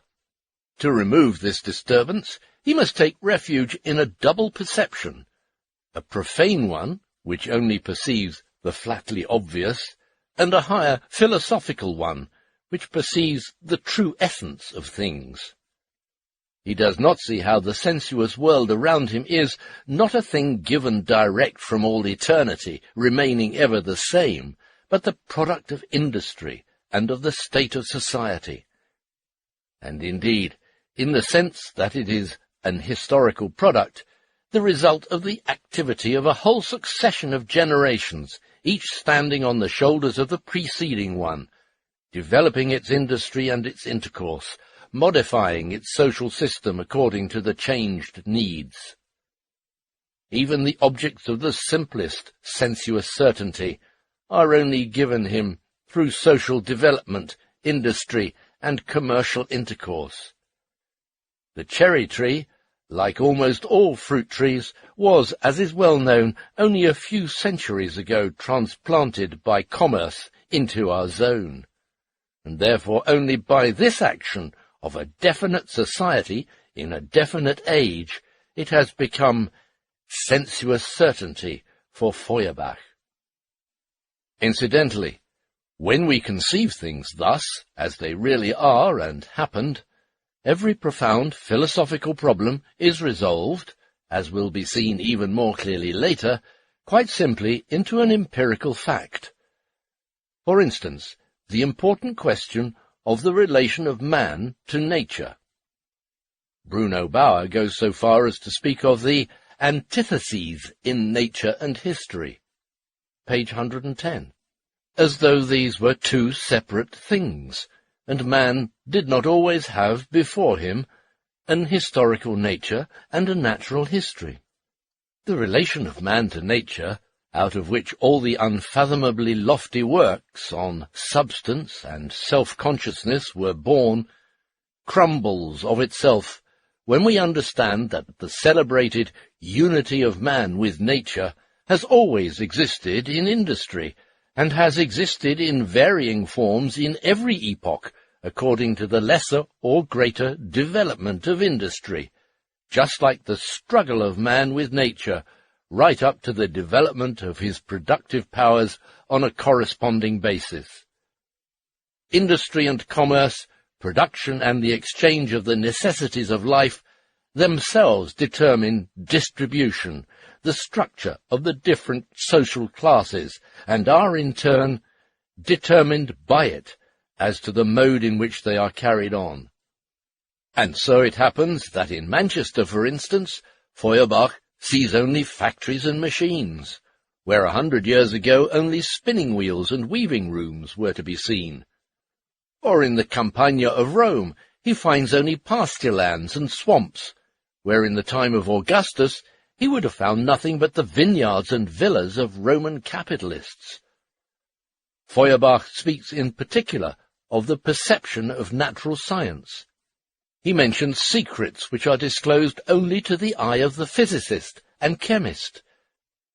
But where would natural science be without industry and commerce?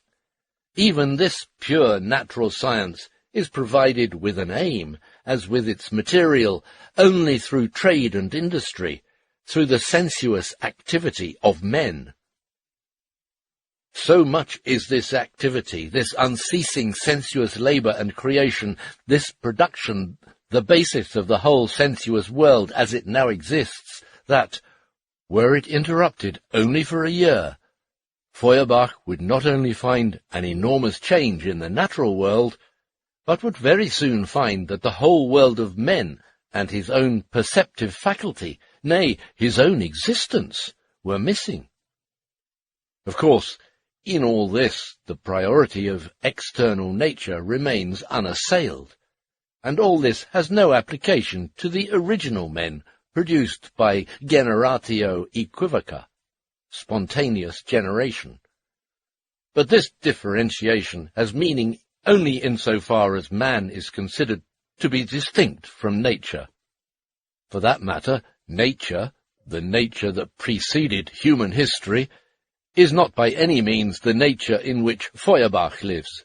It is nature which today no longer exists anywhere, except perhaps on a few Australian coral islands of recent origin, and which, therefore, does not exist for Feuerbach.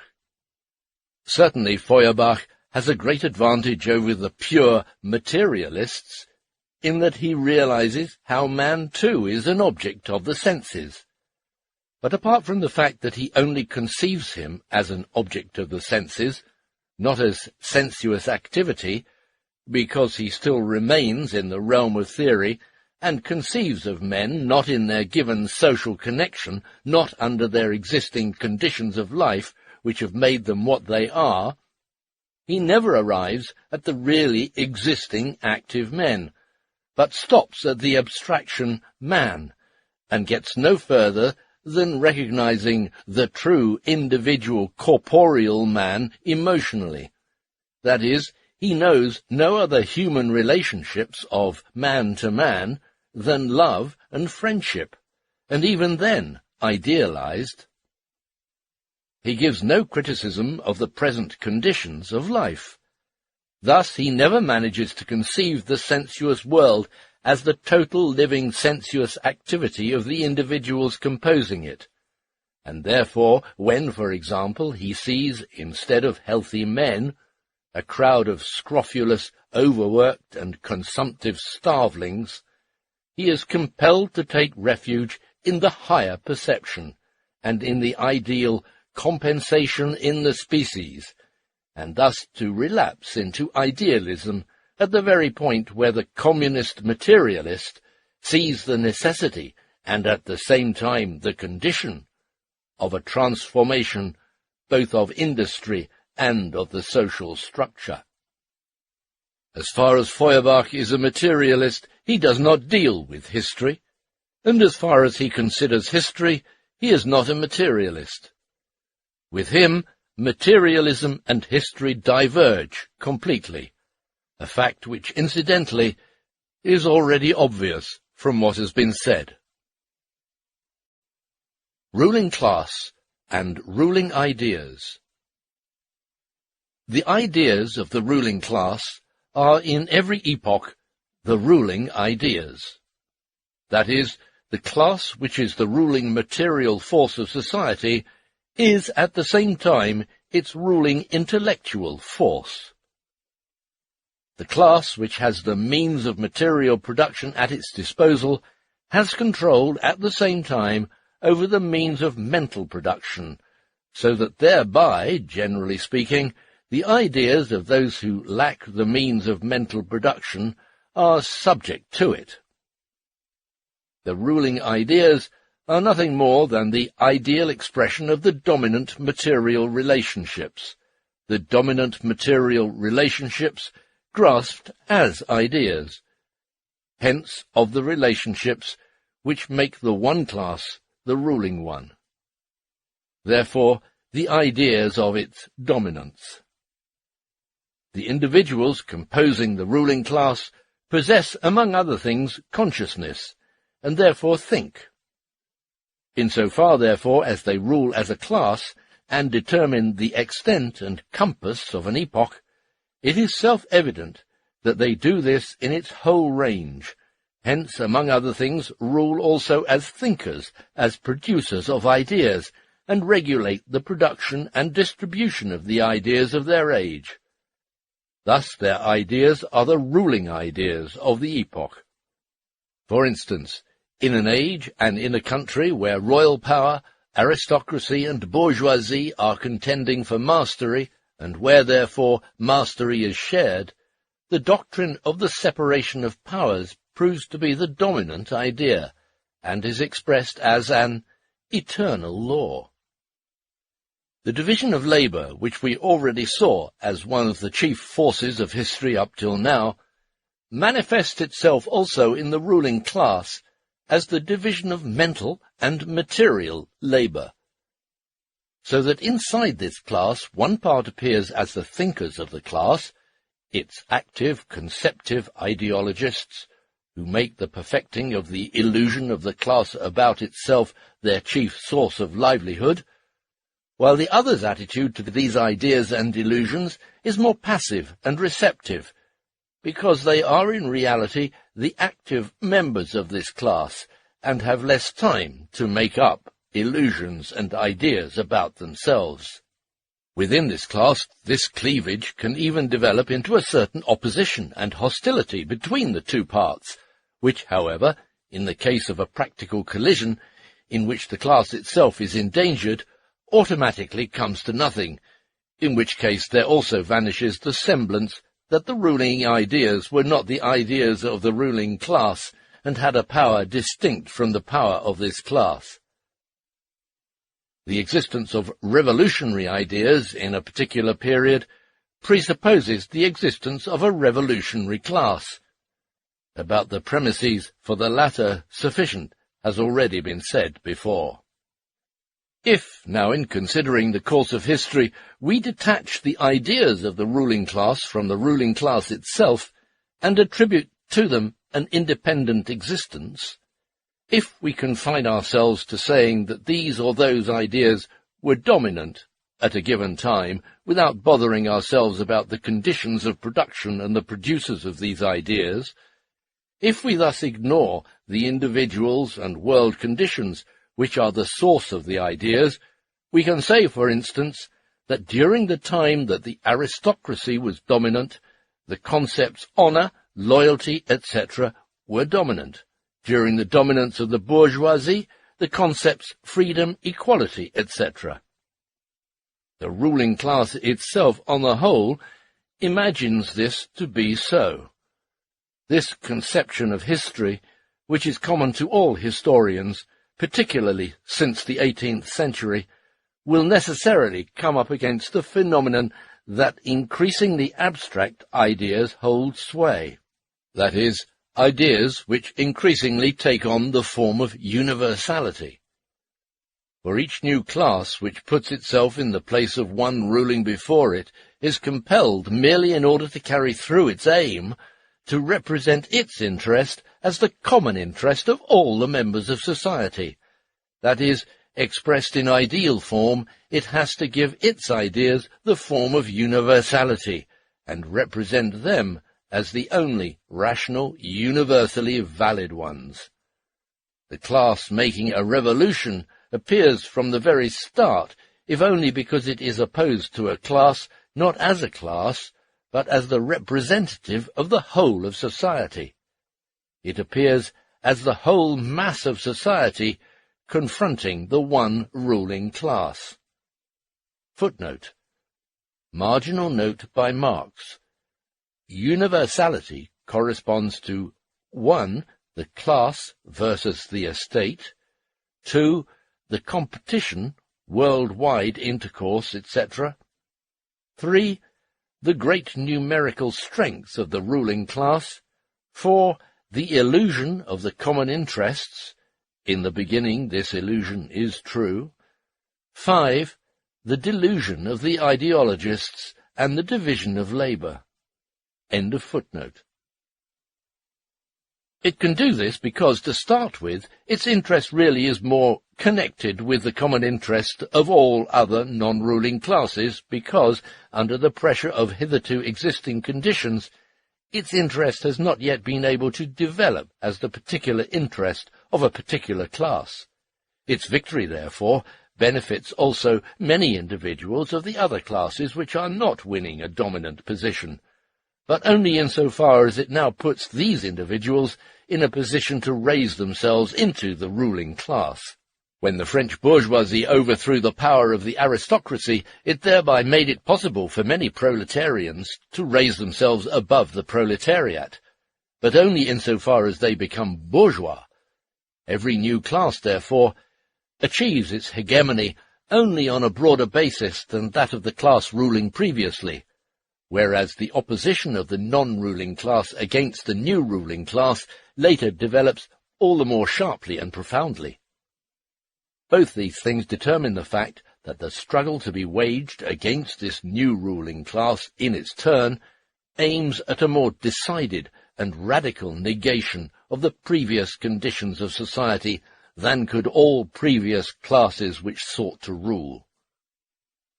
This whole semblance that the rule of a certain class is only the rule of certain ideas comes to a natural end, of course, as soon as class rule in general ceases to be the form in which society is organized. That is to say, as soon as it is no longer necessary to represent a particular interest as general, or the general interest as ruling.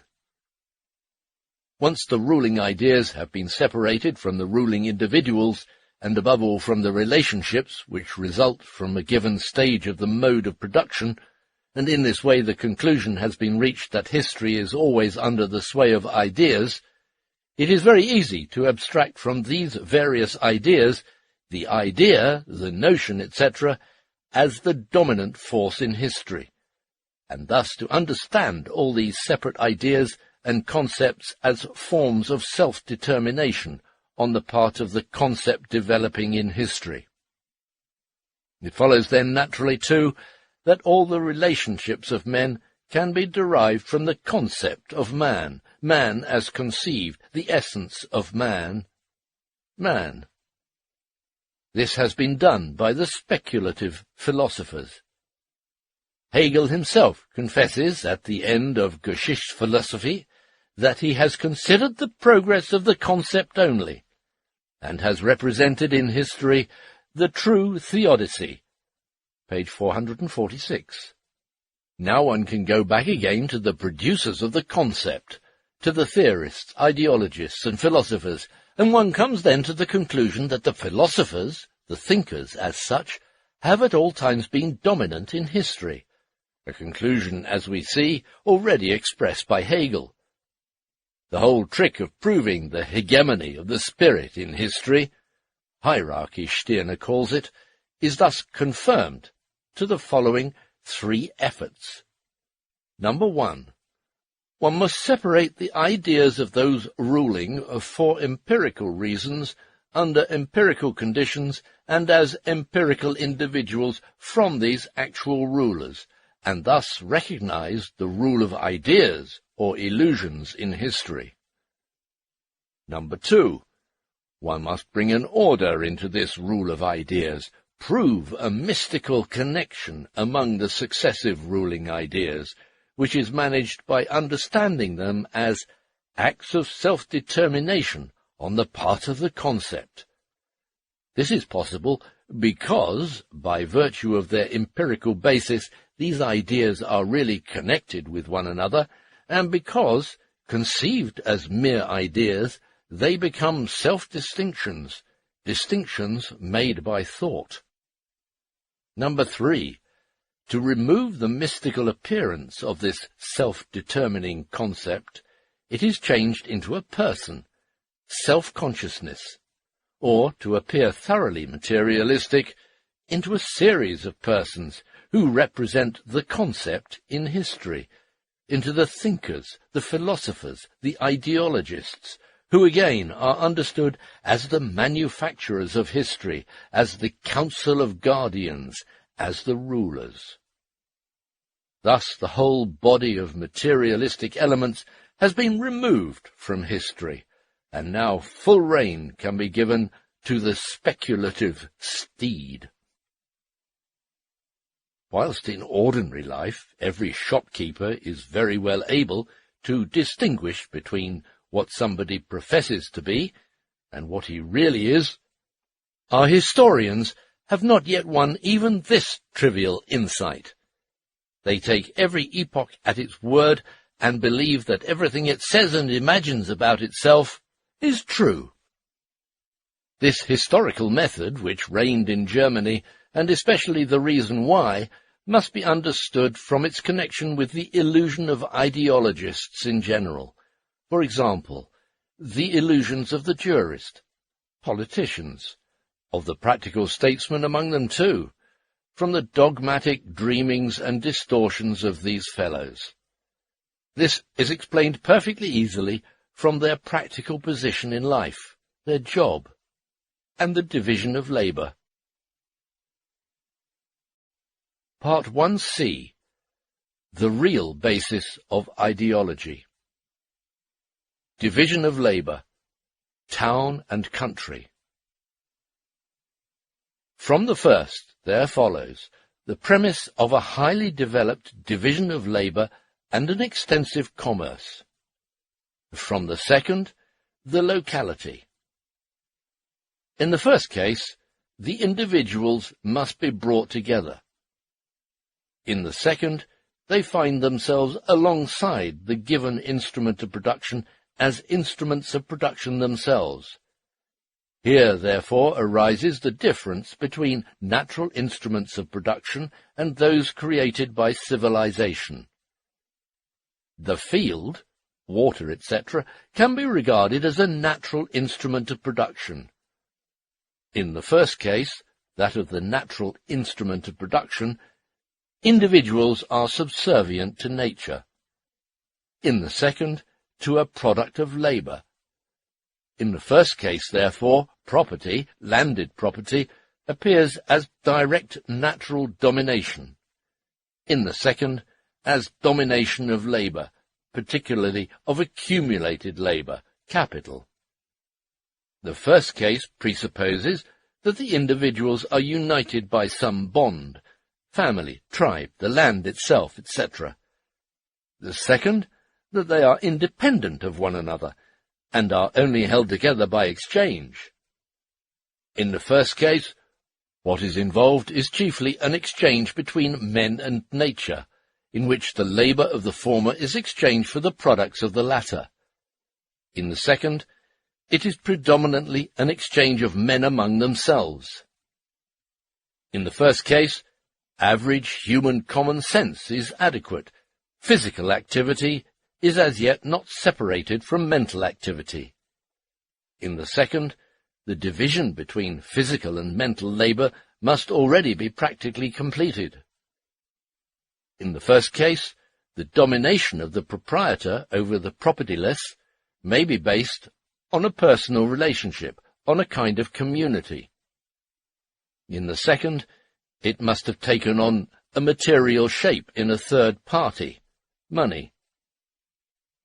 In the first case, small industry exists, but determined by the utilization of the natural instrument of production, and therefore without the distribution of labour among various individuals.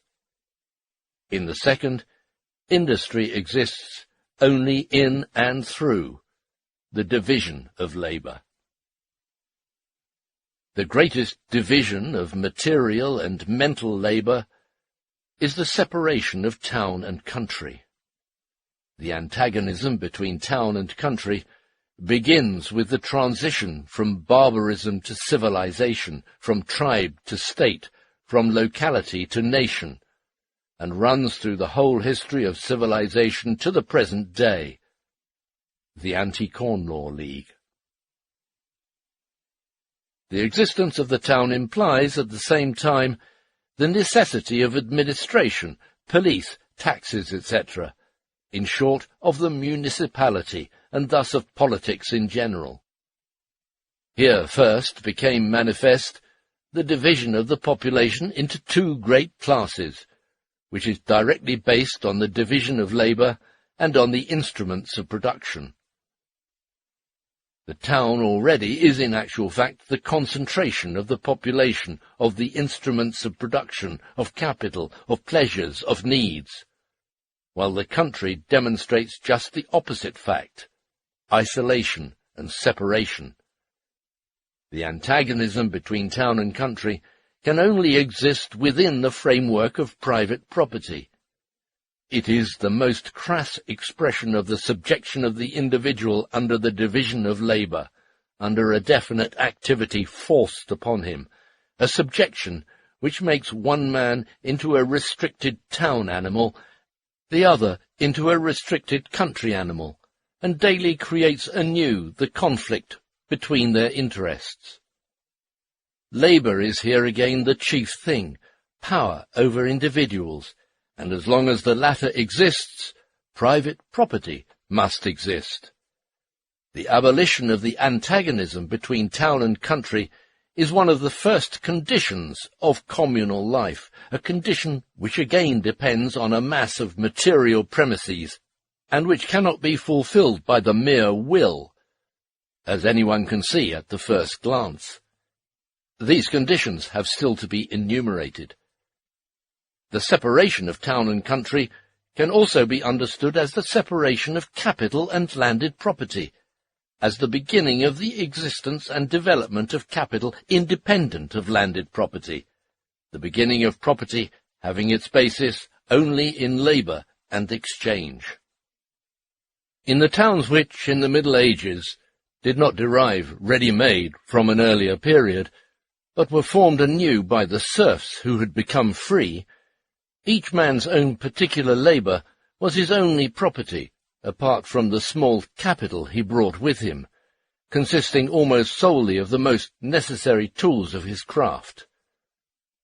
The competition of serfs constantly escaping into the town, the constant war of the country against the towns, and thus the necessity of an organized municipal military force, the bond of common ownership in a particular kind of labour, the necessity of common buildings for the sale of their wares at a time when craftsmen were also traders, and the consequent exclusion of the unauthorized from these buildings, the conflict among the interests of the various crafts, the necessity of protecting their laboriously acquired skill, and the feudal organization of the whole of the country, these were the causes of the union of the workers of each craft in guilds. We have not at this point to go further into the manifold modifications of the guild system, which arise through later historical developments. The flight of the serfs into the towns went on without interruption right through the Middle Ages. These serfs, persecuted by their lords in the country, came separately into the towns, where they found an organized community against which they were powerless, and in which they had to subject themselves to the station assigned to them by the demand for their labor and the interest of their organized urban competitors. These workers, entering separately, were never able to attain to any power, since if their labor was of the guild type, which had to be learned, the guild masters bent them to their will, and organized them according to their interest. Or if their labor was not such as had to be learned, and therefore not of the guild type, they became day laborers, and never managed to organize, remaining an unorganized rabble. The need for day laborers in the towns created the rabble.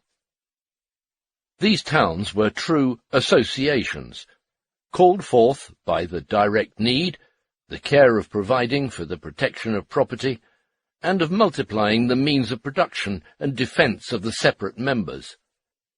The rabble of these towns was devoid of any power, composed as it was of individuals strange to one another who had entered separately, and who stood unorganized over against an organized power, armed for war and jealously watching over them. The journeymen and apprentices were organized in each craft as it best suited the interest of the masters.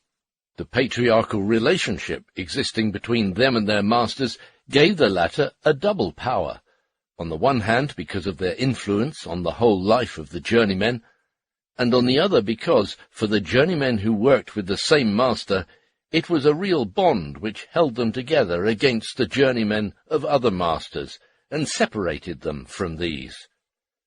And finally, the journeymen were bound to the existing order by their simple interest in becoming masters themselves. While, therefore, the rabble at least carried out revolts against the whole municipal order, revolts which remained completely ineffective because of their powerlessness, the journeymen never got further than small acts of insubordination within separate guilds, such as belong to the very nature of the guild system. The great risings of the Middle Ages all radiated from the country, but equally remained totally ineffective because of the isolation and consequent crudity of the peasants. In the towns, the division of labour between the individual guilds was as yet quite naturally derived, and, in the guilds themselves, not at all developed between the individual workers. Every workman had to be versed in a whole round of tasks, had to be able to make everything that was to be made with his tools. The limited commerce and the scanty communication between the individual towns, the lack of population and the narrow needs, did not allow of a higher division of labour, and therefore every man who wished to become a master had to be proficient in the whole of his craft. Thus there is found within medieval craftsmen an interest in their special work and in proficiency in it, which was capable of rising to a narrow artistic sense.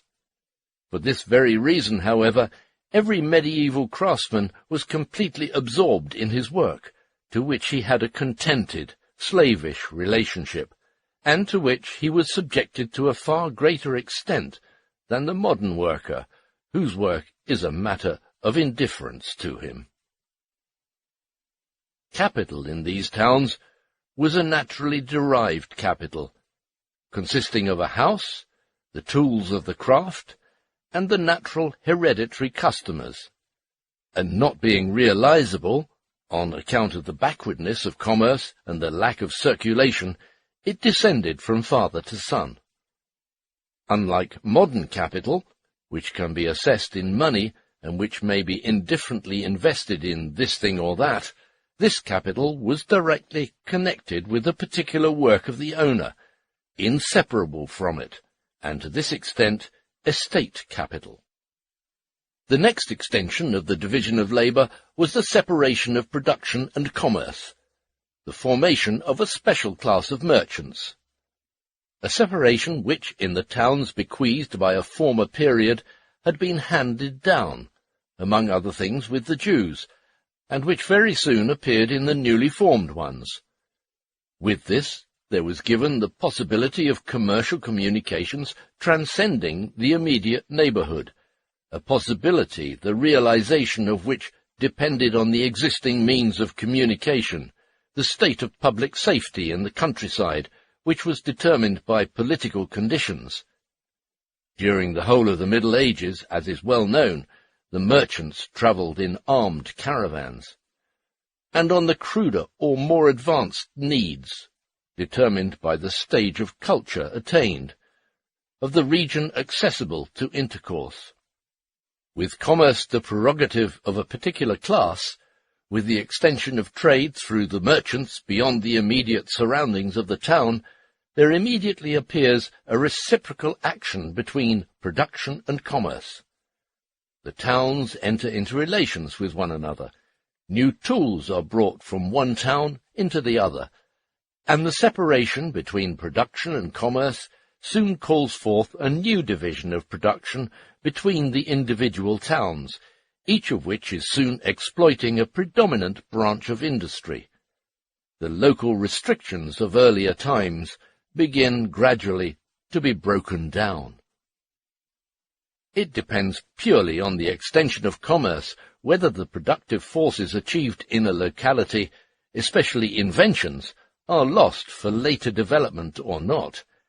As long as there exists no commerce transcending the immediate neighbourhood, every invention must be made separately in each locality, and mere chances, such as eruptions of barbaric peoples, even ordinary wars, are sufficient to cause a country with advanced productive forces and needs to have to start right over again from the beginning. In primitive history, every invention had to be made daily anew, and in each locality independently. How little highly developed productive forces are safe from complete destruction, given even a relatively very extensive commerce, is proved by the Phoenicians, whose inventions were for the most part lost for a long time to come, through the ousting of this nation from commerce, its conquest by Alexander, and its consequent decline. Likewise, for instance, glass painting in the Middle Ages. Only when commerce has become world commerce, and has as its basis large-scale industry, when all nations are drawn into the competitive struggle, is the permanence of the acquired productive forces assured. The rise of manufacturing. The immediate consequence of the division of labour between the various towns was the rise of manufactures, branches of production which had outgrown the guild system. Manufactures first flourished in Italy and later in Flanders under the historical premise of commerce with foreign nations. In other countries, England and France for example, manufactures were at first confined to the home market. Besides the premises already mentioned, manufactures depend on an already advanced concentration of population, particularly in the countryside, and of capital, which began to accumulate in the hands of individuals, partly in the guilds in spite of the guild regulations, partly among the merchants. That labour, which from the first presupposed a machine, even of the crudest sort, soon showed itself the most capable of development. Weaving, earlier carried on in the country by the peasants as a secondary occupation to procure their clothing, was the first labour to receive an impetus and a further development through the extension of commerce. Weaving was the first and remained the principal manufacture. The rising demand for clothing materials, consequent on the growth of population, the growing accumulation and mobilization of natural capital through accelerated circulation, the demand for luxuries called forth by the latter and favoured generally by the gradual extension of commerce, gave weaving a quantitative and qualitative stimulus, which wrenched it out of the form of production hitherto existing. Alongside the peasants weaving for their own use, who continued and still continue with this sort of work, there emerged a new class of weavers in the towns, whose fabrics were destined for the whole home market, and usually for foreign markets too.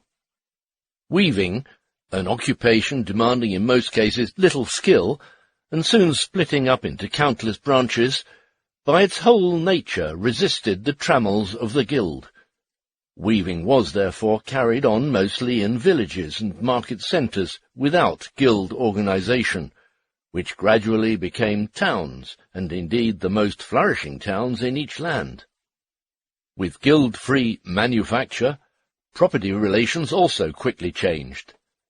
The first advance beyond naturally derived estate capital was provided by the rise of merchants whose capital was from the beginning movable, capital in the modern sense, as far as one can speak of it, given the circumstances of those times.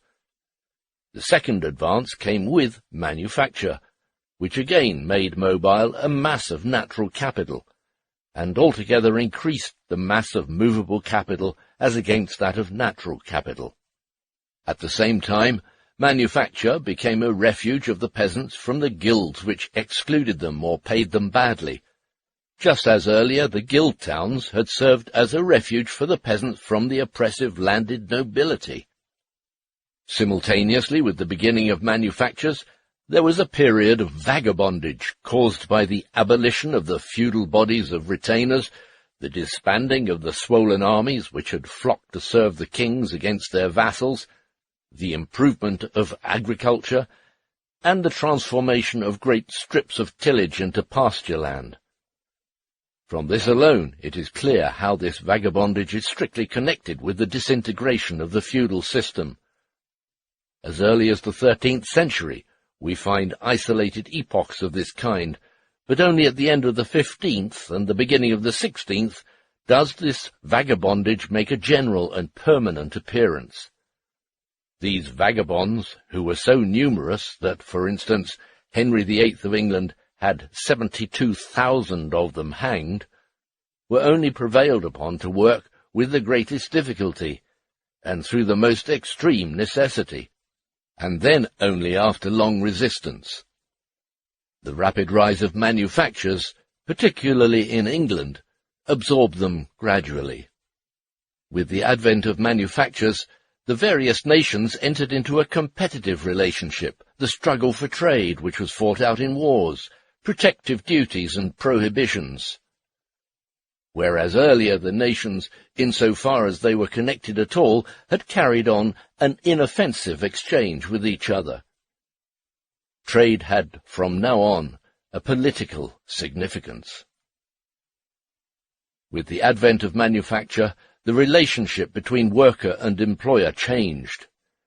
In the guilds, the patriarchal relationship between journeyman and master continued to exist. In manufacture, its place was taken by the monetary relation between worker and capitalist, a relationship which in the countryside and in small towns retained a patriarchal tinge, but in the larger, the real manufacturing towns quite early lost almost all patriarchal complexion. Manufacture and the movement of production in general received an enormous impetus through the extension of commerce which came with the discovery of America and the sea route to the East Indies.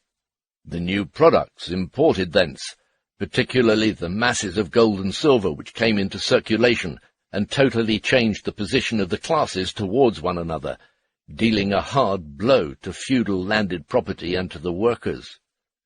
The expeditions of adventurers, colonization, and above all, the extension of markets into a world market, which had now become possible and was daily becoming more and more a fact, called forth a new phase of historical development, into which, in general, we cannot here enter further. Through the colonization of the newly discovered countries, the commercial struggle of the nations amongst one another was given new fuel, and accordingly greater extension and animosity. The expansion of trade and manufacture accelerated the accumulation of movable capital, while in the guilds, which were not stimulated to extend their production, natural capital remained stationary or even declined. Trade and manufacture created the big bourgeoisie. In the guilds was concentrated the petty bourgeoisie, which no longer was dominant in the towns as formerly, but had to bow to the might of the great merchants and manufacturers. Hence the decline of the guilds, as soon as they came into contact with manufacture. The intercourse of nations took on, in the epoch of which we have been speaking, two different forms. At first, the small quantity of gold and silver in circulation involved the ban on the export of these metals, and industry, for the most part imported from abroad and made necessary by the need for employing the growing urban population, could not do without those privileges which could be granted not only, of course, against home competition, but chiefly against foreign. The local guild privilege was in these original prohibitions extended over the whole nation. Customs duties originated from the tributes which the feudal lords extracted as protective levies against robbery from merchants passing through their territories, tributes later imposed likewise by the towns, and which, with the rise of the modern states, were the treasury's most obvious means of raising money. The appearance of American gold and silver on the European markets, the gradual development of industry, the rapid expansion of trade, and the consequent rise of the non-guild bourgeoisie and of money, gave these measures another significance. The state, which was daily less and less able to do without money, now retained the ban on the export of gold and silver out of fiscal considerations. The bourgeois, for whom these masses of money which were hurled onto the market became the chief object of speculative buying, were thoroughly content with this. Privileges established earlier became a source of income for the government and were sold for money. In the customs legislation there appeared the export duty, which, since it only placed a hindrance in the way of industry, had a purely fiscal aim. The second period began in the middle of the 17th century and lasted almost to the end of the 18th. Commerce and navigation had expanded more rapidly than manufacture, which played a secondary role. The colonies were becoming considerable consumers, and after long struggles, the separate nations shared out the opening world market among themselves.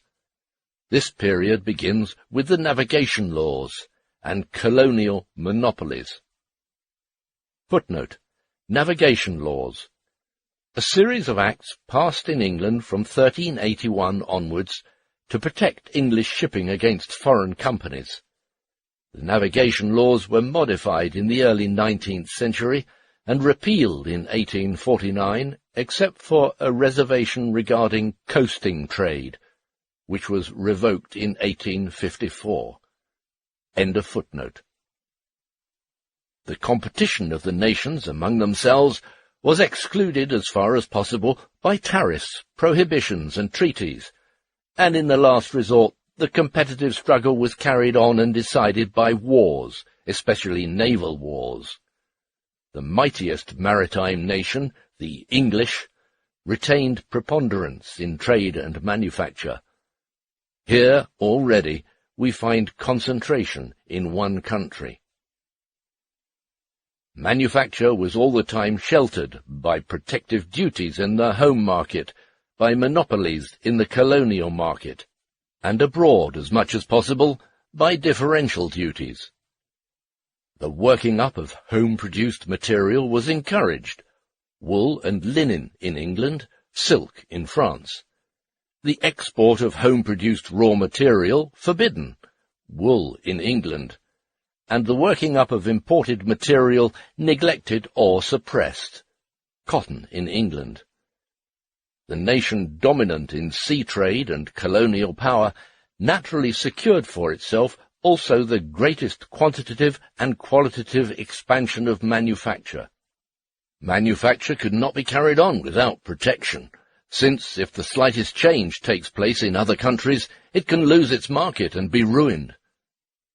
Under reasonably favourable conditions, it may easily be introduced into a country, but for this very reason can easily be destroyed. At the same time, through the mode in which it is carried on, particularly in the 18th century, in the countryside, it is to such an extent interwoven with the vital relationships of a great mass of individuals that no country dared jeopardize its existence by permitting free competition. Insofar as it manages to export, it therefore depends entirely on the extension or restriction of commerce, and exercises a relatively very small reaction on the latter. Hence its secondary importance, and the influence of the merchants in the 18th century. It was the merchants, and especially the shippers, who more than anybody else pressed for state protection and monopolies. The manufacturers also demanded, and indeed received, protection, but all the time were inferior in political importance to the merchants. The commercial towns, particularly the maritime towns, became to some extent civilized and acquired the outlook of the big bourgeoisie. But in the factory towns, an extreme petty bourgeois outlook persisted. Compare Aiken, etc. Footnote. The movement of capital, although considerably accelerated, still remained, however, relatively slow. The splitting up of the world market into separate parts, each of which was exploited by a particular nation, the exclusion of competition among themselves on the part of the nations, the clumsiness of production itself, and the fact that finance was only evolving from its early stages, greatly impeded circulation. The consequence of this was a haggling, mean, and niggardly spirit, which still clung to all the merchants and the whole mode of carrying on trade. Compared with the manufacturers, and above all with the craftsmen, they were certainly big bourgeois. Compared with the merchants and industrialists of the next period, they remain petty bourgeois. Compare Adam Smith. End of footnote. The 18th century was the century of trade. Pinto says this expressly. Quote, "Commerce is the rage of the century. For some time now, people have been talking only about commerce, navigation, and the navy." Unquote. This period is also characterized by the cessation of the bans on the export of gold and silver, and the beginning of trade in money, by banks, national debts, paper money, by speculation in stocks and shares, and stock jobbing in all articles, by the development of finance in general. Again, capital lost a great part of the natural character which had still clung to it. The concentration of trade and manufacture in one country, England, developing irresistibly in the 17th century, gradually created for this country a relative world market, and thus a demand for the manufactured products of this country, which could no longer be met by the industrial productive forces hitherto existing. This demand, outgrowing the productive forces, was the motive power which, by producing big industry, the application of elemental forces to industrial ends, machinery, and the most complex division of labour, called into existence the third period of private ownership since the Middle Ages. There already existed in England the other preconditions of this new phase: freedom of competition inside the nation, the development of theoretical mechanics, etc. Indeed, the science of mechanics perfected by Newton was altogether the most popular science in France and England in the 18th century. Free competition inside the nation itself had everywhere to be conquered by a revolution. 1640 and 1688 in England, 1789 in France. Competition soon compelled every country that wished to retain its historical role to protect its manufactures by renewed customs regulations. The old duties were no longer any good against big industry, and soon after to introduce big industry under protective duties. Big industry universalized competition in spite of these protective measures. It is practical free trade. The protective duty is only a palliative, a measure of defense within free trade.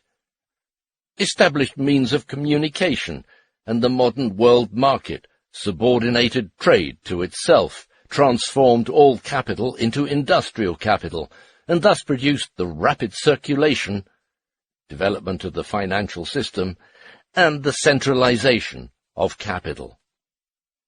By universal competition, it forced all individuals to strain their energy to the utmost. It destroyed, as far as possible, ideology, religion, morality, etc., and where it could not do this, made them into a palpable lie. It produced world history for the first time, insofar as it made all civilized nations, and every individual member of them, dependent for the satisfaction of their wants on the whole world, thus destroying the former natural exclusiveness of separate nations.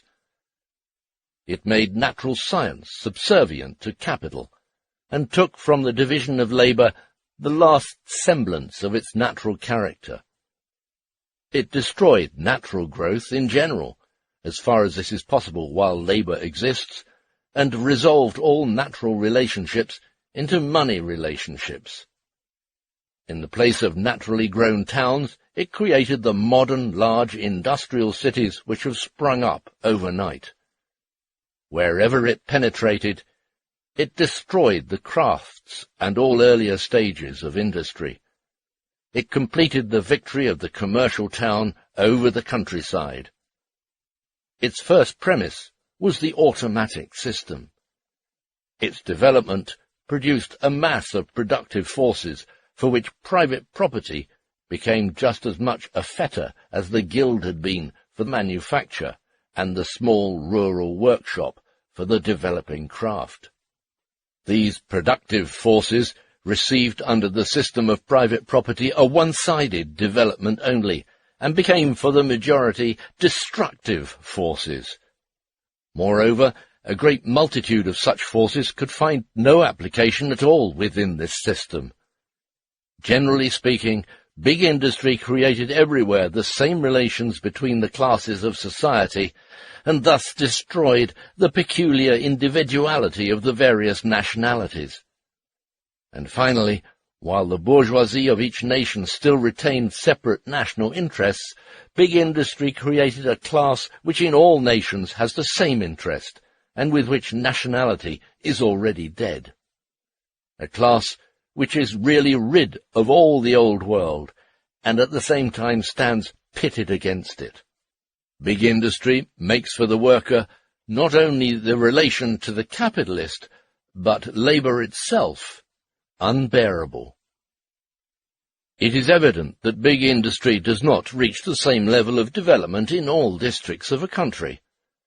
This does not, however, retard the class movement of the proletariat, because the proletarians created by big industry assume leadership of this movement and carry the whole mass along with them, and because the workers excluded from big industry are placed by it in a still worse situation than the workers in big industry itself.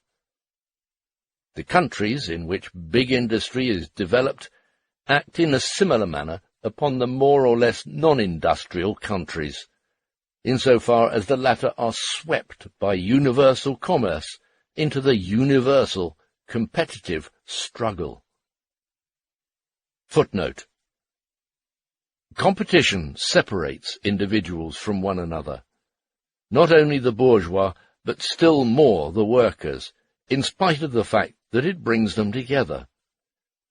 Hence, it is a long time before these individuals can unite, apart from the fact that for the purposes of this union, if it is not to be merely local, the necessary means, the great industrial cities and cheap and quick communications, have first to be produced by big industry.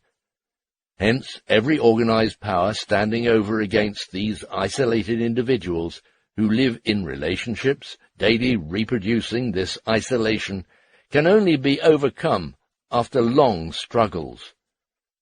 To demand the opposite would be tantamount to demanding that competition should not exist in this definite epoch of history, or that the individuals should banish from their minds relationships over which, in their isolation, they have no control. End of footnote. These different forms are just so many forms of the organization of labor, and hence of property. In each period, a unification of the existing productive forces takes place, insofar as this has been rendered necessary by needs.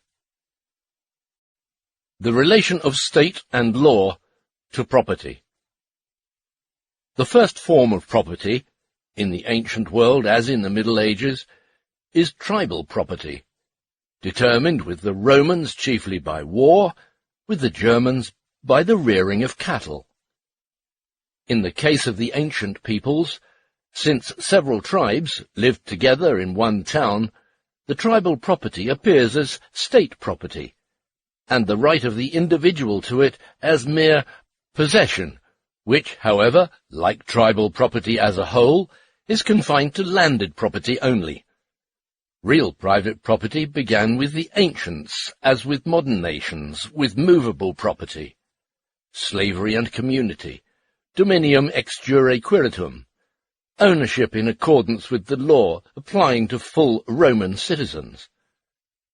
In the case of the nations which grew out of the Middle Ages, tribal property evolved through various stages: feudal landed property, corporative movable property, capital invested in manufacture, to modern capital, determined by big industry and universal competition, that is, pure private property, which has cast off all semblance of a communal institution and has shut out the state from any influence on the development of property.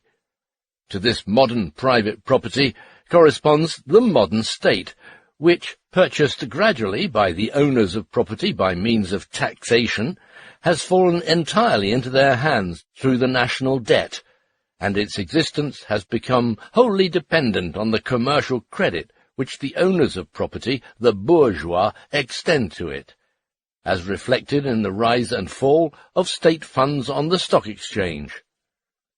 By the mere fact that it is a class and no longer an estate, the bourgeoisie is forced to organize itself no longer locally, but nationally, and to give a general form to its mean average interest. Through the emancipation of private property from the community, the state has become a separate entity, beside and outside civil society. But it is nothing more than the form of organization which the bourgeois necessarily adopt, both for internal and external purposes, for the mutual guarantee of their property and interests. The independence of the state is only found nowadays in those countries where the estates have not yet completely developed into classes, where the estates, done away with in more advanced countries, still have a part to play, and where there exists a mixture. Countries, that is to say, in which no one section of the population can achieve dominance over the others. This is the case particularly in Germany. The most perfect example of the modern state is North America. The modern French, English and American writers all express the opinion that the state exists only for the sake of private property, so that this fact has penetrated into the consciousness of the normal man. Since the state is the form in which the individuals of a ruling class assert their common interests, and in which the whole civil society of an epoch is epitomized, it follows that the state mediates in the formation of all common institutions, and that the institutions receive a political form. Hence the illusion that law is based on the will, and indeed on the will divorced from its real basis, on free will. Similarly, justice is in its turn reduced to the actual laws. Civil law develops simultaneously with private property out of the disintegration of the natural community. With the Romans, the development of private property and civil law had no further industrial and commercial consequences, because their whole mode of production did not alter. Usury. With modern peoples, where the feudal community was disintegrated by industry and trade, there began with the rise of private property and civil law a new phase, which was capable of further development. The very first town which carried on an extensive maritime trade in the Middle Ages, Amalfi, also developed maritime law. As soon as industry and trade developed private property further, first in Italy and later in other countries, the highly developed Roman civil law was immediately adopted again and raised to authority. When later the bourgeoisie had acquired so much power that the princes took up its interests in order to overthrow the feudal nobility by means of the bourgeoisie, there began in all countries, in France in the 16th century, the real development of law, which in all countries except England proceeded on the basis of the Roman Codex. In England, too, Roman legal principles had to be introduced to further the development of civil law, especially in the case of movable property. It must not be forgotten that law has just as little an independent history as religion. In civil law, the existing property relationships are declared to be the result of the general will. The jus utendi et abutendi, the right of using and consuming, also abusing, that is, of disposing of a thing at will, itself asserts on the one hand the fact that private property has become entirely independent of the community, and on the other the illusion that private property itself is based solely on the private will, the arbitrary disposal of the thing. In practice, the abuti one has very definite economic limitations for the owner of private property, if he does not wish to see his property, and hence his jus abutendi, pass into other hands, since actually the thing, considered merely with reference to his will, is not a thing at all, but only becomes a thing, true property, in intercourse and independently of the law, a relationship which the philosophers call an idea. This juridical illusion, which reduces law to the mere will, necessarily leads, in the further development of property relationships, to the position that a man may have a legal title to a thing without really having the thing.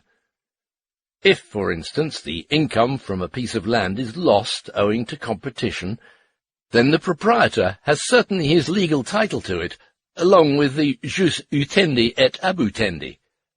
But he can do nothing with it. He owns nothing, as a landed proprietor, if in addition he has not enough capital to cultivate his ground. This illusion of the jurists also explains the fact that for them, as for every code, it is altogether fortuitous that individuals enter into relationships among themselves, for example, contracts. It explains why they consider that these relationships can be entered into or not at will, and that their content rests purely on the individual free will of the contracting parties. Whenever through the development of industry and commerce, new forms of intercourse have been evolved, for example, assurance companies, etc., the law has always been compelled to admit them among the modes of acquiring property. Part 1D. Proletarians and Communism. Individuals, Class, and Community. In the Middle Ages, the citizens in each town were compelled to unite against the landed nobility to save their skins. The extension of trade, the establishment of communications, led the separate towns to get to know other towns, which had asserted the same interests in the struggle with the same antagonist. Out of the many local corporations of burghers, there arose only gradually the burgher class. The conditions of life of the individual burghers became, on account of their contradiction to the existing relationships and of the mode of labour determined by these, conditions which were common to them all, and independent of each individual. The burghers had created the conditions insofar as they had torn themselves free from feudal ties, and were created by them insofar as they were determined by their antagonism to the feudal system which they found in existence. When the individual towns began to enter into associations, these common conditions developed into class conditions. The same conditions, the same contradiction, the same interests, necessarily called forth, on the whole, similar customs everywhere. The bourgeoisie itself, with its conditions, develops only gradually, splits according to the division of labour into various fractions, and finally absorbs all propertied classes it finds in existence.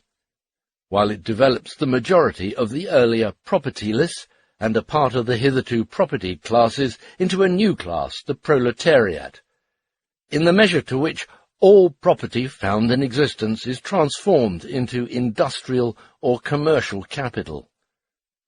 Marginal note by Marx. To begin with, it absorbs the branches of labour directly belonging to the state, and then all more or less ideological estates. The separate individuals form a class only insofar as they have to carry on a common battle against another class. Otherwise, they are on hostile terms with each other as competitors. On the other hand, the class, in its turn, achieves an independent existence over against the individuals, so that the latter find their conditions of existence predestined, and hence have their position in life and their personal development assigned to them by their class, become subsumed under it. This is the same phenomenon as the subjection of the separate individuals to the division of labour, and can only be removed by the abolition of private property and of labour itself. We have already indicated several times how this subsuming of individuals under the class brings with it their subjection to all kinds of ideas, etc. If, from a philosophical point of view, one considers this evolution of individuals in the common conditions of existence of estates and classes, which followed on one another, and in the accompanying general conceptions forced upon them, it is certainly very easy to imagine that in these individuals the species, or man, has evolved, or that they evolved man, and in this way one can give history some hard clouts on the ear. Footnote. The statement which frequently occurs with St. Max, that each is all that he is through the state, is fundamentally the same as the statement that bourgeois is only a specimen of the bourgeois species, a statement which presupposes that the class of bourgeois existed before the individuals constituting it. Marginal note by Marx to this sentence, with the philosophers' pre-existence of the class. End of footnote. One can conceive these various estates and classes to be specific terms of the general expression, subordinate varieties of the species, or evolutionary phases of man. This subsuming of individuals under definite classes cannot be abolished until a class has taken shape which has no longer any particular class interest to assert against the ruling class. The transformation, through the division of labour, of personal powers, relationships, into material powers, cannot be dispelled by dismissing the general idea of it from one's mind, but can only be abolished by the individuals again subjecting these material powers to themselves and abolishing the division of labour. This is not possible without the community. Only in community with others has each individual the means of cultivating his gifts in all directions. Only in the community, therefore, is personal freedom possible. In the previous substitutes for the community, in the state, etc., personal freedom has existed only for the individuals who developed within the relationships of the ruling class, and only insofar as they were individuals of this class. The illusory community, in which individuals have up till now combined, always took on an independent existence in relation to them, and was at the same time, since it was the combination of one class over against another, not only a completely illusory community, but a new fetter as well. In a real community, the individuals obtain their freedom in and through their association. Individuals have always built on themselves, but naturally on themselves within their given historical conditions and relationships, not on the pure individual in the sense of the ideologists, but in the course of historical evolution, and precisely through the inevitable fact that within the division of labour, social relationships take on an independent existence, there appears a division within the life of each individual, insofar as it is personal, and insofar as it is determined by some branch of labour and the conditions pertaining to it.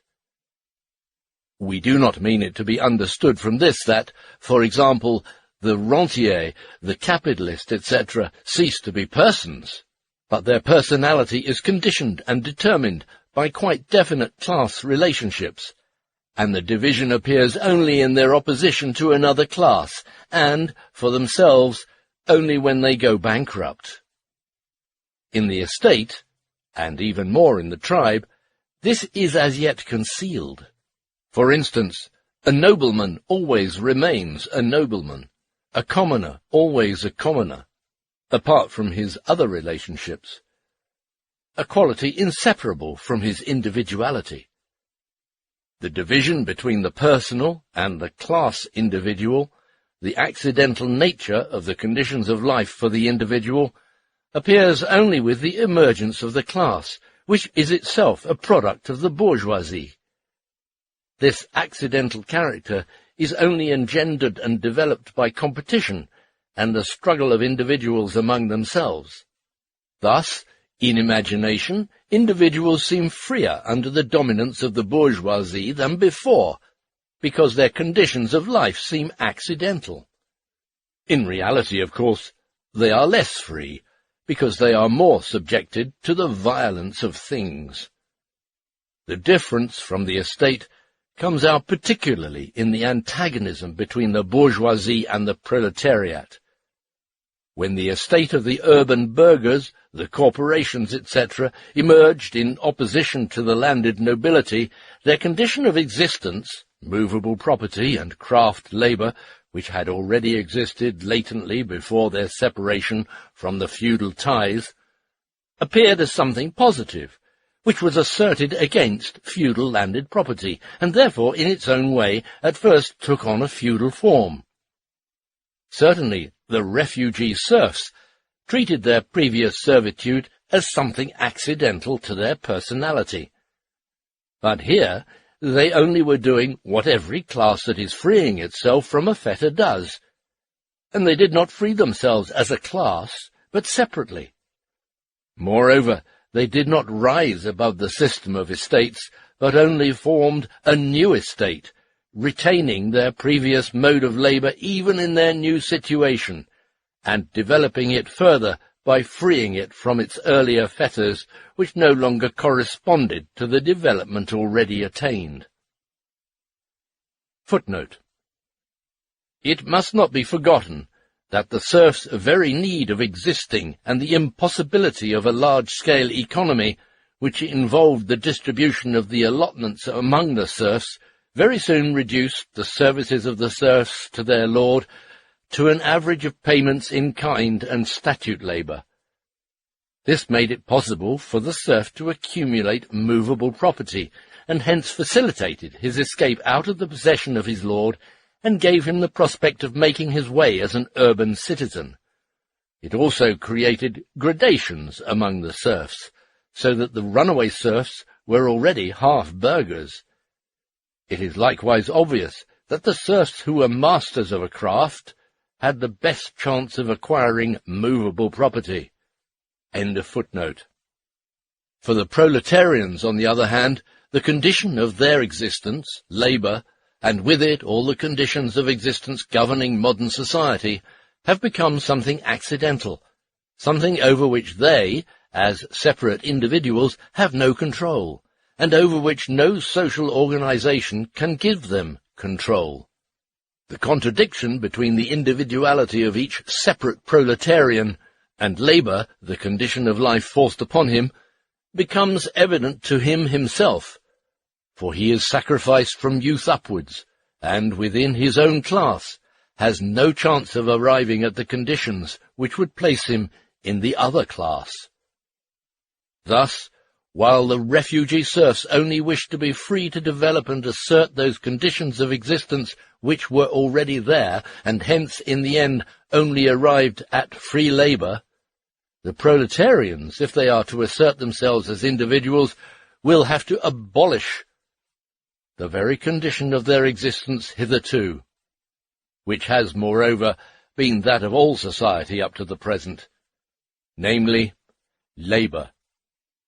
Thus they find themselves directly opposed to the form in which, hitherto, the individuals of which society consists have given themselves collective expression, that is, the state. In order, therefore, to assert themselves as individuals, they must overthrow the state. It follows from all we have been saying up till now that the communal relationship into which the individuals of a class entered, and which was determined by their common interests over against a third party, was always a community to which these individuals belonged only as average individuals, only insofar as they lived within the conditions of existence of their class, a relationship in which they participated, not as individuals, but as members of a class. With the community of revolutionary proletarians, on the other hand, who take their conditions of existence and those of all members of society under their control, it is just the reverse. It is as individuals that the individuals participate in it. It is just this combination of individuals, assuming the advanced stage of modern productive forces, of course, which puts the conditions of the free development and movement of individuals under their control, conditions which were previously abandoned to chance, and had won an independent existence over against the separate individuals just because of their separation as individuals, and because of the necessity of their combination, which had been determined by the division of labour, and through their separation had become a bond alien to them. Combination, up till now, by no means an arbitrary one, such as is expounded, for example, in the Contract Social, but a necessary one, was an agreement upon these conditions, within which the individuals were free to enjoy the freaks of fortune. Compare, for example, the formation of the North American state and the South American republics.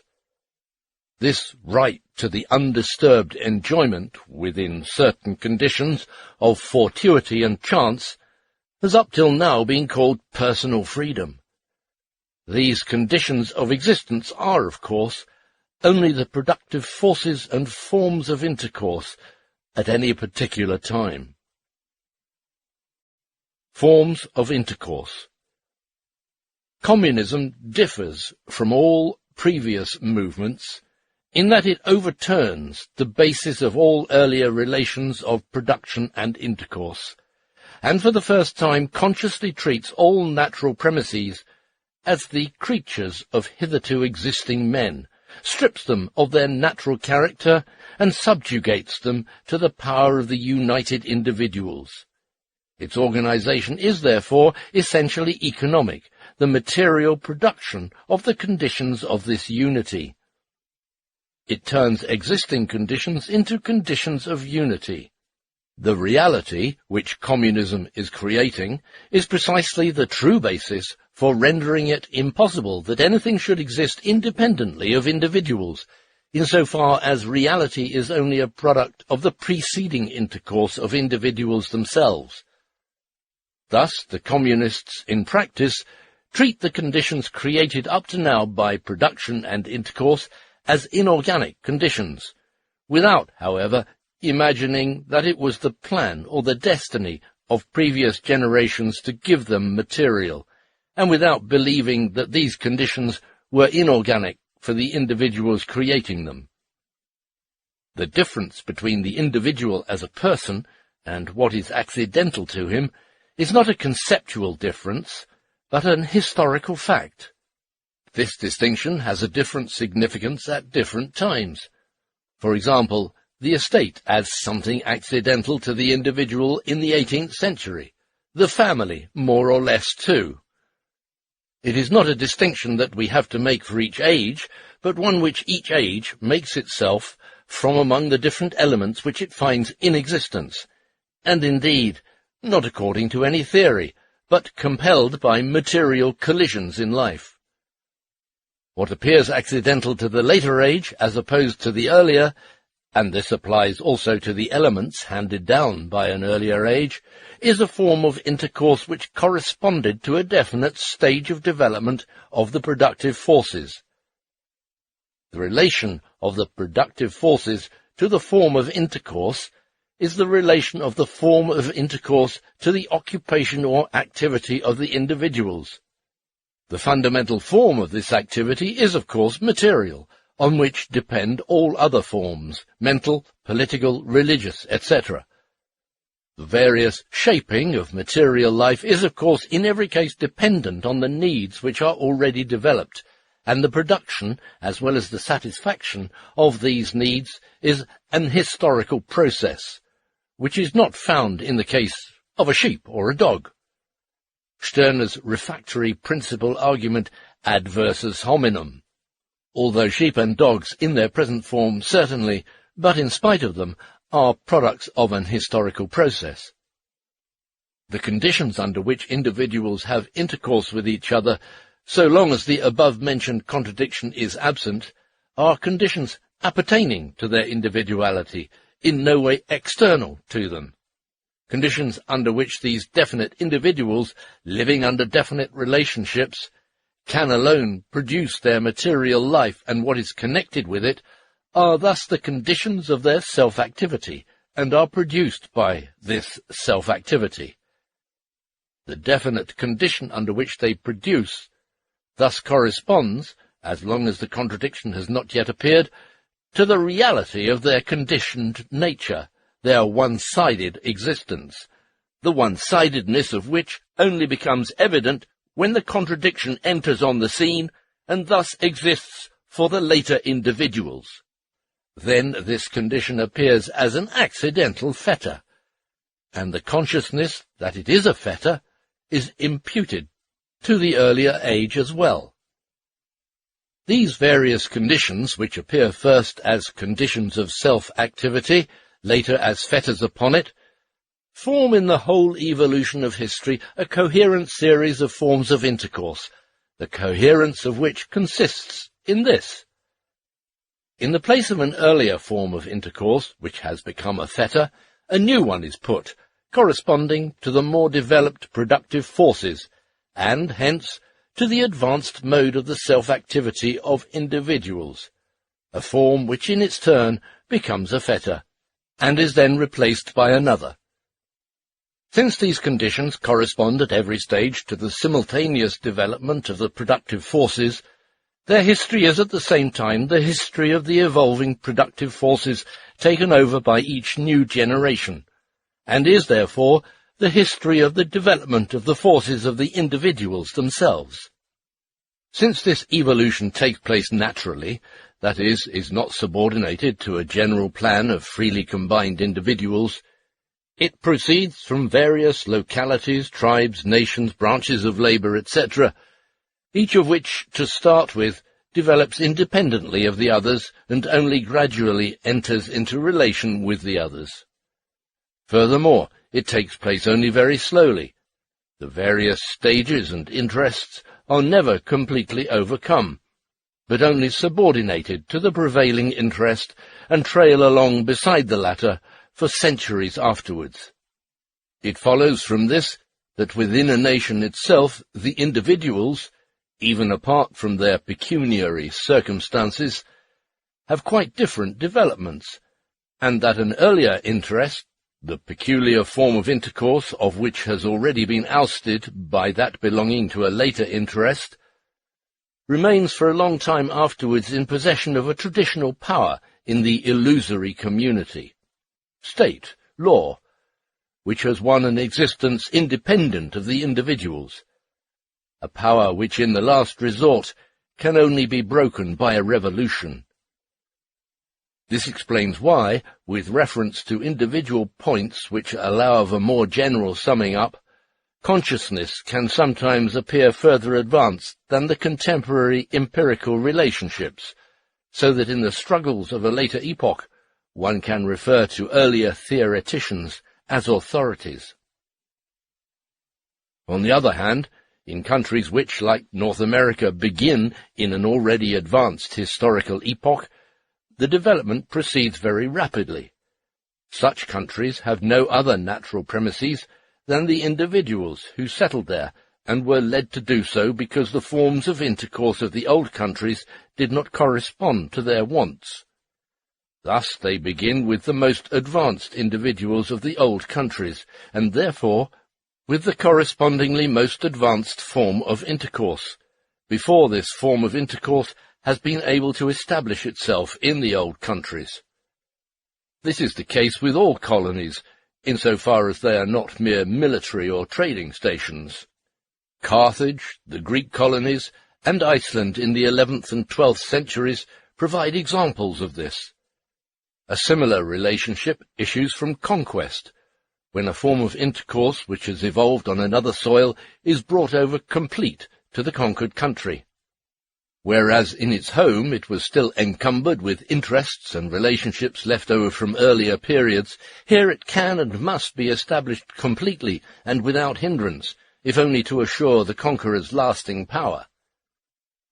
England and Naples after the Norman conquest, when they received the most perfect form of feudal organization. This contradiction between the productive forces and the form of intercourse, which, as we saw, has occurred several times in past history without, however, endangering the basis, necessarily on each occasion burst out in a revolution, taking on at the same time various subsidiary forms, such as all-embracing collisions, collisions of various classes, contradiction of consciousness, battle of ideas, etc., political conflict, etc. From a narrow point of view, one may isolate one of these subsidiary forms and consider it as the basis of these revolutions. And this is all the more easy, as the individuals who started the revolutions had illusions about their own activity according to their degree of culture and the stage of historical development. Thus all collisions in history have their origin, according to our view, in the contradiction between the productive forces and the form of intercourse. Incidentally, to lead to collisions in a country, this contradiction need not necessarily have reached its extreme limit in this particular country. The competition with industrially more advanced countries, brought about by the expansion of international intercourse, is sufficient to produce a similar contradiction in countries with a backward industry. For example, the latent proletariat in Germany, brought into view by the competition of English industry. Conquest. The whole interpretation of history appears to be contradicted by the fact of conquest. Up till now, violence, war, pillage, murder and robbery, etc., have been accepted as the driving force of history. Here we must limit ourselves to the chief points and take, therefore, only the most striking example: the destruction of an old civilization by a barbarous people, and the resulting formation of an entirely new organization of society. Rome and the barbarians, feudalism and Gaul, the Byzantine Empire and the Turks. With the conquering barbarian people, war itself is still, as indicated before, a regular form of intercourse, which is the more eagerly exploited as the increase in population, together with the traditional, and, for it, the only possible, crude mode of production, gives rise to the need for new means of production. In Italy, on the other hand, the concentration of landed property, caused not only by buying up and indebtedness, but also by inheritance, since loose living being rife and marriage rare, the old families gradually died out and their possessions fell into the hands of a few, and its conversion into grazing land, caused not only by the usual economic forces still operative today, but by the importation of plundered and tribute corn, and the resultant lack of demand for Italian corn, brought about the almost total disappearance of the free population. The very slaves died out again and again, and had constantly to be replaced by new ones.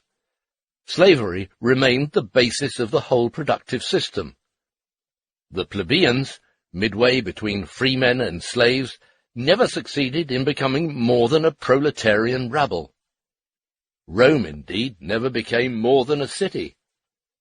Its connection with the provinces was almost exclusively political, and could therefore easily be broken again by political events.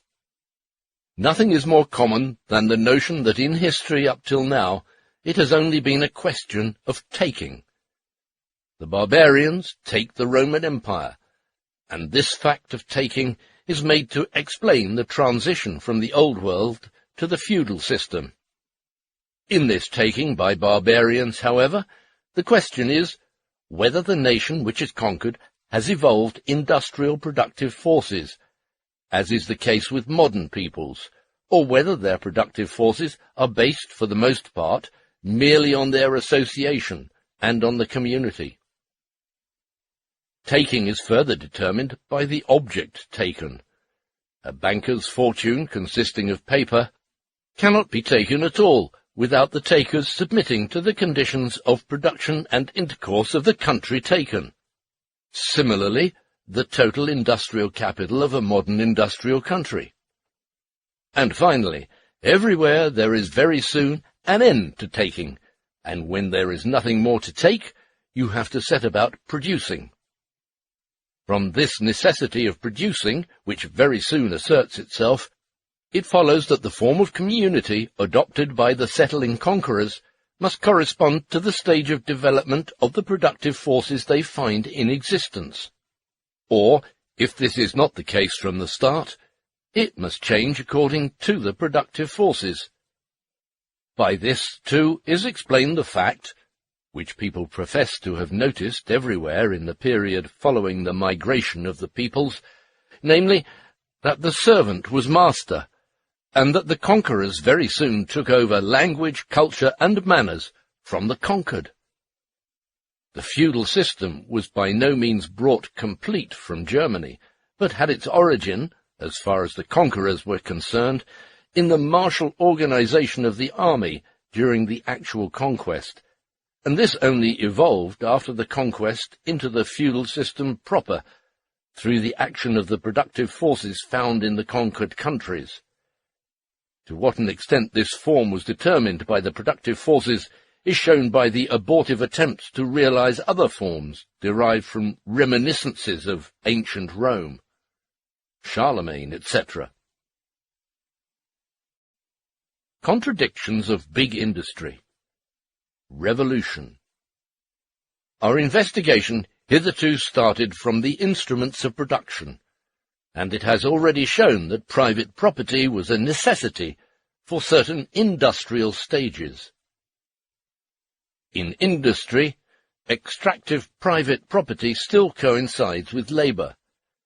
In small industry and all agriculture up till now, property is the necessary consequence of the existing instruments of production.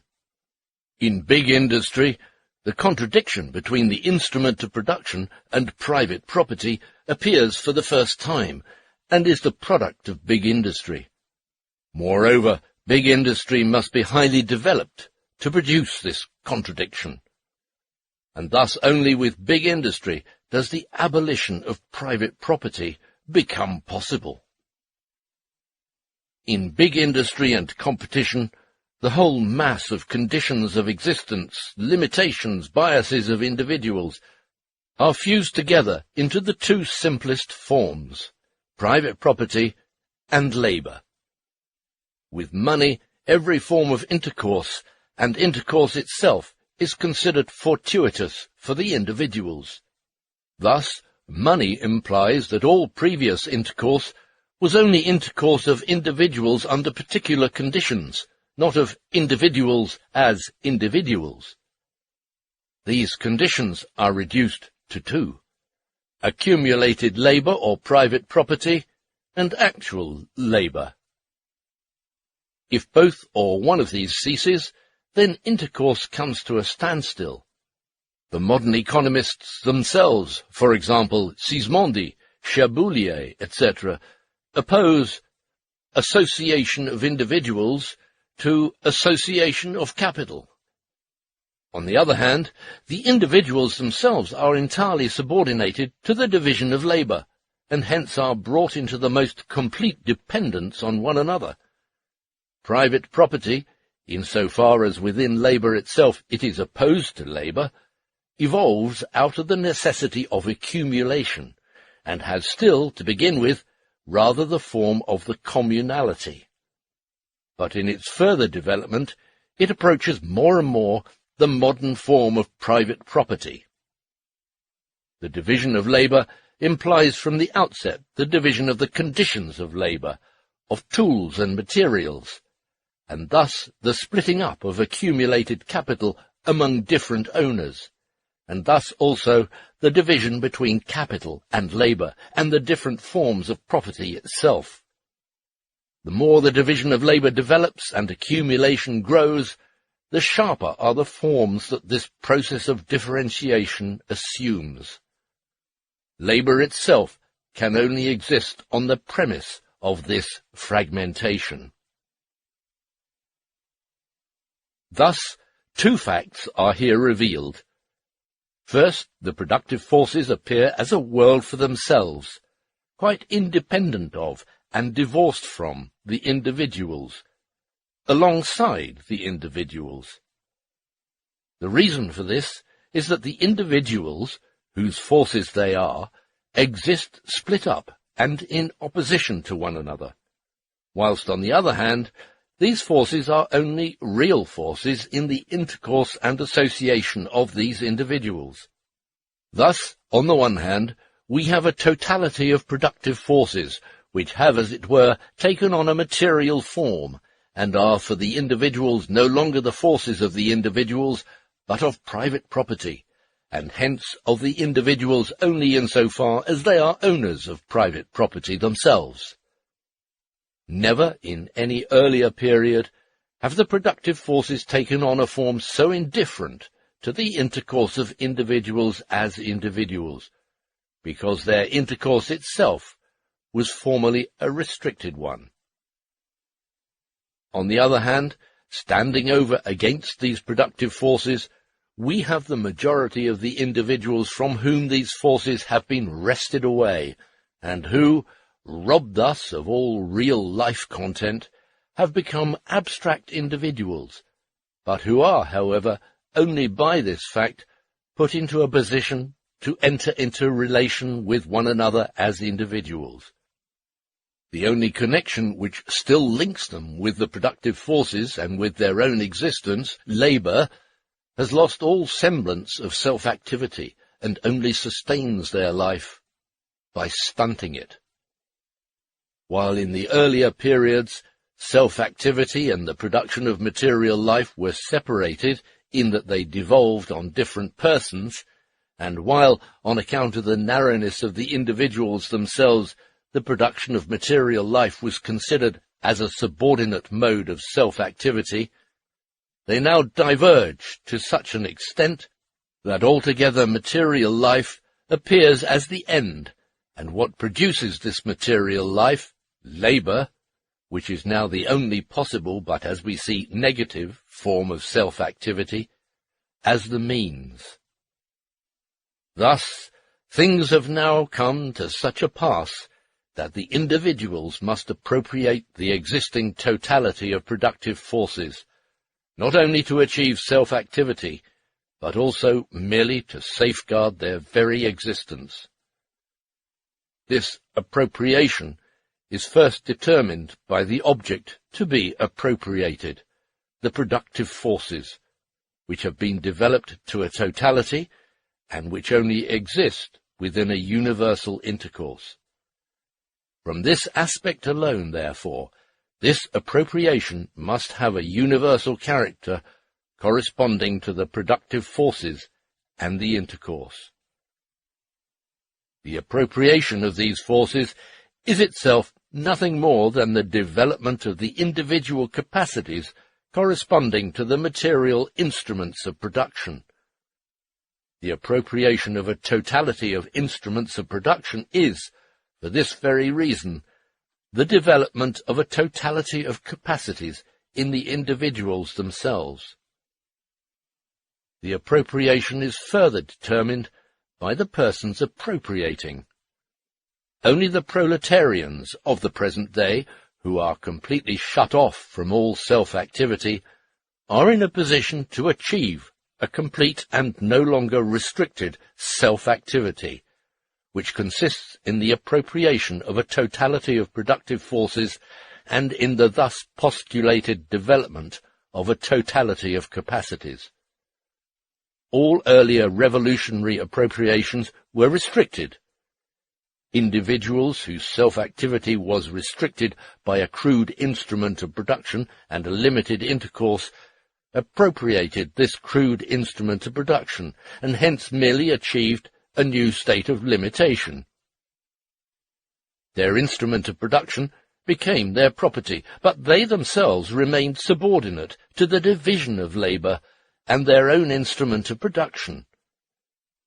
In all expropriations up to now, a mass of individuals remained subservient to a single instrument of production. In the appropriation by the proletarians, a mass of instruments of production must be made subject to each individual, and property to all. Modern universal intercourse can be controlled by individuals, therefore, only when controlled by all. This appropriation is further determined by the manner in which it must be effected.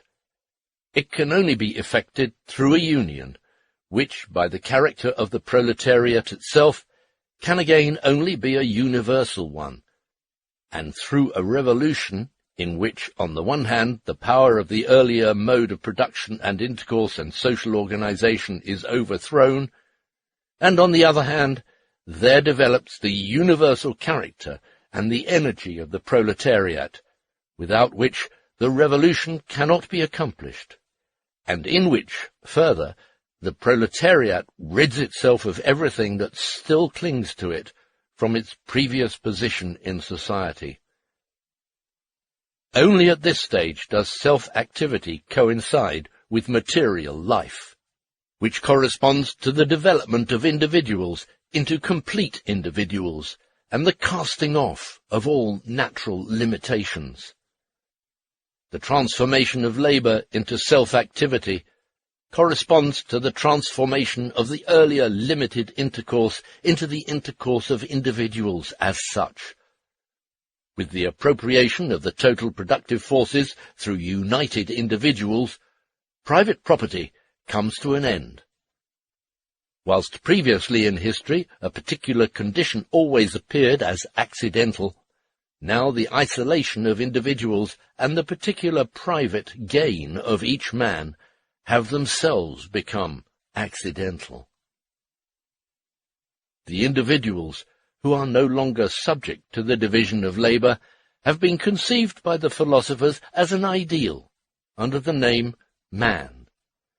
They have conceived the whole process which we have outlined as the evolutionary process of man, so that at every historical stage man was substituted for the individuals and shown as the motive force of history.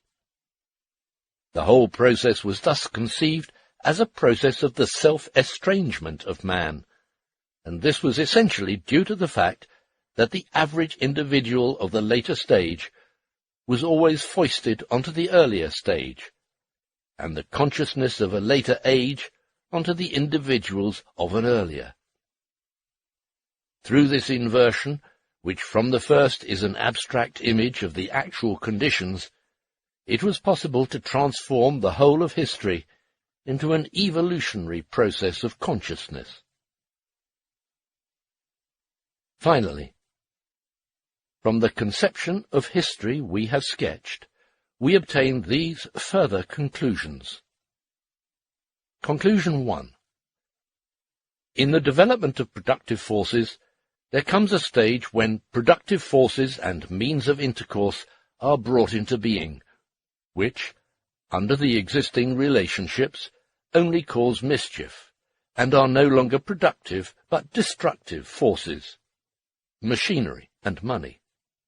And, connected with this, a class is called forth, which has to bear all the burdens of society without enjoying its advantages, which, ousted from society, is forced into the most decided antagonism to all other classes, a class which forms the majority of all members of society, and from which emanates the consciousness of the necessity of a fundamental revolution, the communist consciousness, which may, of course, arise among the other classes too, through the contemplation of the situation of this class.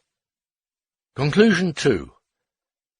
The conditions under which definite productive forces can be applied are the conditions of the rule of a definite class of society, whose social power, deriving from its property, has its practical idealistic expression in each case in the form of the state, and therefore every revolutionary struggle is directed against a class which till then has been in power. Marginal note by Marx. The people are interested in maintaining the present state of production. Conclusion 3. In all revolutions up till now, the mode of activity always remained unscathed, and it was only a question of a different distribution of this activity, a new distribution of labour to other persons. Whilst the communist revolution is directed against the preceding mode of activity, does away with labour, and abolishes the rule of all classes with the classes themselves, because it is carried through by the class which no longer counts as a class in society, is not recognized as a class, and is in itself the expression of the dissolution of all classes, nationalities, etc., within present society. And, conclusion 4, both for the production on a mass scale of this communist consciousness, and for the success of the cause itself, the alteration of men on a mass scale is necessary, an alteration which can only take place in a practical movement, a revolution. This revolution is necessary, therefore, not only because the ruling class cannot be overthrown in any other way, but also because the class overthrowing it can only in a revolution succeed in ridding itself of all the muck of ages, and become fitted to found society anew. Abstract of Chapter 3. Idealist Mistakes and Materialist Corrections. The German ideology was never published in Marx or Engels' lifetime. When the manuscript was discovered, tattered and worn down, the full book was published by the Institute of Marxism in the USSR. Since its publication, the first chapter, as printed in this publication in whole, received enormous popularity as an excellent overview of the materialist conception of history. At the same time, however, the second and third chapter received unanimous notoriety for being without value, critiquing ideas long since forgotten, neglected even by Marx and Engels, who never even finished this, their first joint book. While the main body of the book is not valuable, there are portions of material where Marx and Engels were explaining their theory instead of critiquing those long forgotten, that contain clear and valuable information. The only criteria used for selecting material for this collection was simply that information where Marx and Engels explained their own theories. If you would like to read their critique of St. Max and St. Bruno, then read the book. About a quarter of chapters 2 and 3 are dedicated solely to a critique. Nearly the entire remainder of the book is a repetition of St. Max and St. Bruno's writers, very meticulously and thoroughly reproduced in this text. While a critique of St. Max and St. Bruno would be useful to read if the ideas they expressed were of any relevance or importance, this is not the case. The ideas they supported are long since forgotten. Paragraphs have been introduced to the selected passages for easier reading, and section headers. Idealism. Quote, "Hierarchy is the domination of thought, the domination of the spirit. Hierarchy is the supreme domination of spirit." Unquote. In the foregoing presentation, Jacques Le Bonhomme conceives history merely as the product of abstract thoughts, or rather of his notions of abstract thoughts, as governed by these notions, which in the final analysis are all resolved into the holy. This domination of the holy, of thought, of the Hegelian absolute idea over the incurable world, he further betrays as a historical relation existing at the present time, as the domination of the holy ones, the ideologies, over the vulgar world, as a hierarchy. In this hierarchy, what previously appeared consecutively exists side by side, so that one of the two coexisting forms of development rules over the other. The outcome, of course, is bound to be that the domination which the world of thoughts exercises from the outset in history is at the end of the latter also presented as the real, actually existing domination of the thinkers, and, as we shall see in the final analysis, as the domination of the speculative philosophers over the world of things, so that St. Max has only to fight against thoughts and ideas of the ideologies and to overcome them in order to make himself, quote, possessor of the world of things in the world of thoughts, unquote. Page 186. As for the actual hierarchy of the Middle Ages, we shall merely note here that it did not exist for the people, for the great mass of human beings. For the great mass, only feudalism existed, and hierarchy only existed insofar as it was itself either feudal or anti-feudal, within the framework of feudalism. Feudalism itself had entirely empirical relations as its basis. Hierarchy and struggle against feudalism the struggle of the ideologies of a class against the class itself, are only the ideological expression of feudalism and of the struggles developing within feudalism itself, which include also the struggles of the feudally organized nations among themselves.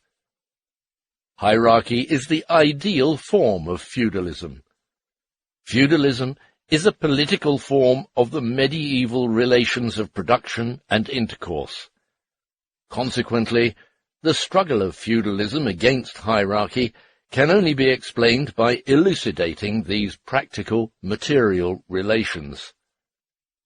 This elucidation of itself puts an end to the previous conception of history, which took the illusions of the Middle Ages on trust, in particular those illusions which the Emperor and the Pope brought to bear in their struggle against each other. Page 190. We now come to present-day hierarchy, to the domination of the idea in ordinary life. Since the middle class demand love for their kingdom, their regime, they want, according to Jacques Le Bonhomme, to, quote, establish the kingdom of love on earth, unquote. Page 98. Since they demand respect for their domination and for the conditions in which it is exercised, and therefore want to usurp domination over respect, they demand, according to this worthy man, Jacques Le Bonhomme, the domination of respect as such.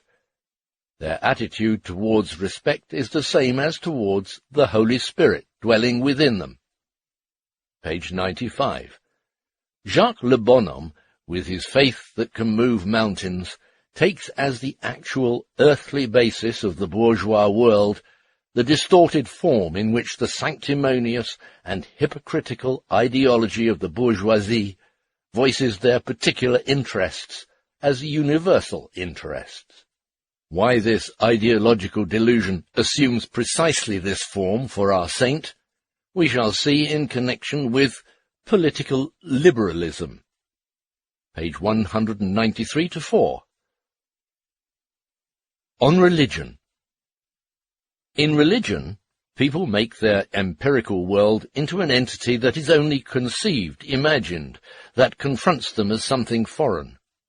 This, again, is by no means to be explained from other concepts, from self-consciousness and similar nonsense, but from the entire hitherto existing mode of production and intercourse, which is just as independent of the pure concept as the invention of the self-acting mule and the use of railways are independent of Hegelian philosophy.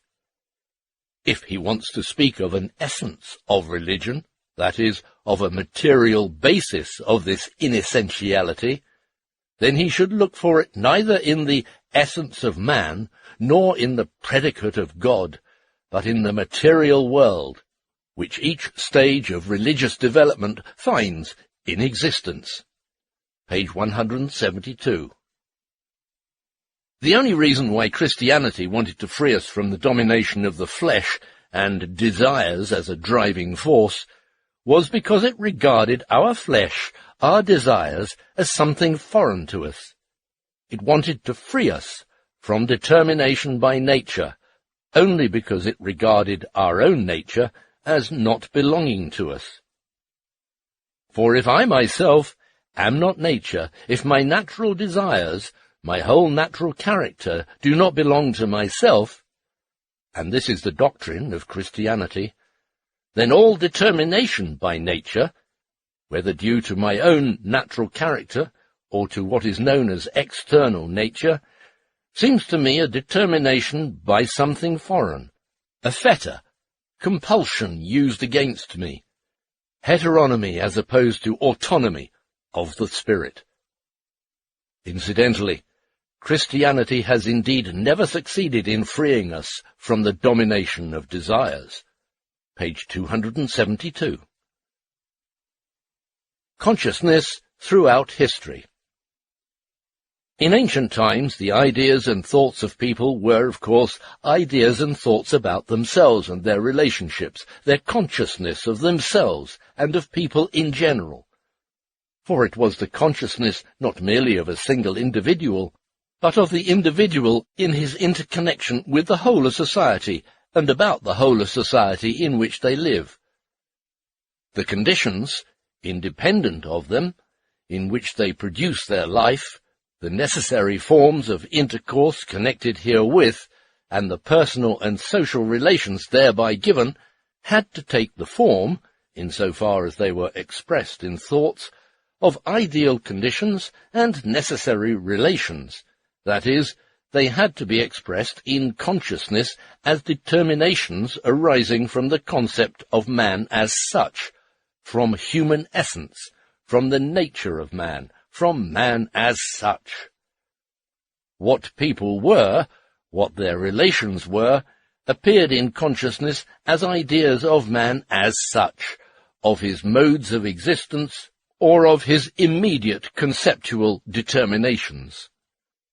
So, after the ideologists had assumed that ideas and thoughts had dominated history up to now, that the history of these ideas and thoughts constitutes all history up to now, after they had imagined that real conditions had conformed to man as such and his ideal conditions, that is, to conceptual determinations, after they had made the history of people's consciousness of themselves the basis of their actual history, after all this, nothing was easier than to call the history of consciousness, of ideas, of the holy, of established concepts, the history of man, and to put it in the place of real history. Page 198. An idealist conception of humans. Sancho raises the important question, quote, "But how to curb the inhuman being who dwells in each individual? How can one manage not to set free the inhuman being along with the human being? At the side of the human being, there's always the inhuman being, that egoist, the individual. State, society, mankind cannot master this devil." Unquote. In the form in which Sancho understands it, the question again becomes sheer nonsense. He imagines that people up to now have always formed a concept of man, and then won freedom for themselves to the extent that was necessary to realize this concept. That the measure of freedom that they achieved was determined each time by their idea of the ideal of man at the time.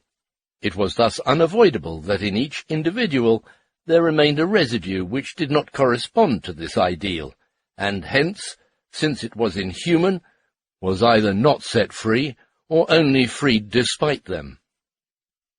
In reality, of course, what happened was that people won freedom for themselves each time to the extent that was dictated and permitted not by their ideal of man, but by the existing productive forces. All emancipation carried through hitherto has been based, however, on unrestricted productive forces. The production which these productive forces could provide was insufficient for the whole of society, and made development possible only if some persons satisfied their needs at the expense of others, and therefore some, the minority, obtained the monopoly of development, while others, the majority, owing to the constant struggle to satisfy their most essential needs, were for the time being, that is, until the creation of new revolutionary productive forces, excluded from any development. Thus, society has hitherto always developed within the framework of a contradiction. In antiquity, the contradiction between freemen and slaves.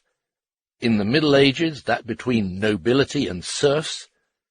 In modern times, that between the bourgeoisie and the proletariat. This explains, on the one hand, the abnormal, inhuman way in which the oppressed class satisfies its needs, and on the other hand, the narrow limits within which intercourse, and with it the whole ruling class, develops. And this restricted character of development consists not only in the exclusion of one class from development, but also in the narrow-mindedness of the excluding class, and the inhuman, is to be found also within the ruling class. This so-called inhuman is just as much a product of present-day relations as the human is.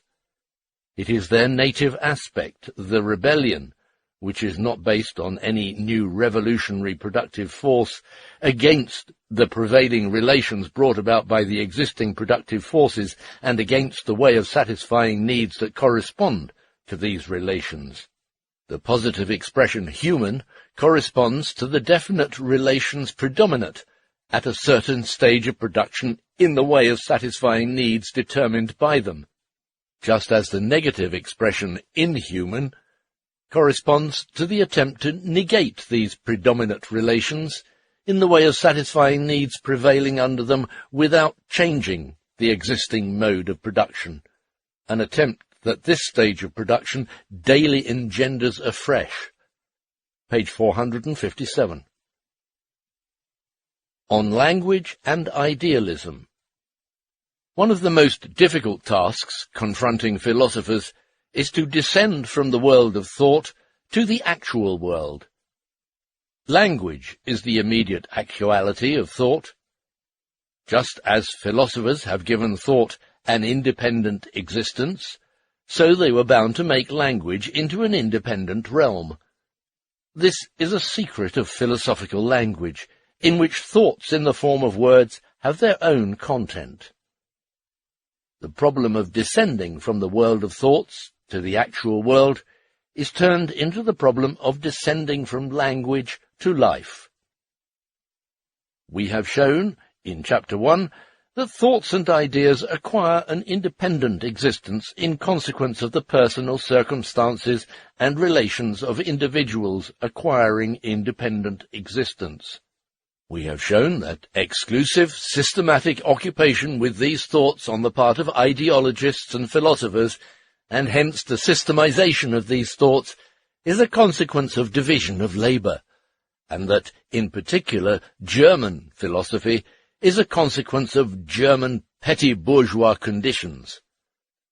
The philosophers have only to dissolve their language into ordinary language, from which it is abstracted, in order to recognize it as the distorted language of the actual world, and to realize that neither thoughts nor language in themselves form a realm of their own, that they are only manifestations of actual life.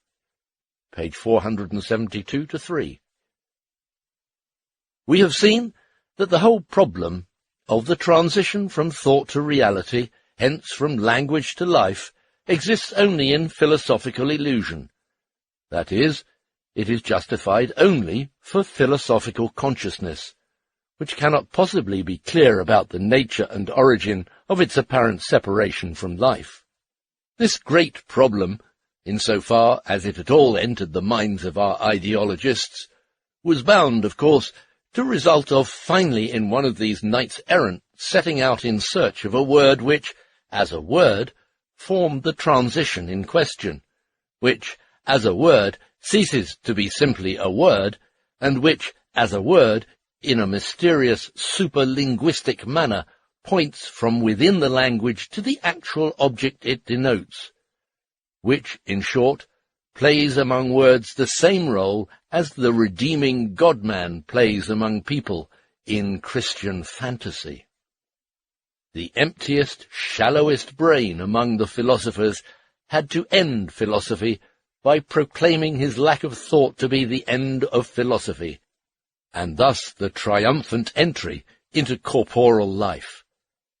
His philosophizing mental vacuity was already in itself the end of philosophy, just as his unspeakable language was the end of all language. Page 475. Individuality. Critique. Humans create themselves out of nothing.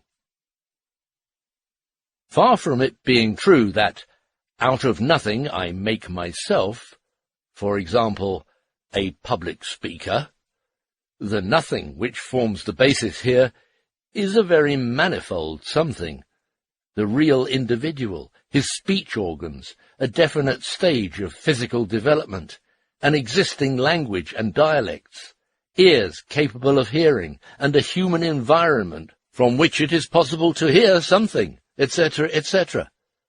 Therefore, in the development of a property, something is created by something out of something, and by no means comes, as in Hegel's logic, from nothing, through nothing, to nothing. Thesis 1, Abstract 2 of Hegel, page 162. Individualism in a class perspective. When the narrow-minded bourgeois says to the communists, "By abolishing property, that is, my existence as a capitalist, as a landed proprietor, as a factory owner, and your existence as workers, you abolished my individuality and your own. By making it impossible for me to exploit you, the workers, to rake in my profit, interest or rent, you make it impossible for me to exist as an individual." When, therefore, the bourgeois tells the communists, "By abolishing my existence as the bourgeois, you abolish my existence as an individual," when thus he identifies himself as a bourgeois with himself as an individual, one must at least recognize his frankness and shamelessness. For the bourgeois, it is actually the case.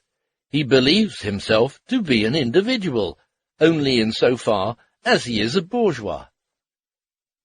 But when the theoreticians of the bourgeoisie come forward and give a general expression to this assertion, when they equate the bourgeois' property with individuality in theory as well, and want to give a logical justification for this equation, then this nonsense begins to become solemn and holy. Page 246. The relation of individual interests to class interests. Sancho asks, how is it that personal interests always develop against the will of individuals into class interests, into common interests, which acquire independent existence in relation to the individual persons, and in their independence assume the form of general interests? How is it that, as such, they come into contradiction with the actual individuals, and in this contradiction, by which they are defined as general interests, they can be conceived by consciousness as ideal and even as religious, holy interests? How is it that in this process of private interests acquiring independent existence as class interests, the personal behavior of the individual is bound to be objectified, estranged, and at the same time exists as a power independent of him and without him, created by intercourse, and is transformed into social relations, into a series of powers which determine and subordinate the individual, in which, therefore, appear in the imagination as holy powers? Had Sancho understood the fact that within the framework of definite modes of production, which of course are not dependent on the will, alien practical forces, which are independent not only of isolated individuals, but even of all of them together, always come to stand above people, then he could be fairly indifferent as to whether this fact is preserved in the religious form or distorted in the fancy of the egoist, above whom everything is placed in imagination, in such a way that he places nothing above himself. Sancho would then have descended from the realm of speculation into the realm of reality, from what people fancy to what they actually are, from what they imagine to how they act and are bound to act in definite circumstances. What seems to him a product of thought, he would have understood to be a product of life. He would not then have arrived at the absurdity worthy of him, of explaining the division between personal and general interests by saying that people imagine this division also in a religious way, and seem to themselves to be such and such, which is, however, only another word for imagining. Incidentally, even in the banal petty bourgeois German form, in which Sancho perceives contradiction of personal and general interests, he should realize that individuals have always started out from themselves and could not do otherwise, and that therefore the two aspects he noted are aspects of the personal development of individuals. Both are equally engendered by the empirical conditions under which the individuals live. Both are only expressions of one and the same personal development of people, and are therefore only in seeming contradiction to each other. Page 262-3. The role of will in the desires of an individual. Whether a desire becomes fixed or not, that is, whether it obtains exclusive power over us, which, however, does not exclude further progress, depends on whether material circumstances, bad mundane conditions, permit the normal satisfaction of this desire, and on the other hand, the development of a totality of desires. This latter depends, in turn, on whether we live in circumstances that allow all-round activity, and thereby the full development of all our potentialities. On the actual conditions and the possibility of development they give each individual depends also whether thoughts become fixed or not, just as, for example, the fixed ideas of the German philosophers, these victims of society, for whom we feel pity, are inseparable from the German conditions. An avaricious person is not an owner, but a servant, and he can do nothing for his own sake without at the same time doing it for the sake of his master. No one can do anything without at the same time doing it for the sake of one or other of his needs, and for the sake of the organ of this need. For Stirner, this means that this need and its organ are made into a master over him, just as earlier he made the means for satisfying a need into a master over him. Stirner cannot eat without at the same time eating for the sake of his stomach. If the worldly conditions prevent him from satisfying his stomach, then his stomach becomes a master over him.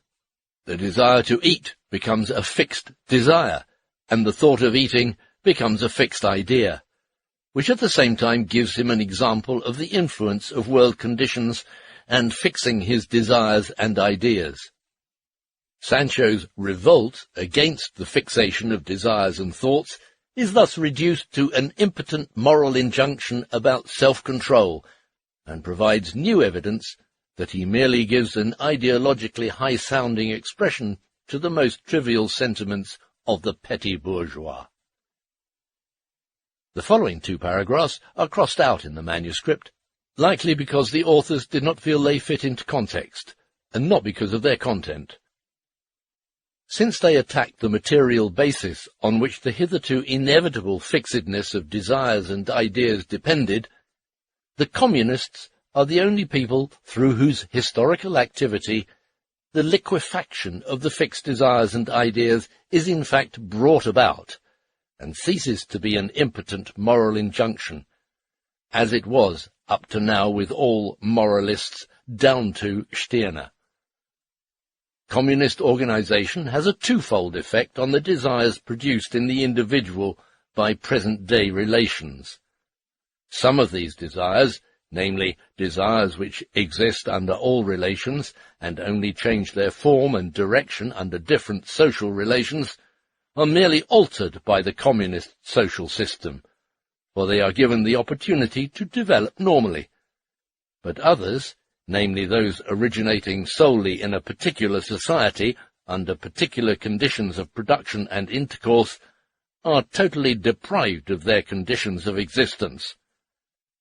Which of the desires will be merely changed, and which eliminated in a communist society, can only occur in a practical way, by changing the real, actual conditions of production and intercourse. A desire is already by its mere existence something fixed, and it can occur only to St. Max and his like, not to allow his sex instinct, for instance, to become fixed. It is that already, and will cease to be fixed only as a result of castration or impotence. Each need, which forms the basis of a desire, is likewise something fixed, and try as he may, St. Max cannot abolish this fixedness, and, for example, contrive to free himself from the necessity of eating within fixed periods of time. The communists have no intention of abolishing the fixedness of their desires and needs, an intention which Stirner, immersed in his world of fancy, ascribes to them and all other men. They only strive to achieve an organization of production and intercourse, which will make possible the normal satisfaction of all needs, that is, a satisfaction which is limited only by the needs themselves. Page 272-3. Individuality in thought and desire. It depends not on consciousness, but on being, not on thought, but on life. It depends on the individual's empirical development and manifestation of life, which in turn depends on the conditions existing in the world. If the circumstances in which the individual lives allow him only the one-sided development of one quality at the expense of all the rest, if they give him the material and time to develop only that one quality, then this individual achieves only a one-sided, crippled development. No moral preaching avails here, and the manner in which this one preeminently favoured quality develops depends again, on the one hand, on the material available for its development, and on the other hand, on the degree and manner in which the other qualities are suppressed. Precisely because thought, for example, is the thought of a particular, definite individual, it remains his definite thought, determined by his individuality in the conditions in which he lives. The thinking individual therefore has no need to resort to prolonged reflection about thought as such, in order to declare that his thought is his own thought, his property. From the outset, it is his own peculiarly determined thought, and it was precisely his peculiarity which, in the case of St. Sancho, was found to be the opposite of this, the peculiarity which is peculiar as such. In the case of an individual, for example, whose life embraces a wide circle of varied activities and practical relations to the world, and who therefore lives a many-sided life, thought has the same character of universality as every other manifestation of his life. Consequently, it neither becomes fixed in the form of abstract thought, nor does it need complicated tricks of reflection when the individual passes from thought to some other manifestation of life. From the outset, it is always a factor in the total life of the individual, one which disappears and is reproduced as required. In the case of a parochial Berlin schoolmaster or author, however, whose activity is restricted to arduous work on the one hand, and the pleasure of thought on the other, whose world extends from the small confines of their city, whose relations to this world are reduced to a minimum by his pitiful position in life, when such an individual experiences the need to think, it is indeed inevitable that his thought becomes just as abstract as he himself and his life, and that thought confronts him, who is quite incapable of resistance in the form of a fixed power, whose activity offers the individual the possibility of a momentary escape from his bad world, of a momentary pleasure. In the case of such an individual, the few remaining desires, which arise not so much from intercourse with a world as from the constitution of the human body, express themselves only through repercussion. That is, they assume their narrow development the same one-sided and crude character as does his thought. They appear only along intervals, stimulated by the excessive development of the predominant desire, fortified by immediately physical causes, for example, stomach spasm, and are manifested turbulently and forcibly, with the most brutal suppression of the ordinary natural desire. This leads to further domination over thought. As a matter of course, the schoolmaster's thinking reflects on and speculates about empirical fact in a schoolmasterly fashion.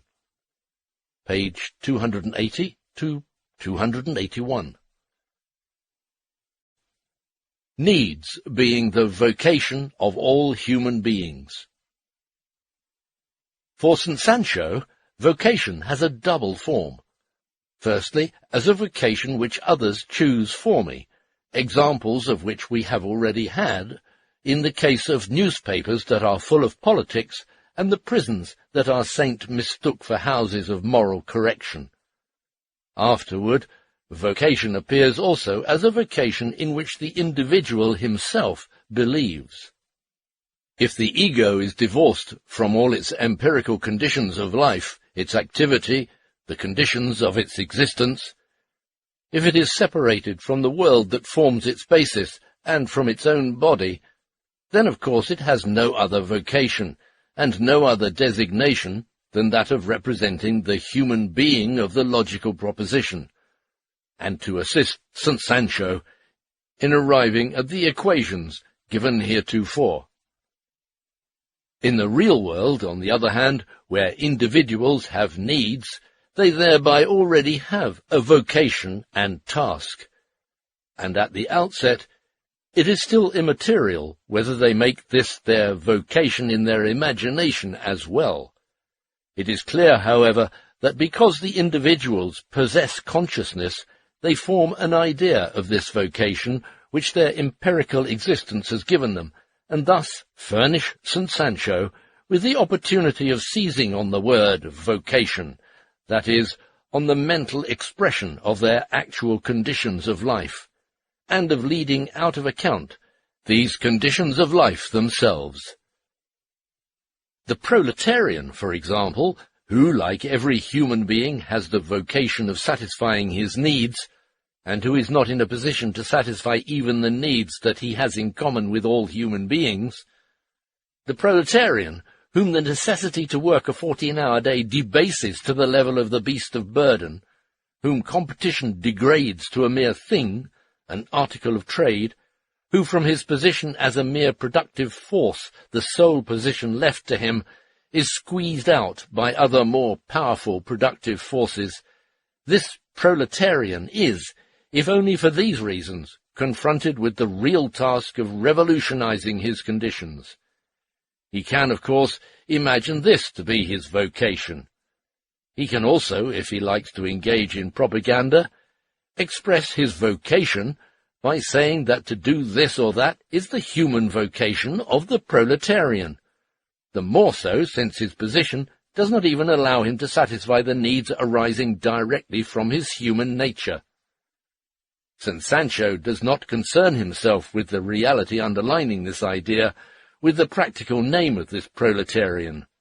He clings to the word vocation, and declares it to be the holy, and the proletarian to be a servant of the holy, the easiest way of considering himself superior and proceeding further. Particularly in the relations that have existed hitherto, when one class always ruled, when the conditions of life of an individual always coincided with the conditions of life of a class, when, therefore, the practical task of each newly emerging class was bound to appear to each of its members as a universal task, and when each class could actually overthrow its predecessor only by liberating the individuals of all classes from certain chains which had hitherto fettered them. Under these circumstances, it was essential that the task of the individual members of a class striving for domination should be described as a universal human task. Incidentally, when, for example, the bourgeois tells the proletarian that the proletarian's human task is to work 14 hours a day, the proletarian is quite justified in replying in the same language that, on the contrary, his task is to overthrow the entire bourgeois system. page 305-7. Vocation, designation, task, ideal are either 1. The idea of the revolutionary tasks laid down for an oppressed class by the material conditions, or 2. Mere idealistic paraphrases, or also the conscious expression of the individual's modes of activity which, owing to the division of labour, have assumed independent existence as various professions, or 3. The conscious expression of the necessity which at every moment confronts individuals, classes and nations to assert their position through some quite definite activity, or 4. The conditions of existence of the ruling class, as determined by the preceding development of production, ideally expressed in law, morality, etc., to which conditions the ideologists of that class more or less consciously gave a sort of theoretical independence. They can be conceived by separate individuals of that class as vocation, etc., and are held up as a standard of life to the individuals of the oppressed class, partly as an intelligence or recognition of domination, partly as the moral means for this domination. It is to be noted here, as in general with ideologists, that they inevitably put a thing upside down, and regard their ideology both as the creative force and as the aim of all social relations, whereas it is only an expression and symptom of these relations. Page 444. The role of individual will in the foundation of the state. In actual history, those theoreticians who regarded might as the basis of right were in direct contradiction to those who looked on will as the basis of right. If power is taken as the basis of right, as Hobbes etc. do, then right, law, etc. are merely the symptom, the expression of other relations upon which state power rests. The material life of individuals, which by no means depends merely on their will, their mode of production and form of intercourse, which mutually determined each other, this is the real basis of the state, and remains so at all the stages at which divisions of labour and private property are still necessary, quite independently of the will of individuals. These actual relations are in no way created by the state power. On the contrary, they are the power creating it. The individuals who rule in these conditions, leaving aside the fact that their power must assume the form of the state, have to give their will, which is determined by these definite conditions, a universal expression as the will of the state, as law, an expression whose content is always determined by the relations of this class, as the civil and criminal law demonstrates in the clearest possible way. Just as the weight of their bodies does not depend on their idealistic will or on their arbitrary decision, so also the fact that they enforce their own will in the form of law, and at the same time to make it independent of the personal arbitrariness of each individual among them, does not depend on their idealistic will. Their personal rule must at the same time assume the form of average rule. Their personal power is based on conditions of life which, as they develop, are common to many individuals, and the continuance of which they, as ruling individuals, have to maintain against others, and at the same time to maintain that they are holding good for everybody. The expression of this will, which is determined by their common interests, is the law.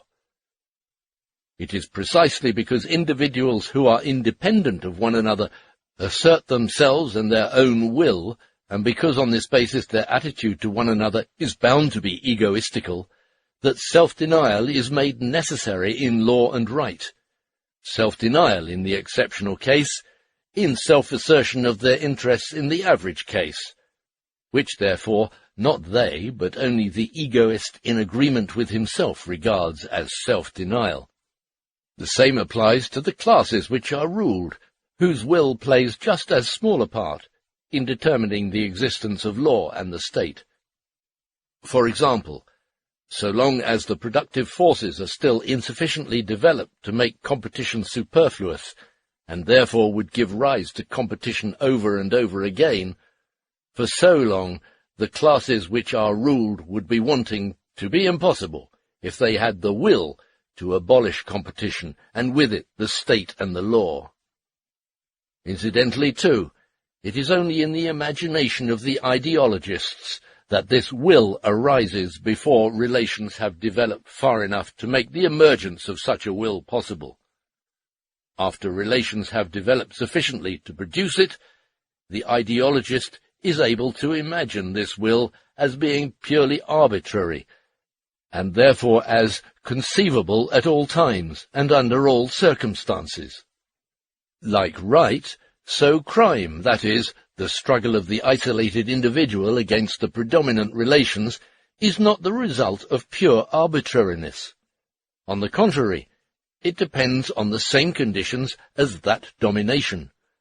The same visionaries who see in right and law the domination of some independently existing general will see in crime the mere violation of right and along. Hence the state does not exist owing to the dominant will, but the state which arises from the material mode of life of individuals has also the form of a dominant will. If the latter loses its domination, it means that not only the will has changed, but also the material existence and life of individuals, and only for that reason has their will changed. It is possible for rights and laws to be inherited, but in that case they are no longer dominant but nominal, of which striking examples are furnished by the history of ancient Roman law and English law. We saw earlier how a theory and history of pure thought could arise among philosophers owing to the separation of ideas from the individuals and empirical relations which serve as the basis of these ideas. In the same way, here too one can separate right from its real basis, whereby one obtains a dominant will, which in different eras undergoes various modifications, and has its own independent history in its creations, the laws. On this account, political and civil history becomes ideologically merged in a history of the domination of successive laws. The most superficial examination of legislation, for example for laws and all countries, shows how far the rulers got when they imagined that they could achieve something by means of their dominant will alone, that is, simply by exercising their will. Pages 348 to 350. Individuals and their relationships. Even that which constitutes the advantage of an individual as such over other individuals is in our day at the same time a product of society, and in its realization is bound to assert itself as privilege, as we have already shown Sancho in connection with competition. Further, the individual as such, regarded by himself, is subordinated to division of labour, which makes him one-sided, cripples and determines him. Individuals have always and in all circumstances proceeded from themselves, but since they were not unique in the sense of not needing any connections with one another, and since their needs, consequently their nature, and the method of satisfying their needs connected them with one another, relations between the sexes, exchange, division of labour, they had to enter into relations with one another. Moreover, since they entered into intercourse with one another not as pure egos, but as individuals at a definite stage of development of their productive forces and requirements, and since this intercourse in its turn determined production and needs, it was therefore precisely the personal individual behaviour of individuals, their behaviour to one another as individuals, that created the existing relations and daily reproduces them anew. They entered into intercourse with one another as what they were. They proceeded from themselves as they were. irrespective of their outlook on life. This outlook on life, even the warped one of the idealist philosophers, could of course only be determined by their actual life. Hence it certainly follows that the development of an individual is determined by the development of all the others with whom he is directly or indirectly associative, and that the different generations of individuals entering into relations with one another are connected with one another, that the physical existence of the latter generations is determined by that of their predecessors, and that these later generations inherit the productive forces and forms of intercourse accumulated by their predecessors, their own mutual relations being determined thereby. In short, it is clear that development takes place, and that the history of the single individual cannot possibly be separated from the history of preceding or contemporary individuals, but is determined by this history. The transformation of the individual relationship into its opposite, a purely material relationship, the distinction of individuality and fortuity by the individuals themselves, is a historical process, as we have already shown. Chapter 1, Part 4, Paragraph 6. And at different stages of development, it assumes different, ever sharper and more universal forms. In the present epoch, the domination of material relations over individuals and the suppression of individuality by fortuitous circumstances has assumed its sharpest and most universal form, thereby setting existing individuals a very definite task. It has set them the task of replacing the domination of circumstances and of chance over individuals by the domination of individuals over chance and circumstances. It has not, as Sancho imagines, put forward the demand that I should develop myself, which up to now every individual has done without Sancho's good advice. It has, on the contrary, called for liberation from a quite definite mode of development. This task, dictated by present-day relations, coincides with the task of organizing society in the communist way. We have already shown that the abolition of a state of affairs in which relations become independent of individuals, in which individuality is subservient to chance, and the personal relations of individuals are subordinated to general class relations, etc., that the abolition of this state of affairs is determined in the final analysis by the abolition of division of labor. We also have shown that the abolition of division of labor is determined by the development of intercourse and productive forces to such a degree of universality that private property and division of labor becomes fetters on them. We have further shown that private property can be abolished only on condition of an all-round development of individuals, precisely because the existing form of intercourse and the existing productive forces are all-embracing, and only individuals that are developing in an all-round fashion can appropriate them, that is, can turn them into free manifestations of their lives. We have shown that at the present time individuals must abolish private property, because the productive forces and forms of intercourse have developed so far that, under the domination of private property, they have become destructive forces, and because the contradiction between the classes has reached its extreme limit. Finally, we have shown that the abolition of private property in the division of labor is itself the association of individuals on the basis created by modern productive forces and world's intercourse. See Chapter 1.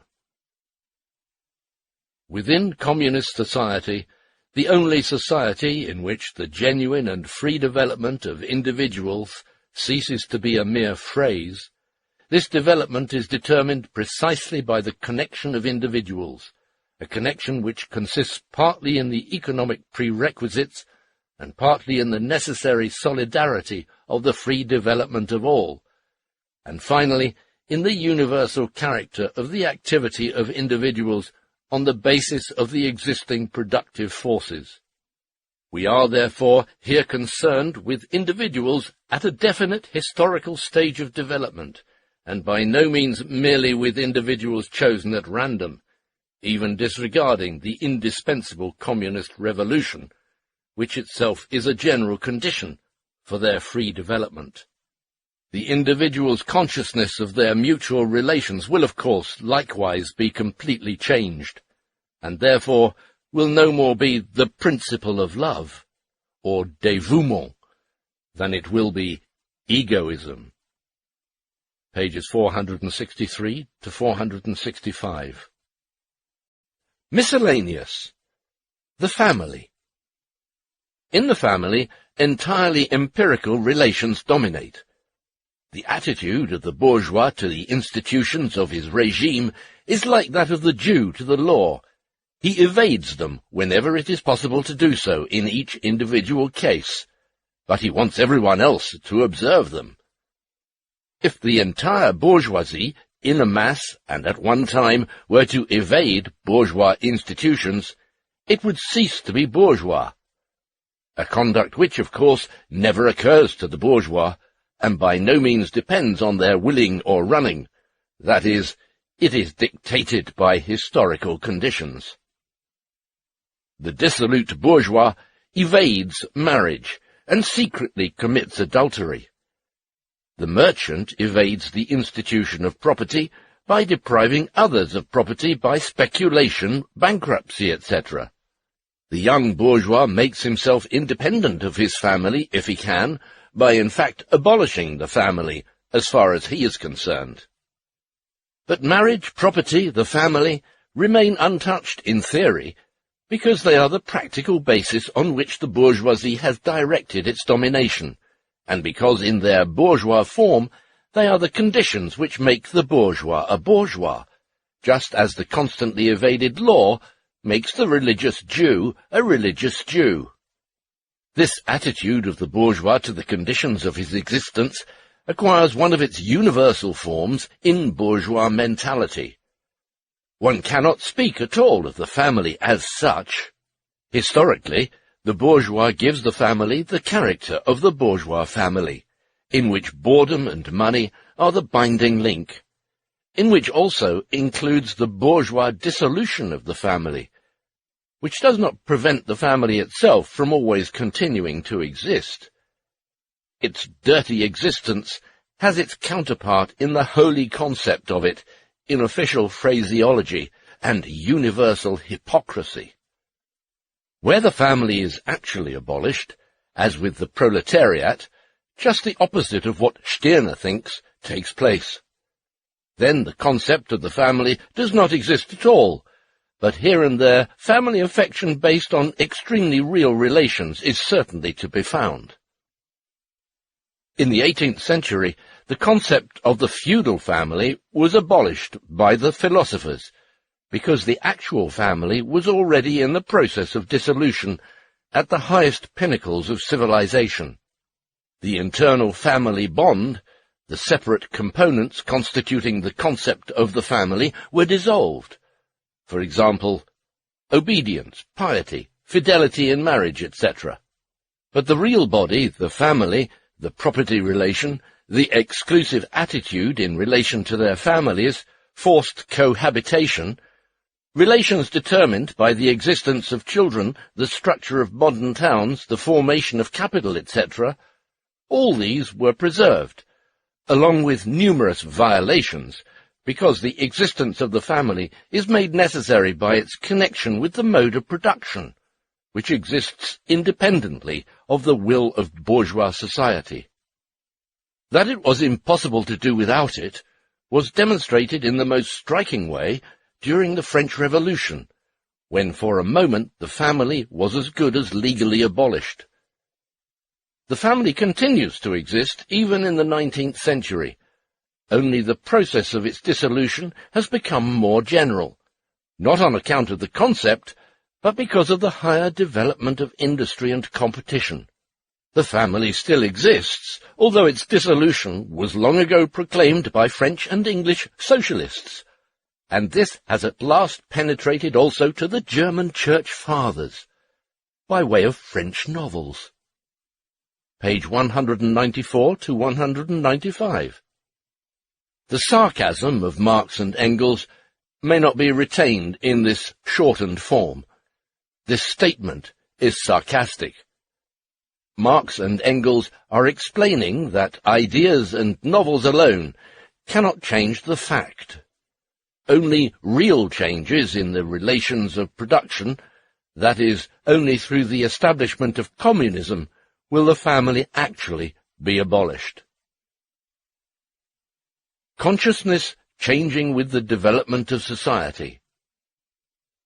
The more than normal form of intercourse of society, and with it the conditions of the ruling class, develop their contradiction to the advanced productive forces, and the greater the consequent discord within the ruling class itself, as well as between it and the class ruled by it, the more fictitious, of course, becomes the consciousness which originally corresponded to this form of intercourse. That is, it ceases to be the consciousness corresponding to this form of intercourse. And the more do the old traditional ideas of these relations of intercourse, in which actual private interests, etc., etc., are expressed as universal interests, descend to the level of mere idealizing phrases, conscious illusion, deliberate hypocrisy. But the more their falsity is exposed by life, and the less meaning they have to consciousness itself, the more resolutely are they asserted, the more hypocritical, moral, and holy becomes the language of this normal society. Page 310. Freeing labour. The modern state, the rule of the bourgeoisie, is based on freedom of labour. Freedom of labour is free competition of the workers among themselves. Labour is free in all civilized countries. It is not a matter of freeing labour, but of abolishing it. Page 220 to 221. Free activity for communists is the creative manifestation of life arising from the free development of all abilities of the whole person. Page 242. Communists on selfishness and selflessness. Communists do not oppose egoism to selflessness or selflessness to egoism. Nor do they express this contradiction theoretically, either in its sentimental or in its high-flown ideological form. They rather demonstrate its material source, with which it disappears of itself. The communists do not preach morality at all. They do not put to people the moral demand, love one another, do not be egoists, etc. On the contrary, they are very well aware that egoism, just as much selflessness, is, in definite circumstances, a necessary form of the self-assertion of individuals. Hence the communists by no means want to do away with the private individual for the sake of the general, selfless man. That is a statement of the imagination. Communist theoreticians, the only communists who have time to devote to the study of history, are distinguished precisely by the fact that they alone have discovered that throughout history the general interest is created by individuals who are defined as private persons. They know that this contradiction is only a seeming one, because one side of it, what is called the general interest, is constantly being produced by the other side, private interest, and in relation to the latter is by no means an independent force with an independent history, so that this contradiction is in practice constantly destroyed and reproduced. Hence it is not a question of the Hegelian negative unity of two sides of the contradiction, but of the materially determined destruction of the preceding materially determined mode of life of individuals, with the disappearance of which this contradiction, together with its unity, also disappears. Page 264 to 265. Alienation due to private property. Private property alienates the individuality not only of people, but also of things. Land has nothing to do with rent of land. The machine has nothing to do with profit. For the landed proprietor, land has the significance only of rent of land. He leases his plots of land and receives rent. This is a feature which land can lose without losing a single one of its inherent features, without, for example, losing any part of its fertility. It is a feature the extent and even the existence of which depends on social relations which are created and destroyed without the assistance of individual landed proprietors. It is the same with machines. How little connection there is between money, the most general form of property, and personal peculiarity, how much they are directly opposed to each other, was already known to Shakespeare, better than to our theorizing petit bourgeois. Thus much of this will make black white, foul fair, wrong right, base noble, old young, coward valiant. This yellow slave will make the whore leprosy adored. This it is that makes the wappened widow wed again. She, whom the spittle-house and ulcerous sores would cast the gorge at, this embalms and spices to the April day again. Thou visible God, that soldest close impossibilities, and makest them kiss. William Shakespeare, Timon of Athens, Act 4, Scene 3. In a word, rent of land, profit, etc., these forms of existence of private property are social relations, corresponding to a definite stage of production, and they are individual only so long as they have not become fetters on the existing productive forces. Page 247 to 248. The relation of the bourgeois to the capitalist state. With the development and accumulation of bourgeois property, that is, with the development of commerce and industry, individuals grew richer and richer, while the state fell ever more deeply into debt. It is therefore obvious that as soon as the bourgeoisie has accumulated money, the state has to beg from the bourgeoisie, and in the end it is actually bought up by the latter. This takes place in the period in which the bourgeoisie is still confronted by another class, and consequently the state can retain some appearance of independence in relation to both of them. Even after the state has been bought up by special trusts, interest groups, lobbying, bribes, etc., it still needs money, and therefore continues to be dependent on the bourgeoisie. Nevertheless, when the interests of the bourgeoisie demanded, the state can have had at its disposal more funds than states which are less developed, and therefore less burdened with debts. Page 382. On competition.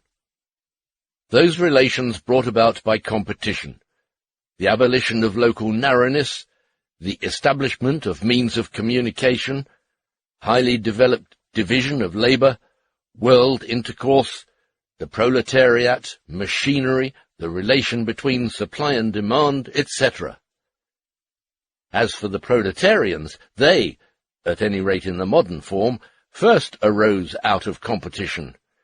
They have already repeatedly set up collected enterprises which, however, always perish because they were unable to compete with the contending private bankers, butchers, etc., and because for proletarians, owing to the frequent opposition of interests among them arising out of the division of labour, no other agreement is possible than a political one, directed against the whole present system. Where the development of competition enables the proletarians to come to an understanding, they reach an understanding not about public bakeries, but about quite different matters. That is, the overthrow of the bourgeois system for a proletarian one. page 392 to 393. Personal competition. Incidentally, competition certainly began as a competition of persons, possessing personal means. The liberation of the feudal serfs, the first condition of competition, and the first accumulation of things were purely personal acts. If one person, thanks to good food, careful education, and physical exercise, has acquired well-developed bodily powers and skill, while another, owing to inadequate and unhealthy food and consequent poor digestion, and as the result of neglect in childhood and overexertion, has never been able to acquire the things necessary for developing his muscles, not to mention acquiring mastery over them, within the personal power of the first in relation to the second is a purely material one. It was not through personal power that he gained the means that were lacking. On the contrary, he owes his personal power to the material means already existing.